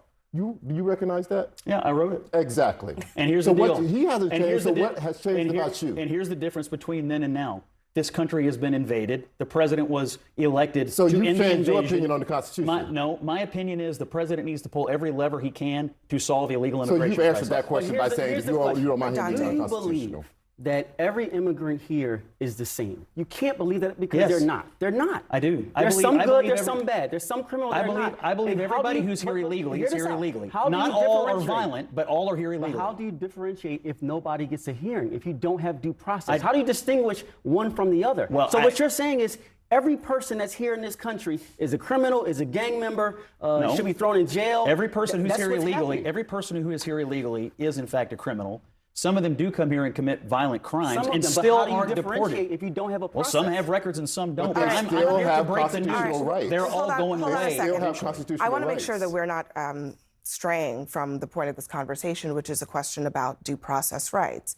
And so I'll just ask really quickly, do you believe that undocumented immigrants have to have due process rights, that that's constitutionally what they are entitled to? I'm unsure of what that means in the context of some of the cases that we've been dealing with in the news lately, because I've been looking at these people who have been here for 14 years, have been through numerous immigration. All right, well, I have a question about what does that mean? All right. Yes, let I me- agree, let me- but what does it mean? Let me bring the Supreme Court into this since you brought them up. This is what two different Supreme Court justices have said about this issue in the past.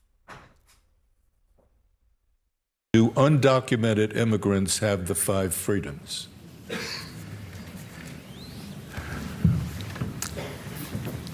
Oh, I think so. I think anybody who's present in the United States has protections under the United States Constitution. The 14th Amendment,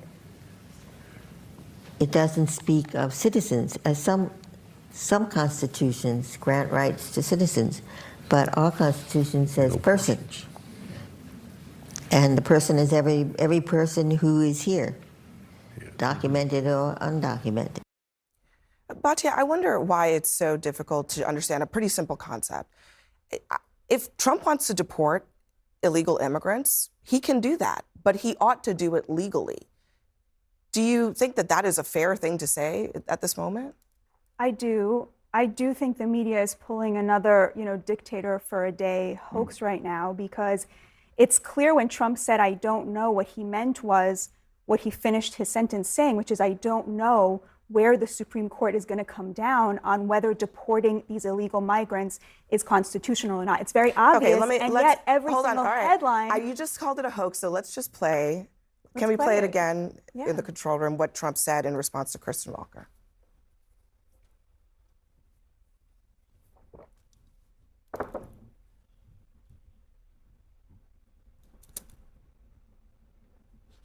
We're getting it up right now. Can I make Don't you another need clip? to uphold the Constitution of the United States as president? I don't know. I have to respond by saying again, I have brilliant lawyers that work for me, and they are going to obviously follow what the Supreme Court said. What's wrong with So the Supreme Court is going to decide what is constitutional and what is not. And Trump just committed 100% to following what the Supreme Court says. I want to make one more very quick point. There's another clip. Do we have the other one where he talks about whether citizens deserve due process? If we do, let's play that one. Your Secretary of State says everyone who's here, citizens and non-citizens, deserve due process. Do you agree, Mr. President? I don't know. I'm not a lawyer. I don't know. Well, the Fifth Amendment says I don't know. It might say that, but if you're talking about that, then we'd have to have 1 million or 2 million or 3 million trials. So can I respond to that? Yeah. So what does it mean for an illegal immigrant to have due process? We would all agree that they do not have the same level of due process that we do. For example, we are entitled to a jury trial, and they are entitled to a hearing before an immigration judge. Do you know who the immigration judges work for? They work for the executive branch. They work for what? which So means what? that they work I think that actually for Donald Trump. You're which means actually that making he is a in great. charge You're making a great of the point. due process that they get. But Donald Trump doesn't even want to give him even that He due didn't process. say that. I mean, I think that He that's said part he of the is problem. not sure the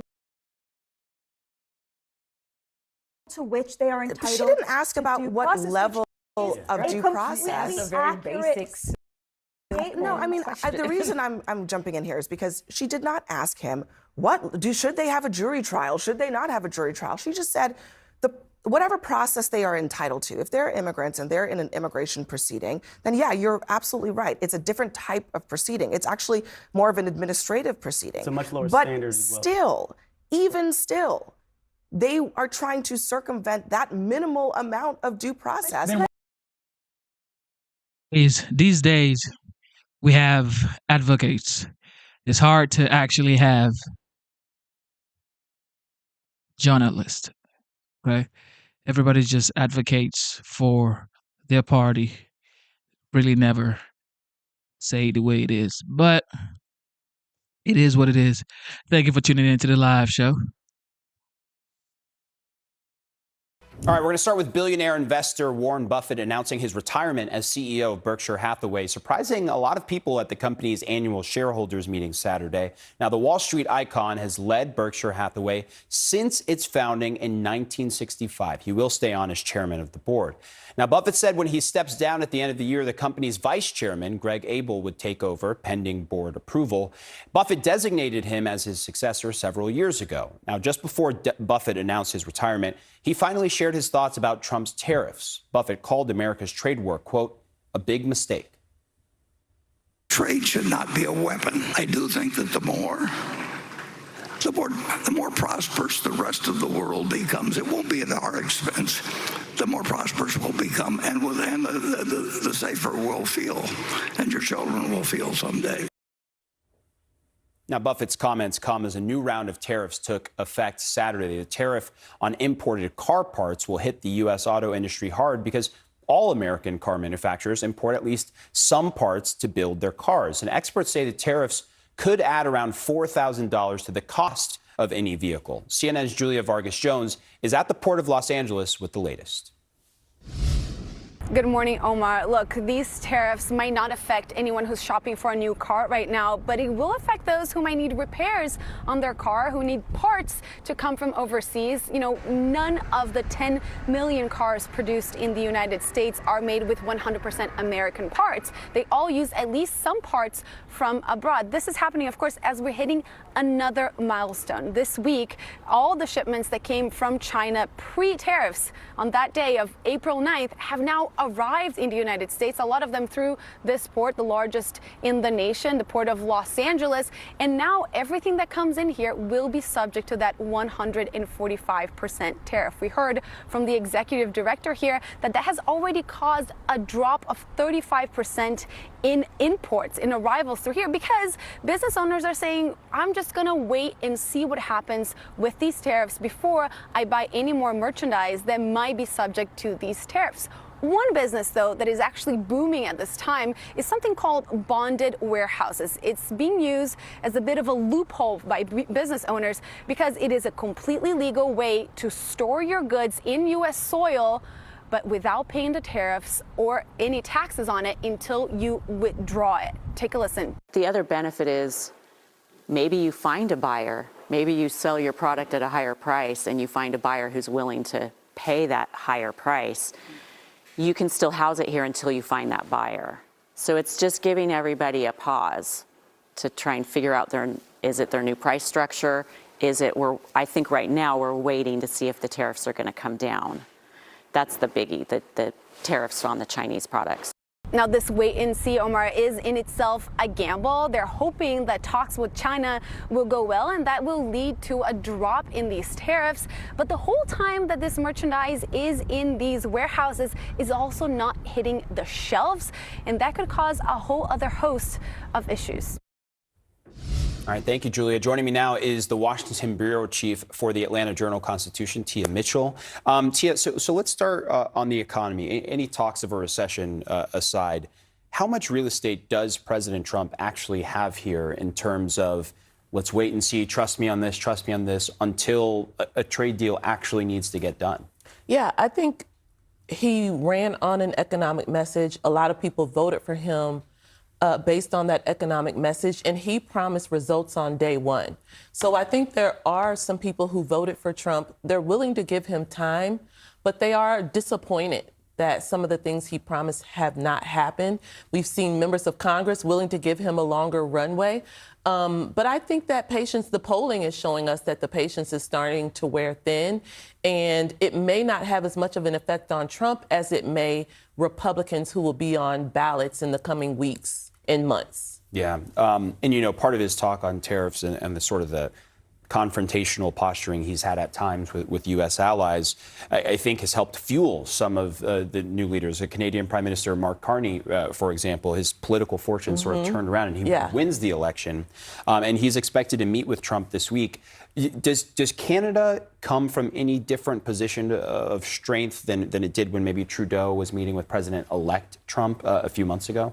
I think Prime Minister Carney comes in with strength because he kind of has a mandate of his own, so to speak, based on the election last week.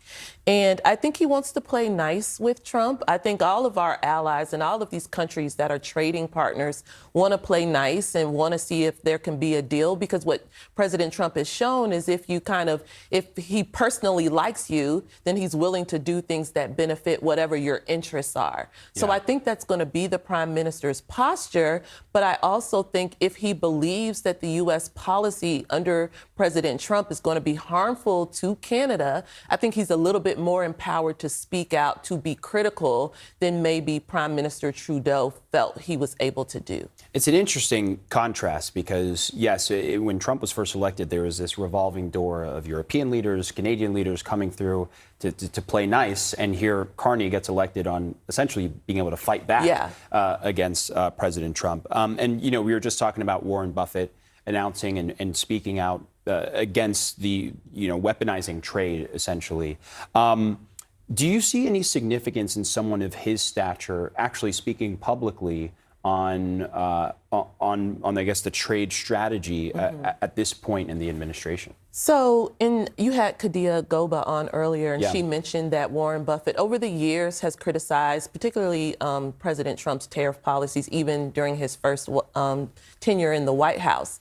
I think even more so now, what President Trump has shown us is that he's not as willing to just go along with the business interests, to their line of thinking on things like tariffs and international trading and free markets. He's much more isolationist, and we know that business communities, business leaders want, free trade amongst the nations because at the end of the day, Warren Buffett's company is an international company with investments. Even if they're not investing outside of the U.S., they have, the supply chain and all of that. So I think President Trump is just not as worried about angering the business community, the business lobby, the Chamber of Commerce types. He's just moving forward with, I want to say a tariff policy, but it's been a little bit inconsistent, but still moving forward with what he thinks he should do, not necessarily listen to these other folks. Yeah, and his relationship, I think, too, with Congress is interesting because he has a slight Republican majority in the House. He has a majority in the Senate, but as you mentioned, some of these, or a lot of these folks will be up for re-election or potentially re-election in just a few months' time when the campaigning will really begin. We just sort of got a hint of his budget blueprint, the recommendations he makes to Congress, but I think it does speak to where his interests are. Do you see, are there any, I guess, clash points you see sort of in what we've seen from the president so far and in what Congress would need to actually implement in terms of a budget? So right now, Republican leaders, as you mentioned, control both chambers, and they've indicated that they support President Trump's agenda. They want to help him implement it. As we know, they're right now trying to come together with the details of the reconciliation package. That would be the first step in carrying out a lot of the reductions in non-defense spending that Trump outlined in his budget blueprint. The concern, though, or their issue that they're facing is that there are enough Republicans who are either in swing districts or represent rural areas and are concerned about the impacts of some of these cuts, that it's going to be really hard to get the majority that they need. Even with Republicans alone, they're losing members. Every day you'll hear a member saying, well, I can't support this or I can't support that.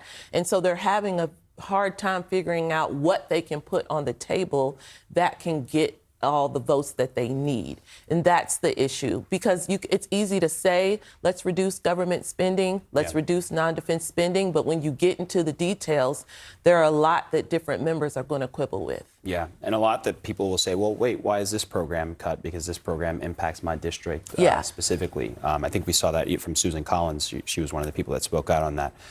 Tia Mitchell, thank you for being here. Thank you. Bloomberg White House correspondent Akayla Gardner and Politico White House reporter Jake Traylor, both joining us now. Guys, thanks for being here on this Sunday evening. Jake, this is I'm going back now to Warren Buffett, one of the titans of business, maybe as one person said, the GOAT of being a titan of business, weighing in on President Trump's policies.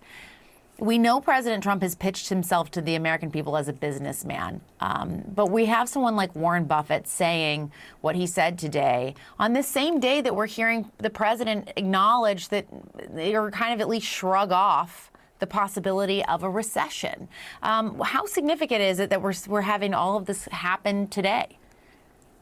Yeah, we're seeing Warren Buffett arguably one of the most, if not the most influential figure on Wall Street, and has been for decades, sign off from his career and at the same time finally weighing in on these tariffs that have kind of plagued the country over the past couple of months now. I've spoken with dozens of Wall Street individuals who have expressed very similar sentiments to what Buffett shared today. I think if anything, we saw Buffett fall in line with what many are saying on Wall Street. And I know we played some of the sound earlier at the top of the show, but Buffett saying that we should do what we do best, and they, being the other countries, should do what they do best. I think that right there, in reference to trade and the importance of trade, sort of encapsulates what we've heard from folks on Wall Street, from consumers across the markets. And as you said, we're seeing this play out in real time. A couple of days ago, tariffs for fast fashion are hitting. Now car parts entering the United States, those tariffs coming into full force. Trump in an interview airing tomorrow, fully dismissing some of the growing concerns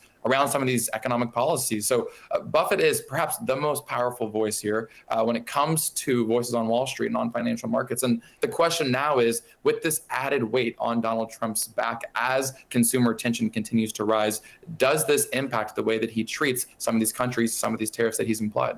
Yeah, and Akayla, I think we are looking to see kind of what is his pain threshold on all of this. On Friday, we had a better than expected jobs report. We know that the stocks have bounced back to kind of where they were before April 2nd. So there are a couple of good pieces of economic data that they got yesterday. At the same time, as Jake notes, like there are all these other undercurrents. And so how would you say they're dealing with that, kind of taking all of that in? Does it embolden them to keep pressing forward, or are they listening and watching externally to these concerns that Wall Street, but also a lot of Americans have? I mean, speaking of economic data, we had the U.S. growth retracting for the first time in years. And that was a huge signal, I think, to Wall Street and broadly, and also to the White House, how this economy is really impacted by these really massive and aggressive tariffs campaign that we've seen the president enable. And something that was interesting about Buffett's comments is he was really critical of almost the protectionist or isolationist attitude that Trump is going about this with that America first mindset. And that has really caused a lot of countries to have tensions with the United States.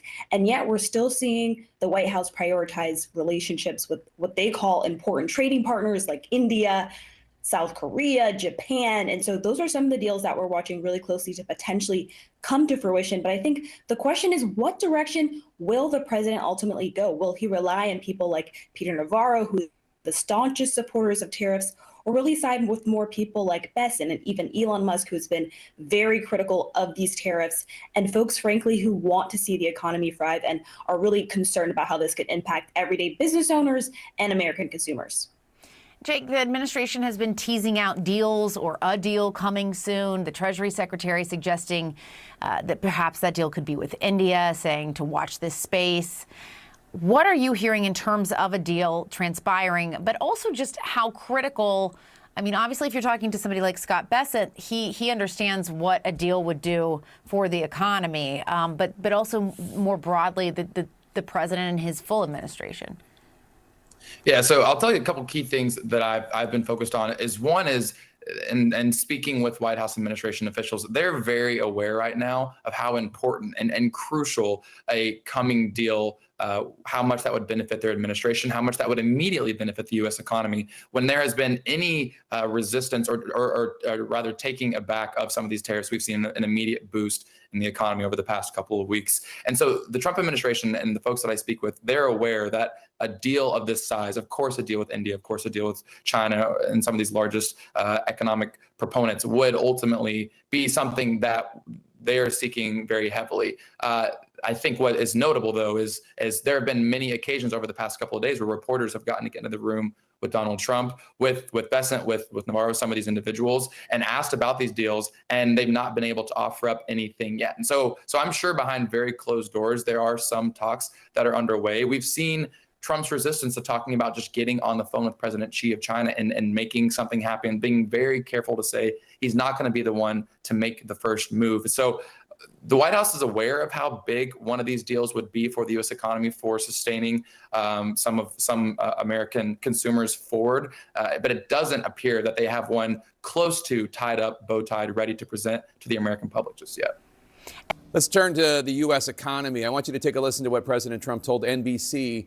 He was asked if he would be comfortable with the country potentially dipping into a recession in the short term if he were able to achieve his long-term goals. Here's his response. Some people on Wall Street say that we're going to have the greatest economy in history. Is it okay in the short term to have a Remember recession? this.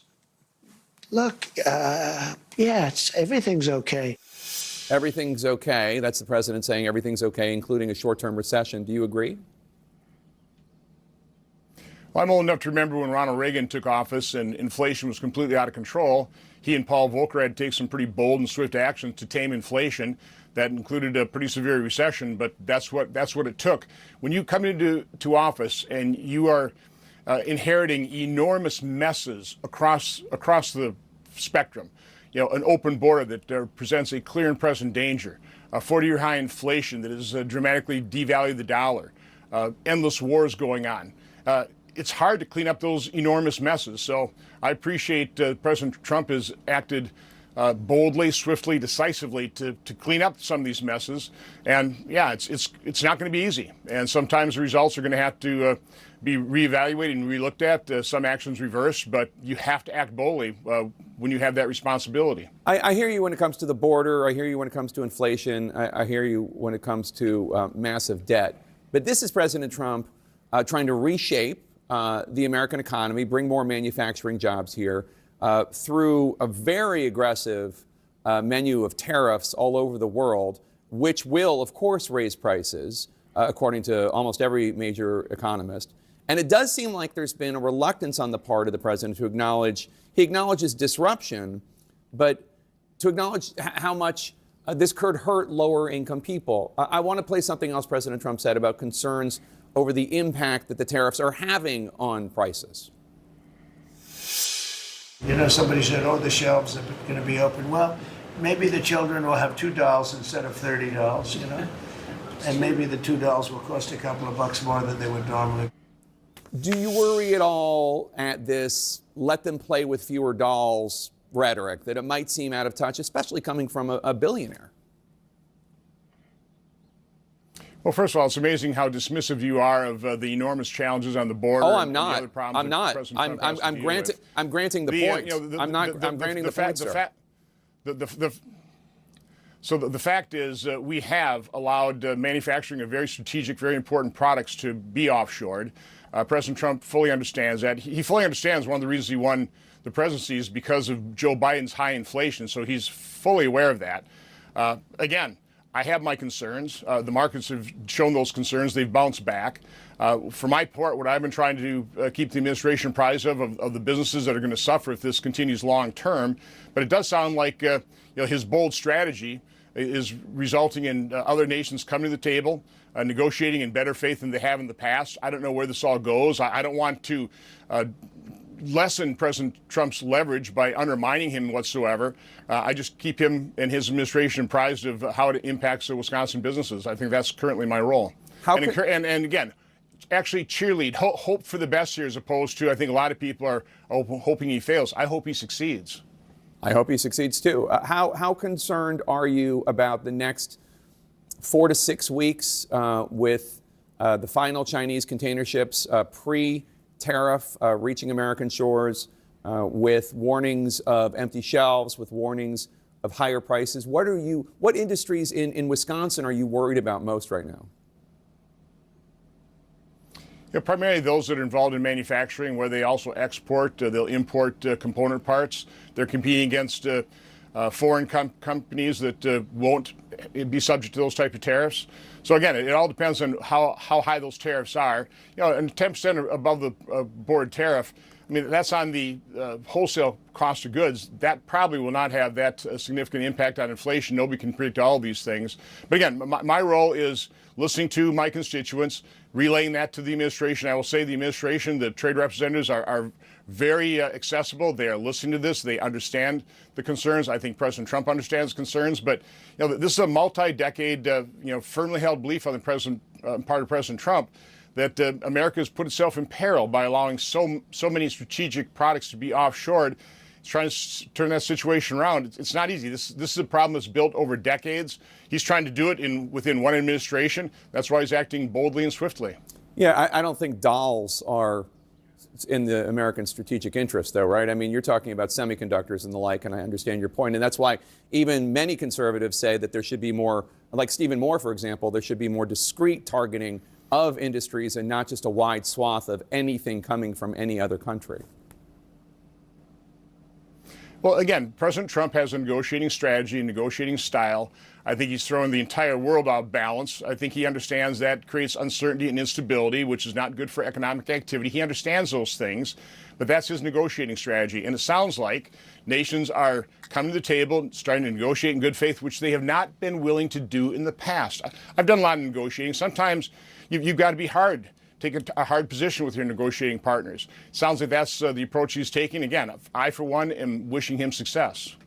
Somebody said, oh, the shelves are going to be open. Well, maybe the children will have $2 instead of $30, and maybe the $2 will cost a couple of bucks more than they would normally. I don't think a beautiful baby girl that's 11 years old needs to have $30. I think they can have $3 or $4. Welcome back to State of the Union. Let them eat baby dolls. I'm not exactly sure what the message is here. President Trump apparently downplaying concerns about his economic policies and insisting Americans can be patient. My panel joins me now. Of course, we're going to start with the member of Congress at the table. What do you make of this message? I mean, obviously, he is also saying there's going to be some disruption if we remake the American economy and bring manufacturing jobs here. But I don't know who in his life has 10 or 30 baby dolls. I don't even understand. Well, gender stereotyping aside and the ridiculousness of that, I don't think that the American public is cool with, ruining Christmas, full stop. And as a person who came from industry before, the manufacturing industry, you can't fix supply chains in 3 months. It takes, in some cases, years and years. And people have put in orders for things like baby dolls months and months ago. They're possibly on the water right now if they even got off the shore, out of China because of the tariff threats. And so what's happening is we're seeing an enormous threat, I guess, to the fact that everything on the shelves, consumer products, will no longer be there because vendors are scared, because consumers are scared, because it's just going to end up being kind of a disaster. And I think that the American public is not patient. They should not be patient with the idea of tariffs. And I think, unfortunately, that's what our president is asking us to be. Let me ask the Republican pollster at the table here, because I think that there is a way to message this short-term disruption for a long-term gain, but I don't know that kids don't need to have 30 baby dolls too, it's fine, or what he told NBC, it's okay if there's a short-term recession as long as the long-term goals happen. What would you advise talking to voters as you do? I would advise keeping the focus on the benefits, and I really think that it's important for this White House to, when whatever they're negotiating, land on something that short-term pain is not going to be that painful. People do want to see manufacturing come back to the U.S. They do want to see cost of living go down. They do want to see America make more things and make great things. And that's all fine. Then keep the focus on that, because right now, in the short term, if we get to Christmas and kids have fewer toys, but the factory down the street hasn't reopened, that does create a really big political problem for the White House, I think. And McDonald's had some earnings report, financial report, that talked about people, especially lower income and middle income, going to McDonald's less because of these concerns. As a Democrat, what's your take on this? And is your party doing enough to draw attention to these issues? Well, I think those are two separate questions. The first I'll take no on the second. No. The first is, it's a compounding effect, right? So to Kristen's point, just to build on that, if the factory is closed, you already weren't making enough money, and things cost more, and then you pass a budget that the social safety net is ripped out, so your Medicaid, your Social Security, that is not going to bring stability or relief to the American people. Right now, I do think, even though polls are starting to trend that folks are not agreeing with the way Donald Trump is handling the economy, he's still just a few days past 100, and folks are giving him some leeway. But come Christmas, even come August, on the other side of the 4th of July, Americans, especially if it takes longer for things to arrive and they're more expensive, people just are not going to be excited about that, and it's going to start to affect folks in the midterm. Now, whether Democrats are doing enough about this, here's what I would just say. It's not enough to say this is bad, this is bad, this is bad. What are you going to do to make a difference? Because the reason why Donald Trump is getting a little bit of space to figure this out is because people were feeling so much pain before November 5th. But Democrats just can't be anti-Trump. They have to have a vision for the future, and they need to figure it out. And Sir Michael, there is going to be this big budget debate in which Trump pushes to have the Trump tax cuts extended. And a lot of those tax cuts hit lower middle income people, but a lot of them are also for upper income people because they pay more taxes. There's going to be an easy way for Democrats to say, you're continuing to cut taxes for the wealthy while the prices are going up and hurting the lower and middle income people. Well, look, I think legislatively, I'd probably shift the focus to working class people. The president really saw a realignment. So you would get rid of the tax cut extension? I wouldn't say I would get rid of it. I would probably do more, though, Jake, to prioritize working class people. What we've seen with the Republican Party in the most recent election was that there's a drastic shift of working class, blue collar people who voted Republican. That's really unprecedented. And so I think if that is going to become a cemented base of the party, you really have to prioritize these people. Now the president has some benefit here. You look at the stock market. You saw the rally Friday. All of the losses that we saw from April 2nd, the quote-unquote Liberation Day, have indeed recovered. The job numbers were pretty strong. Unemployment remained steady. Workers' compensation, for the most part, remained steady. So the marketplace is suggesting that they're giving the president an opportunity, but they do want stability. So I would advise the White House to quickly finalize this tariff negotiation, if you will. And if the president does that, the market will continue to rally, and I think you'll ultimately see a surplus. So there's a new clip that I'm told about President Trump asked if he is always going to abide by the U.S. Constitution, and here it is.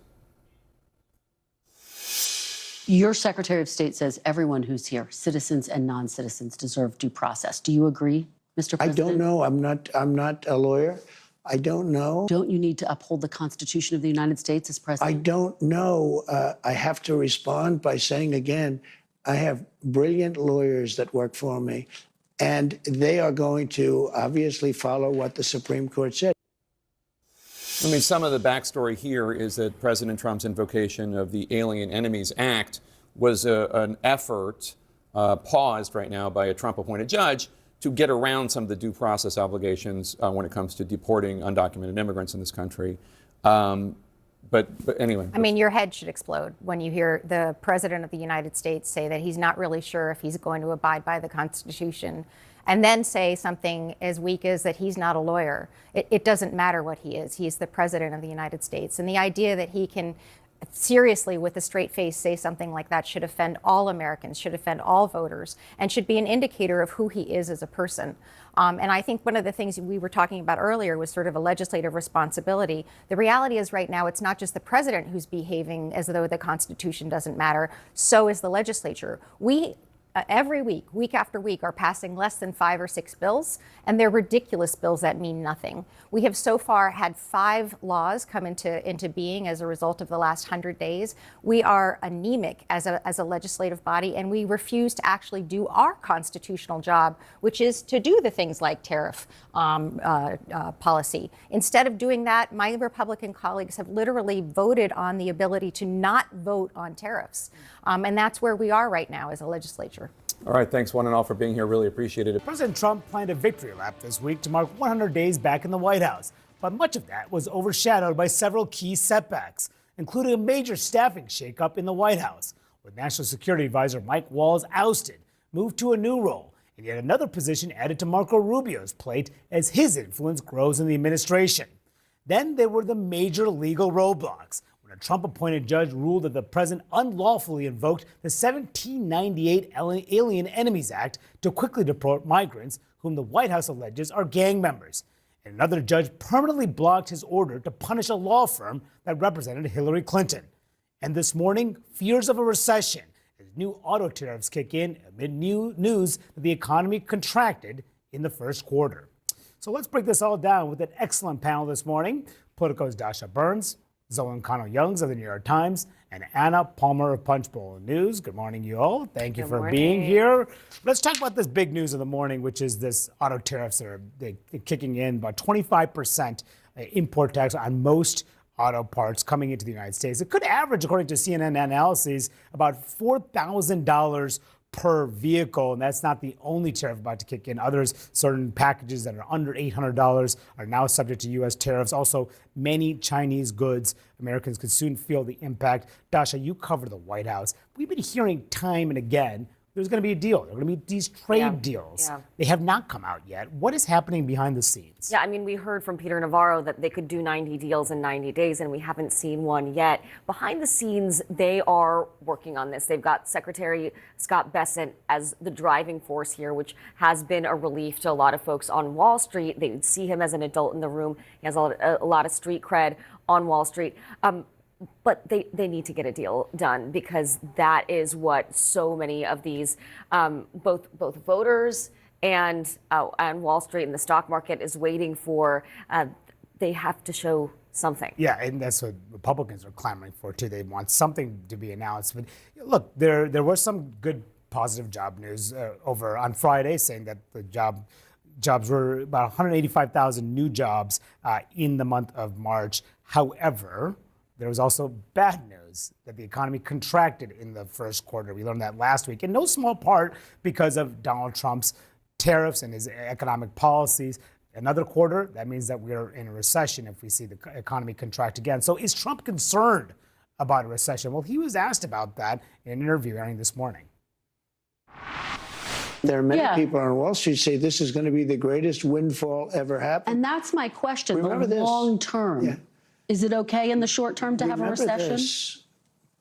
Look, everything's okay. What we are, I said, this is a transition period. I think we're going to do fantastically. So, not concerned about a short-term recession. We also have to remember that the economy, in many ways, is what got Donald Trump elected. This was a primary issue for voters. You square comments like that in that interview, as well as another interview he did with ABC News, almost indicating, actually, people did vote for me and trust me with this issue. Put that up against his comments during the campaign that he would bring down prices on day one in coming into office. He set high expectations for immediate change on this issue, and now it comes as there's a lot of anxiety and economic frustration forthcoming with these tariffs as well. You're going to continue to see the president and his top aides try to reset expectations here for voters coming. But if consumer prices continue to go up, I mean, that could lead to real backlash And that against the White House. Resetting is happening a little bit too late. I mean, one of the things that I heard from his advisors is they were trying to get him to lower those expectations a little bit sooner, to explain to his voters what they're trying to do, that there might be some short-term pain. They're starting to use that language now, but that is not how he messages, either on the campaign trail or in the Oval. They didn't make it on the bumper sticker, short-term pain. But just maybe in a few years, things will be great. Well, and he's still trying now to say that this is actually Joe Biden's economy, right? I mean, this is that is At not. what point is it his? Right. I mean, at what point does he own it? And I think when you and I speak to Hill Republicans, they're very concerned about what is happening here. If there's another quarter where the country GDP contracts, this patience that we've seen and kind of the willingness of Republicans to go along with Donald Trump on Capitol Hill, I think gets to be much, much harder. We already saw it with this tariff rebuke, 49-49, almost lost. It was a messaging bill. They should have lost, but there were two absences. Right. But for that, they would have lost. And I think that is just a showcasing that where Trump is on tariffs and the economy is not where congressional Republicans are. No question. And look, that's not where the American public is either. I mean, you look at poll after poll, and there just really is nothing that is less popular than his tariffs. I mean, every single poll essentially bears that out, that they are among his most unpopular policies. Look at just this impact of Trump's tariff policies on your personal finances. 59% of Americans say it hurts. And then you drill down into the numbers about partisan breakdown among voters. Republican voters, okay, 64%. Yeah, that's above average. Sure, that's certainly a clear majority. But independents, which of course independents determine elections. 58% of independents have a bad opinion of Trump's tariff policy. Yeah. Okay. There we go. Here we go. Same CNN. Listen.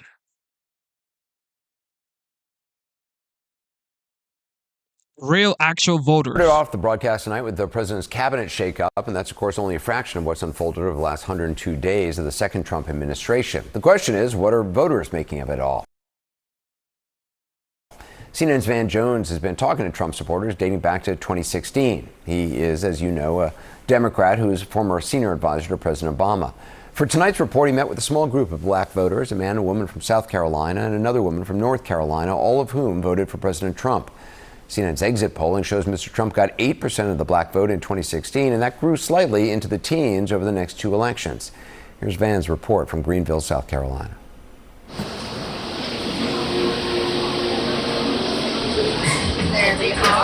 You do well. And here we are in South Carolina with 3 Trump voters. You weren't always a Republican.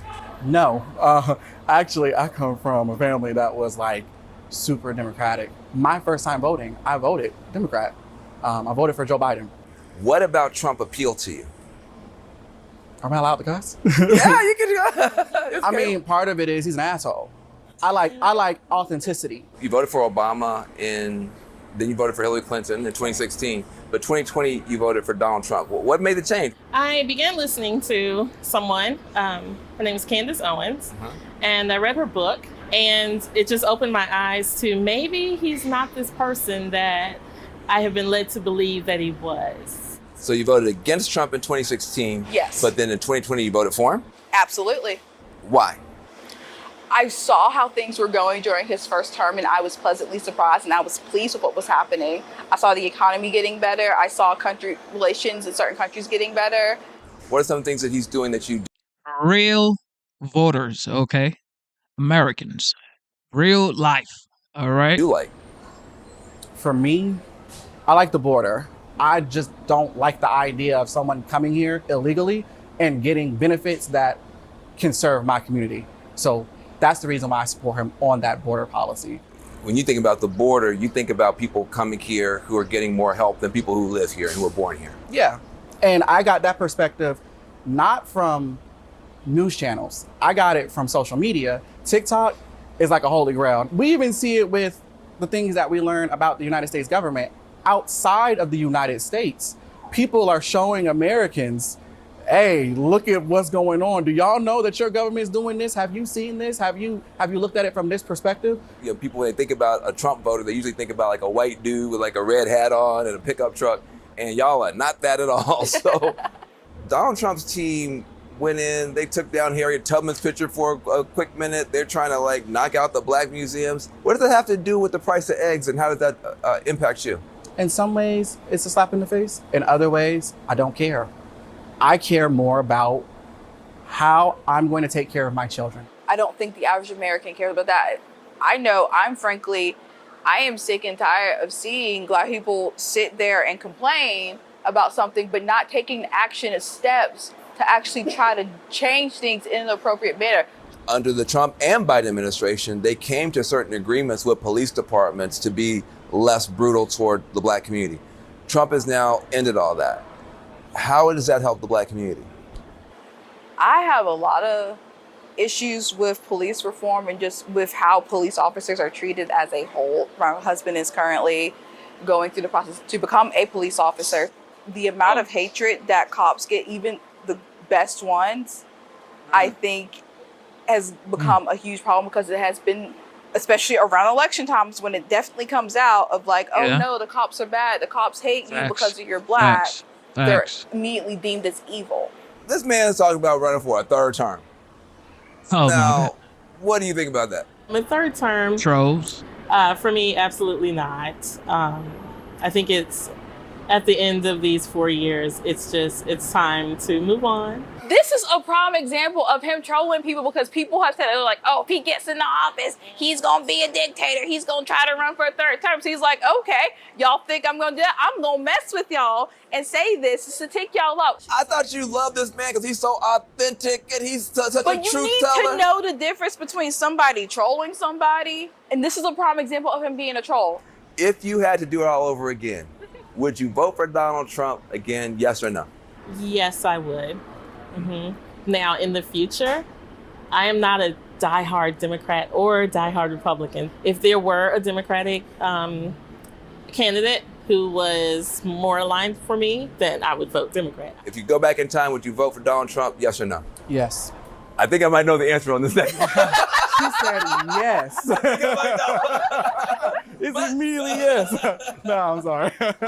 If you had to do it all over again, would you vote for Donald Trump, yes or no? 1,000% absolutely yes. And Van Jones joins me now. It's interesting, most of the information that they are getting, or misinformation they may be getting, is coming from online. Really, 100%. The thing that surprised me the most was how much social media is dictating, especially the younger guy. You know, he said, look, I'm learning all this stuff about America that I didn't know. I'm like, where are you learning from? TikTok, China. Guys, you're a Republican and you're taking the Chinese narrative about your own country to heart. But that was a big part of their whole information ecosystem. Yeah, social media. Does it seem to you that they follow news closely? I mean, no, that was the other thing too. Is like, you know, one of the women said, "Look, I do not watch any of the media." She says, "You know, I have some influencers I follow. Candace Owens being a big deal, and Newsmax, and that is their information system." And listen, these are hardworking people. They're good people. They care about the country, but they are in a completely different information environment than people who I talk to every day. Van Jones, thanks very much. Thank you for tuning in to the live show. All right, y'all want to keep going? Or y'all want to just say good night? Here we go. Rate Trump's first 100 days, ladies and gentlemen. I think he's done well on the border, for sure. I mean, everybody can agree to that. The war, Ukraine and Russia, there's progress. Iran, I mean, that is a little complicated, but inflation is down. Interest rate is down. So your Secretary of State says everyone who's here, citizens and non-citizens, deserve. I'll say, I'm not going to say like a A+, I'll say because of the tariff, okay?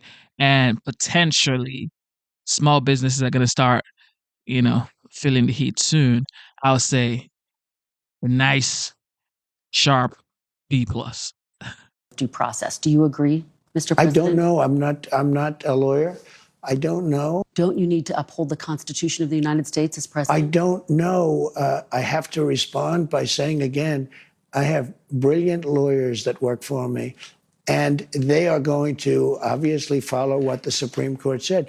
Let's focus in right now on the president's comments on the Constitution and much more. Joining us right now is the Democratic governor of New York, Governor Kathy Hochul. It's good to have you here, Governor. Thank you so much. Let's start there where Mark and Sarah were talking about the president saying that he does not know if every person on U.S. soil should be afforded due process under the Constitution. What do you make of that after hearing the president? He basically said that he doesn't have to follow or even understand what the Constitution of the United States requires of every person who takes that oath of office. I took the same oath of office 31 years ago to run for town board. I knew I was supposed to uphold the Constitution.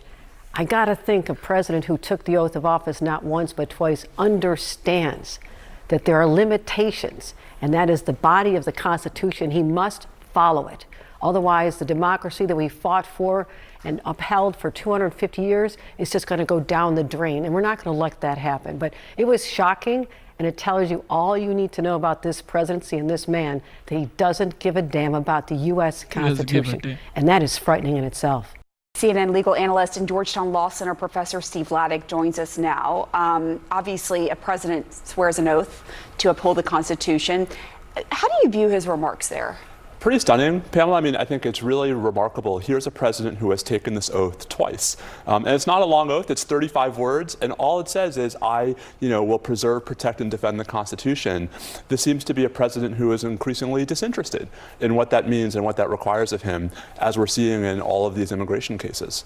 And he repeatedly says, look, ask my lawyers. I listen to them. I have very brilliant lawyers. He also said he didn't know if the Fifth Amendment grants both citizens and non-citizens the same right to due process, claiming he was elected on this promise of mass deportations and that the courts are preventing him from doing that. Is the Fifth Amendment up for interpretation? To a degree, but not like this. I mean, the text of the Fifth Amendment literally says no person, not no citizen. That's a conscious distinction.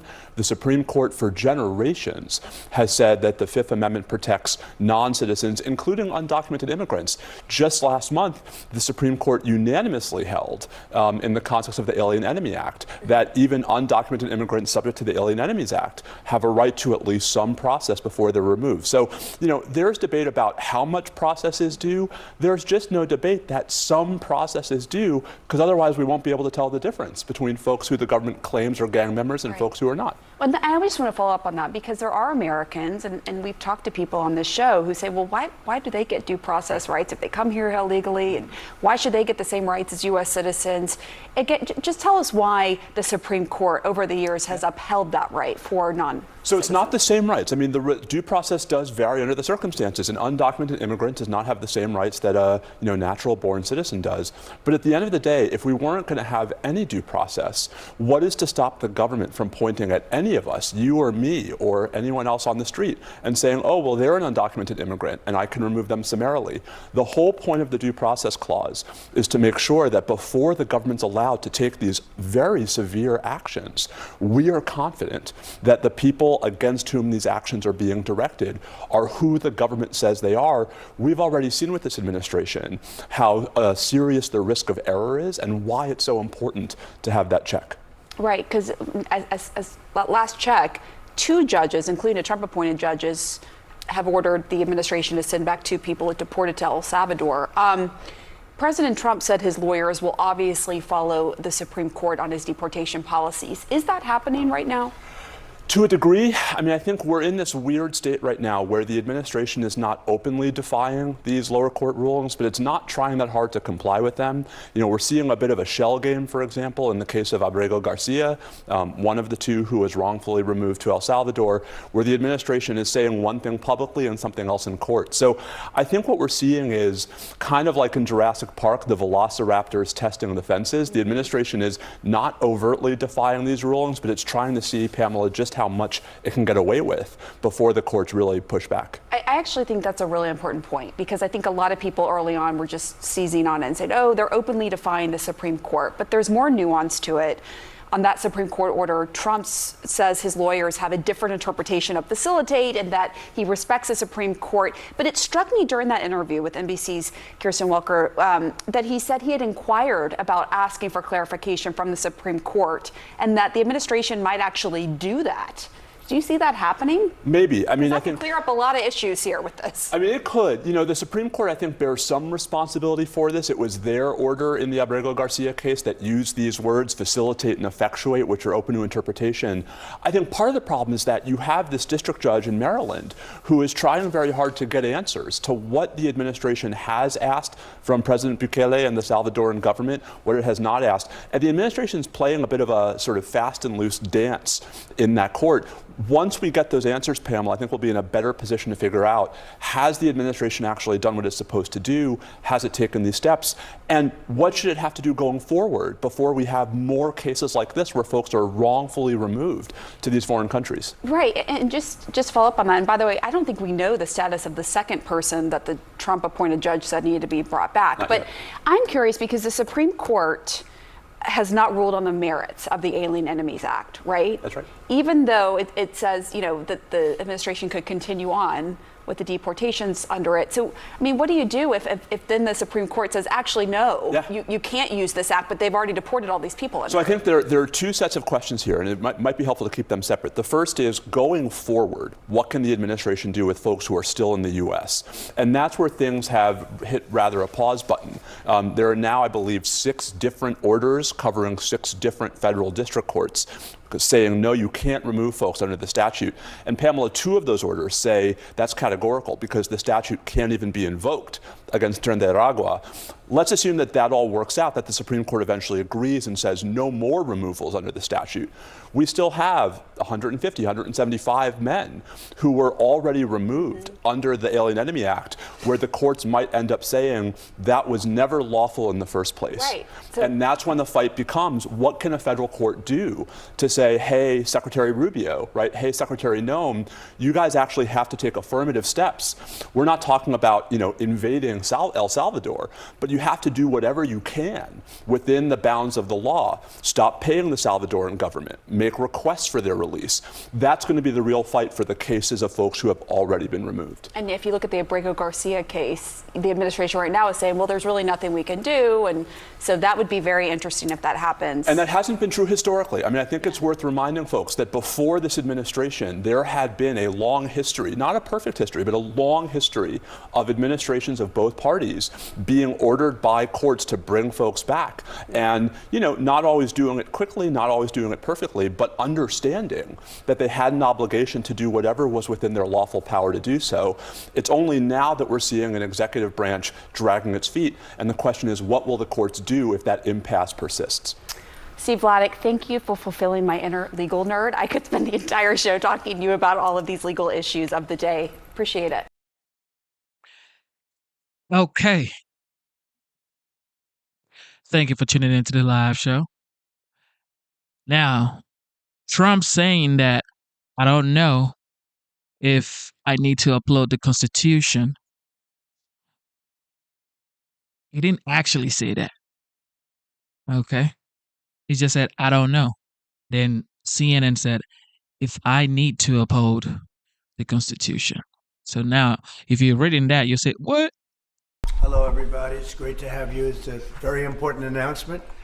Very, very amazing, I think, for D.C., but even for the country, because it's, to me, a very big deal.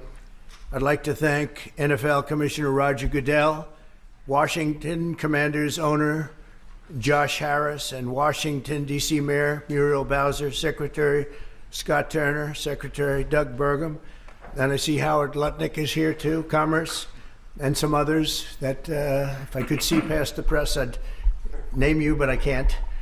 I'm pleased to reveal that the 2027 NFL Draft, that's a big thing, will be held right here in our nation's capital, Washington, D.C., on the National Mall, and you get a little glimpse of it.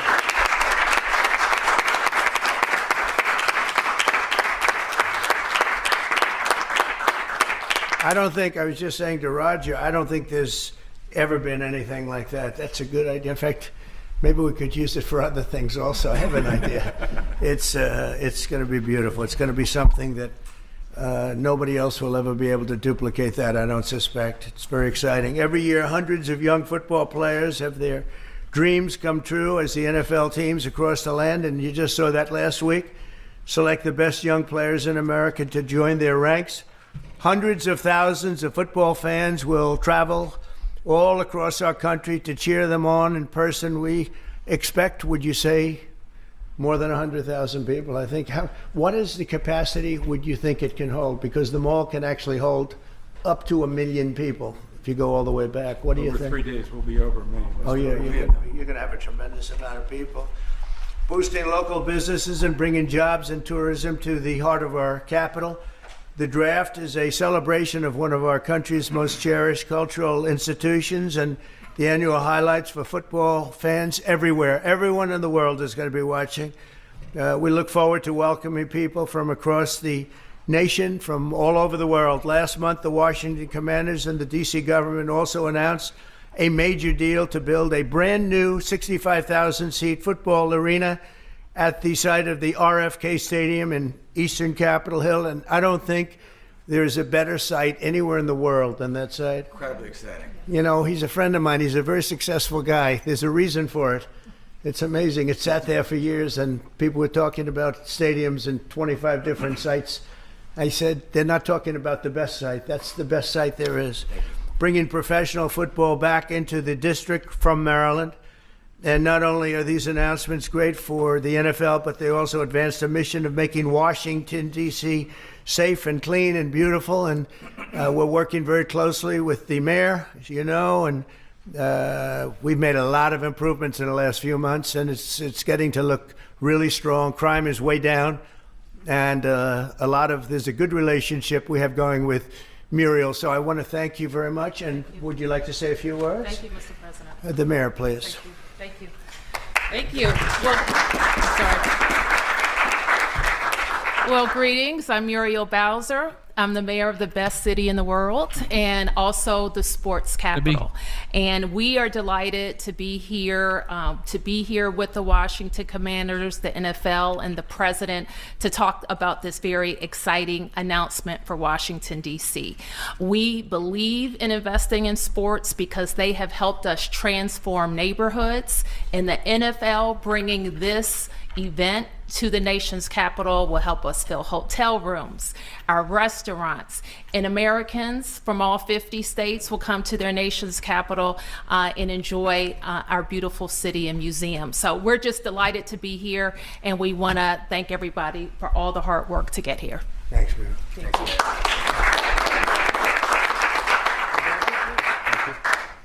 Well, Mr. President, thank you. We're honored to be here in the Oval Office, and to have you announce the 2027 NFL Draft is a special treat. So thank you for your support. Also, thank you for your support in the Commanders' new stadium. We agree it's going to be a great site. We think it's going to be great for our fans here, and it's great to come back home. And so we're very excited about that. Josh is leading the way on our behalf, and the mayor, so we thank both of them for that. We also want to thank you because in the first term you helped us get a Canadian trade deal, which we want to make sure we note again and make sure you know. Canada does not like me too much. They gave a great American company a lot of money that you deserved, frankly. So well, thank you. The draft has really become one of the great entertainment and sports events. Just a week ago in Green Bay, we had over 600,000 people attend. The year before in Detroit, we had close to 800,000. As the president remarked, we believe we'll be well over 1 million when we come here to DC in 2027. So we not only believe it's a great site, we believe it's consistent with what the president said, which is investing in our communities, investing specifically here in the nation's capital, one that I grew up here in Washington, D.C., and is particularly important. We think we can have a tremendous impact on this community, and it will not just be an event, it will be something that will show the world how far the nation's capital has come and where it's going. So we're very excited about that. And we thank everybody here. We thank you for your support. We know it's going to be a great event. Mr. President, we thank you again. Thank you very much. You're welcome. Good luck with it. Mr. President, thank you very much. We wouldn't be here without you. Thank you for your leadership in terms of the stadium, and now, what a great day for Washington. I mean, to host the NFL Draft in 2027 on the mall. I believe we'll get over 1 million people, and it's going to be an amazing day, and it'll showcase what Washington's all about, but it'll also showcase what our country's all about. Washington is the gateway city to our country, and it'll be an amazing day, and we can't wait to get started. And I couldn't have done it without my partners, Roger Goodell, thank you, and Mayor Muriel Bowser. And we're ready to get to work, and I can't imagine RFK coming back. I grew up here. DC used to stop and on Sundays, and everyone would be inside watching football, or everyone would be glued at the stadium. And so we want to bring that back. And football really is as essential to the culture of America. We all love it, we all watch it, and it brings people together. And so what a great way to celebrate the United States of America, the NFL, and the Washington Commanders. And President Trump, we leave on your desk a Trump jersey. You are the ultimate commander, so it is a Commander's jersey. There's no bird on it, but we appreciate you, and thank you for everything you've done, and look forward to the future. Thank you very much. Thank you. And I have to say that Josh had a very good draft a short while ago. You have a very good quarterback. We do. A great quarterback, I think. Great. Any questions, please, about the stadium or any of it? Yeah, please. Yes. Thank you very much. Yes, thank you so much.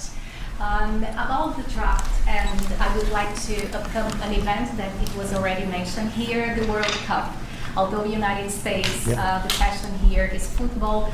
For the World Cup next year, how do you envision, Mr. President, this event here in the United Well, States? it'll be fantastic. I worked very hard to get the World Cup. It was, in fact, I think I have the trophy right here, right behind you. Don't have a picture taken with Roger and that trophy, by the way. But no, they brought it in. Johnny, who's a good guy, but he brought that in. That's the actual trophy. It's interesting that you asked that. And it's made at Tiffany's, and they're leaving it here until just before the actual World Cup. Then it goes to the champion. But that's very exciting. We have the Olympics, so we have both of them. I worked very hard in getting both, and I said, I'm not going to be able to be there as president. And then a strange thing happened, and it turned out I became president not for the term that I was supposed to be. I became president. Well, we have the Olympics and the World Cup, and we have something that maybe surpasses everything, the 250th anniversary of our country. So that's going to be great. That's going to be a very big event, a year-long event. So thank you for the question. Very nice question. Yeah, please. Yes. So you've often said you want U.S. to be bigger, better, and stronger. Currently, Russia is the biggest country in the world by landmass, followed by Canada and then China. So when you say that you want to annex Canada, is it so that it would be the biggest country? No, I never even thought of it that way, although I am a real estate developer. I've never heard that question. Yeah, please, go ahead. Mr. President, will you have to hire more security and police in order to accommodate the 1 million people coming in for the NFL draft? I think that there'll be something, and I know Roger will work it out, and Josh and all of us will work it out. It's such an honor to have that. I think it'll be great for everybody, great for our country. It'll be something very special. There's no scene like it. There's no site like it. My whole life was based on sites, locations, and as soon as I looked at that rendering, it's going to be beautiful. It's going to really be beautiful. Interestingly, I didn't know exactly where it's sat relative to the Capitol, but the stadium, if you go back, is right behind the Capitol, miles behind, but nevertheless visually right behind it. So it's going to be an architect's dream, whoever the architect is chosen, and the owner. It's going to be something special. I think it's going to be great for the area. Going to be, it will be top of the line. I know these people very well, and they only know about top of the line. And I would say that more will be put into the stadium than would be put into a identical stadium of a similar size. I think they're going to do a special, because of the importance of the location. I have no doubt they'll do a special job. Yeah, please. Can you explain a little bit about how you would implement tariffs on the film industry, kind of how that would work? Well, that's a different story, but our film industry has been decimated by other countries taking him out, and also by incompetence, like in Los Angeles, the governor is a grossly incompetent man. He's just allowed it to be taken away from, Hollywood. Hollywood doesn't do very much of that business. They have the nice sign and everything's good, but they don't do very much. A lot of it's been taken to other countries, and a big proportion. And I'm actually going to meet with some because, there's some advantages, I guess, and I'm not looking to hurt the industry. I want to help the industry. But they're given financing by other countries. They're given a lot of things. And the industry was decimated. If you look at how little is done in this country now, you think we were the ones. We used to do 100, not long ago, 100%. Now we do almost like very little. It's shocking. Are you in that business too? Because he's in so many businesses. You could explain it, but it's not a good situation. So we're going to meet with the industry. I want to make sure they're happy with it because we're all about jobs. That's all what it's very important. It's a big industry, but it's an industry now that's it's really left. It's abandoned the USA where it started, and we'll get it back. Yeah, please. Thanks, Mr. President. First, I just want to thank you for letting us in here. I'm with Zero Hedge in the last administration. Oh, yeah. And us on social media, so we're really grateful to be in the White House. And this is not exactly sports related, but I've been dying to ask you this question for a long time, which is that 2.5 years ago, the Nord Stream pipeline blew up. Yeah. And despite what people like John Brennan and all the hawks said, you were one person who said Russia probably did not blow up its own pipeline. Yeah, if you can believe. They said Russia blew it up, yeah. And so I'm wondering now that you're president, if you would consider launching a formal investigation into what happened there and who actually did blow it up. Well, probably if I asked certain people, I'd be able to tell you without having to waste a lot of money on an investigation. But I think a lot of people know who blew it up. But I was the one that blew it up originally because I wouldn't let it be built. And then when Biden got in, he allowed it to be built. And it's very interesting. But I think Russia, with the price of oil right now, oil's gone down, I think we're in a good position to settle. They want to settle. Ukraine wants to settle. If I weren't president, nobody would be settling. They're losing 5,000 people a day. Think of it. Here we talk about football.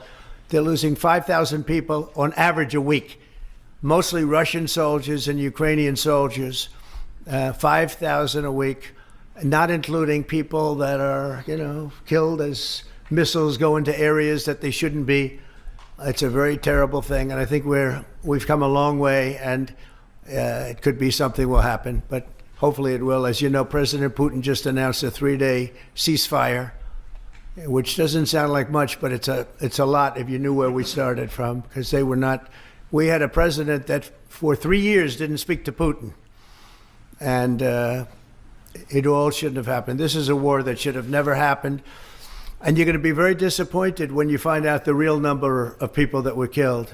It's far greater, many times greater, I believe, but far greater than the numbers that you're putting out. It's a very, very deadly, horrible war. Okay? Yes, ma'am. Thank you, Mr. President. Some Catholics were not so happy about the image of you looking like the Pope. Oh, I see. You mean they can't take a joke? You don't mean the Catholics. You mean the fake news media. Not the Catholics loved it. I had nothing to do with it. Somebody made up a picture of me dressed like the Pope, and they put it out on the internet. That's not me that did it. I have no idea where it came from.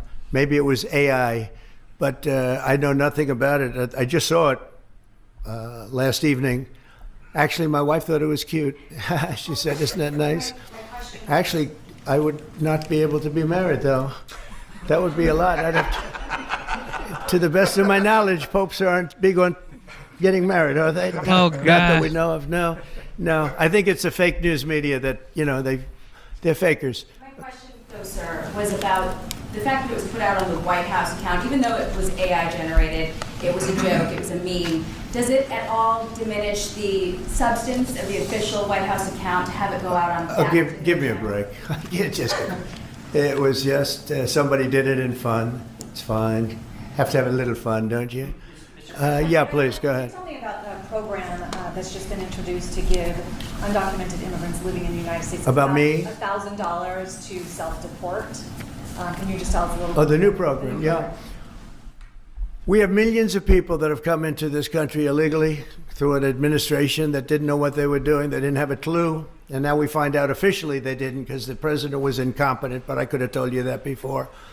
And they've allowed millions and millions of people to pour in. Murderers, drug dealers, the biggest drug dealers in the world, actually, terrorists come in, emptied prisons from many countries, not just South America, all over the world. They emptied their prisons into our beautiful USA.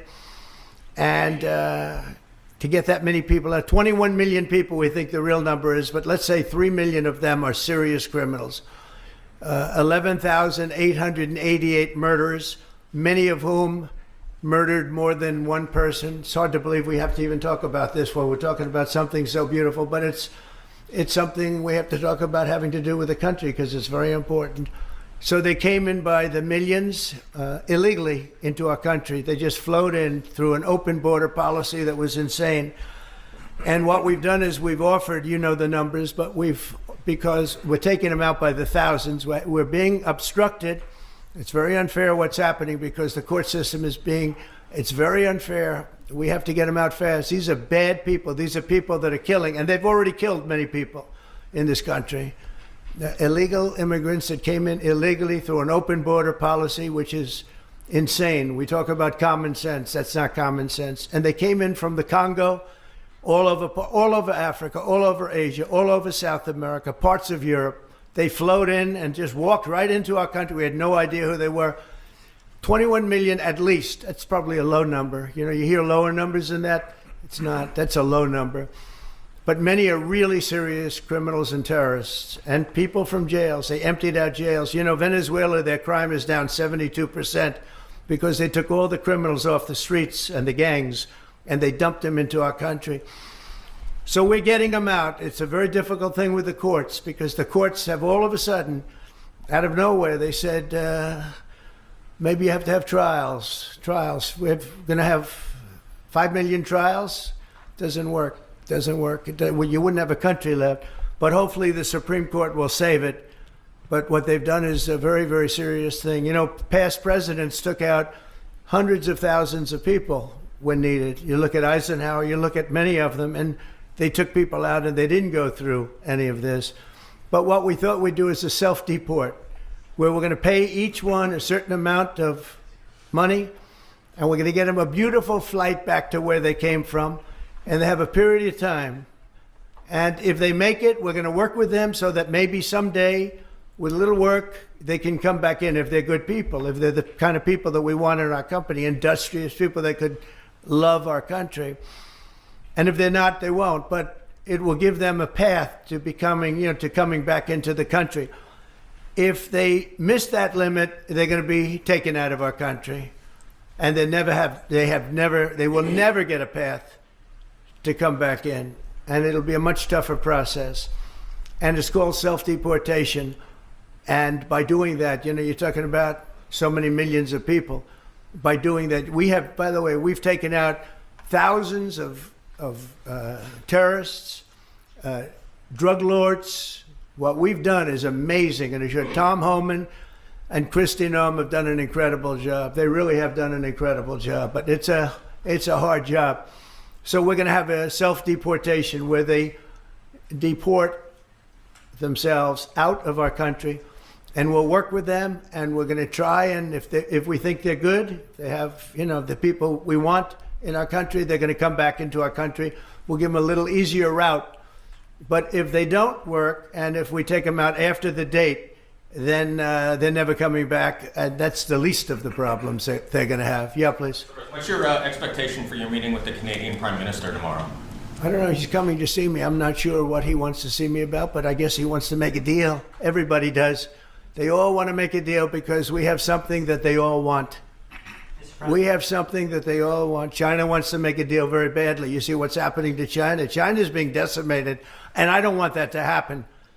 But they have to make a fair deal. We were losing hundreds of billions of dollars a year. We were losing think of it, on our trade policies with Biden. We're losing $5 billion a day. I think Josh, as a great businessman, would not let that happen too long, right? How many groups can lose $5 billion a day? Hard to do that. If you lose $5 billion one day, that's the end of that company, right? You're fired. He says, you're fired. Get out of here. So we essentially did that, and we have it down to a very low number. We're doing really well, really well. Yeah. How did you decide to reopen Alcatraz? Can you walk us through that decision?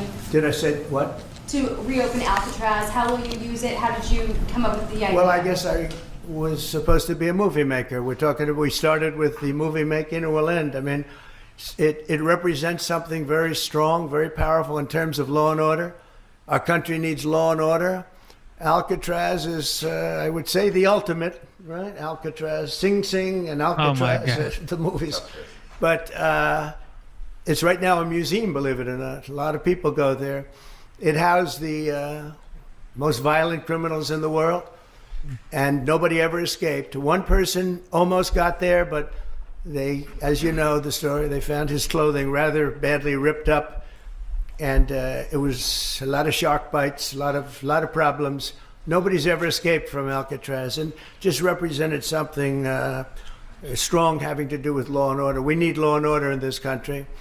And so we're going to look at it. Some of the people up here are going to be working very hard on that. And we had a little conversation. I think it's going to be very interesting. We'll see if we can bring it back in large form, add a lot. But I think it represents something. Right now it's a big hulk that's sitting there rusting and rotting. You look at it, it's sort of, you saw that picture that was put out. It's sort of amazing. But it sort of represents something that's both horrible and beautiful and strong and miserable, weak. It's got a lot of qualities that are interesting, and I think they make a point. Okay, are you guys okay? I want to just say that it's such an honor to be up here with my friends, because this is a group of people that have done an amazing job, and all we can do, Muriel and I, is give them the greatest sight there is, I think, that I've ever seen for something like this. And I did very well in the real estate business. I think this is the greatest site there is anywhere in the world for exactly what you guys are doing. And we'll work with you. We've got a lot of work to do to get it going, but we'll work with you and we'll try and make the dream come true. And I want to thank you all very much for being here. Thank you. Thank you very much.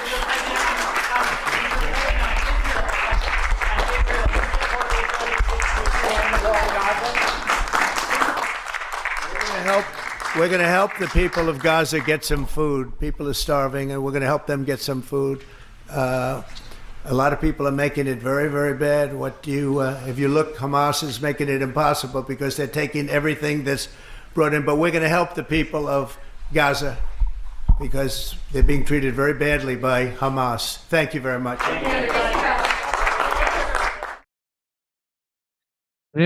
But we're going to help the people. This by far is the most effective president we've had in a while. There we go. Diddy. Did he do it? In a New York federal courtroom, Sean Diddy Combs told the judge he was, quote, a little nervous. The rap mogul's criminal trial began this morning. He is sex trafficking, racketeering, and more. The two sides are now in the process of selecting a jury of 12 plus alternates. Most of the prospective jurors acknowledge they're aware of Combs' case and also the allegations that span some 20 years. Among those allegations, he's accused of forcing at least 3 women to engage in sex acts with him and at times with male prostitutes during parties known as freak-offs, which last for days. Combs faces spending the rest of his life in prison. CNN's Kara Scannell has been covering all of these developments for us. She's outside New York's federal court right now. So some of these prospective jurors already turned away. Kara, why? Yeah, a number of jurors have been turned away. One woman, because she had seen that hotel surveillance video, she saw a still image of it where Combs is on camera kicking and dragging his then girlfriend, Cassie Ventura. Now, the jurors said that she referred to it as damning evidence. And after a back and forth with the judge, he decided to excuse her for cause because she had formed an opinion on it. I mean, other jurors had been excused, one because the man had just started a new job and couldn't take off 8 weeks.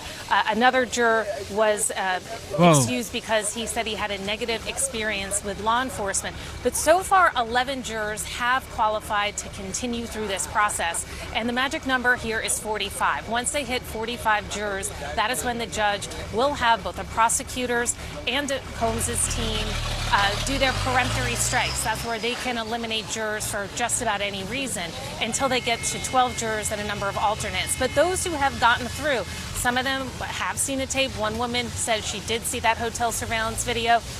Others were familiar with the case. I mean, there were 2 women who said that they had been sexually abused, saying it happened decades ago, and they thought that they could look at the evidence in this case, which is about sexual assault, and view it fair and unbiased based on what comes into the courtroom. And one woman who is proceeding said she was arrested when she was 16 for shoplifting at Harry Potter's World at Universal Studios. The judge asked her what she stole. She said it was a wand. And then another juror who works for the Department of Corrections said that he pleaded guilty to a misdemeanor felony, and he is continuing in this case. So we're expected to continue as long as it takes to get to that 45 and to get through the strikes. The judge is hopeful that that could be concluded as soon as Wednesday, with opening statements in the case beginning next week, and then the beginning of the evidence. So Combs has pleaded not guilty. He has said, his lawyers have said, that all of these allegations are the prosecutors trying to criminalize his sexual activity that they say was entirely consensual. Guys? All right, Kara, appreciate it. Thank you. Brianna? All right, let's talk about this now with entertainment attorney and former litigator Lisa Bonner. First, Lisa, I just want to get your reaction to some of what we learned so far. The judge granting a defense request to dismiss a prospective juror because she called the hotel surveillance video damning. Maybe not surprising, but what do you think about this? Good afternoon, Brianna. It's absolutely not surprising because they want to get to a fair and impartial jury, and someone who has already formed an opinion, for example, is not going to be someone that the defense is going to want to move forward with, because you are supposed to listen to what the judge says in the 4 corners of the room. And so when you are walking in there with an already pre-approved idea of what you think is going to happen and what you think your opinion is going to be, it is hard to be able to say that that person is going to be swayed and can be fair and impartial. And we do have the jury questionnaire. One of the questions is, have you, a family member, or someone close to you been the victim of sexual assault, sexual harassment, or domestic violence? It's notable 2 women who said they'd been sexually assaulted in the past remain in the jury pool after being questioned. Whoa. How could that impact things? And specifically how the defense may handle this? Well, that's one of the things that you would be looking for as a prosecutor, right? You would like someone who has experience with sexual violence. And that does not mean that you have a predisposed notion of what he did, but you are comfortable with graphic testimony, for example. You are comfortable watching videos and you have some experience. So it's not an ideal juror for the defense, but that is someone that the prosecution would want on their team, and that is not a reason to excuse the juror for cause. What kind of juror does the defense want?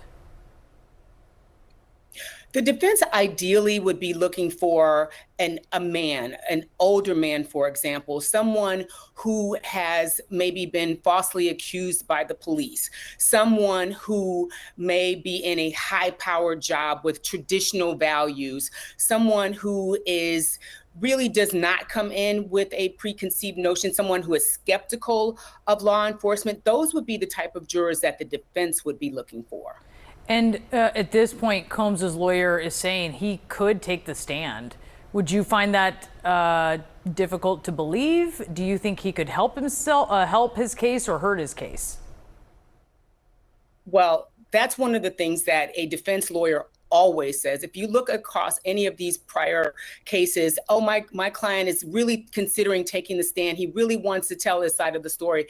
And I'm willing to bet that he is not going to take the stand. That would be the absolute worst thing that he can do, because that offers up cross-examination. It offers up his priors. It offers up him to be caught in a lie, and really can talk to him about anything that he has ever done. So there is probably no way that Sean Diddy Combs will take the stand, although that is a very old trick in the book with the defense lawyer saying that he wants to tell his side of the story. I don't see that happening.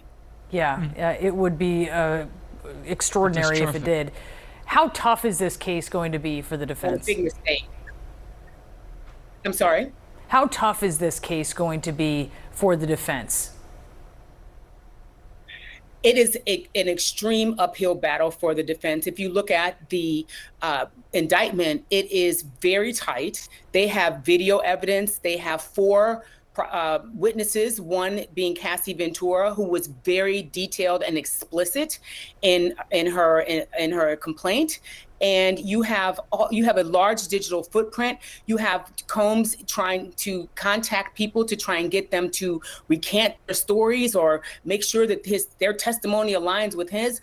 They've got so much incriminating evidence, but the burden is on the prosecution. So the defense does not have to put on a case, but the prosecution has a very, very solid case here, and it's going to be a very uphill battle, especially with what they are offering as a defense, that it was consensual, that these people are in a swinging lifestyle, and the prosecutions are prudes, and that does not really have anything to do with the case. If you have a consensual, sexual swinging lifestyle, the one thing that is implicit in there is consent. And this case is built on the fact that he was abusive, he was violent, he blackmailed people into staying silent. So that really undermines the defense's testimony right there. So I don't really see that this case is going to be easy for the defense to disprove in any way through cross-examination or otherwise any kind of allegations that most of the allegations that the prosecution is putting forward. It's a very, very strong case. Yeah, we'll have to see what the defense is when it gets into the details of it. Lisa Bonner, thanks so much. All right. Thank you for tuning in to the live show. Whew. Is Diddy through, or you think it's gonna walk? Y'all think it's gonna walk, or it's over? You think it's over? I don't know what's gonna happen to Diddy though, but did he do it? We saw the video. Yeah, that video was wild. Anyway, instead of looking for perfection, seek for consistency. Never give up on yourself. Never give up on your dreams. Never give up on God. Believe in yourself. Believe in your dreams. Believe in Almighty God. All right? Sometimes life can be hard, but never give up. Do not throw in the towel. Okay? Tomorrow is another day. Today can be dark. Today can be dark, but tomorrow is another day. Okay? Stay the course. Stay the course. All right? God is great. Thank you to the veterans. Thank you so much. And thank you to the military personnel. You guys protect the homeland. God bless you. Thank you for your service. And shout out to everybody for tuning in. Shout out to Mr. Booski. Shout out to Ender's Game. Ender's Game. Enders. Mr. Booski, shout out to you. Shout out to members. Ellie, Luke, Ringmaster, and Sandra. God bless you. Thank you. God bless you, man. Dana, some of our moderators. Thank you guys so much. You guys are the best. All right. Your boy gotta go. Your boy gotta go. Somebody said the internet is dying. I don't know now. Well, AI is taking over. All right. See y'all soon. God is the greatest. God bless you. God bless America.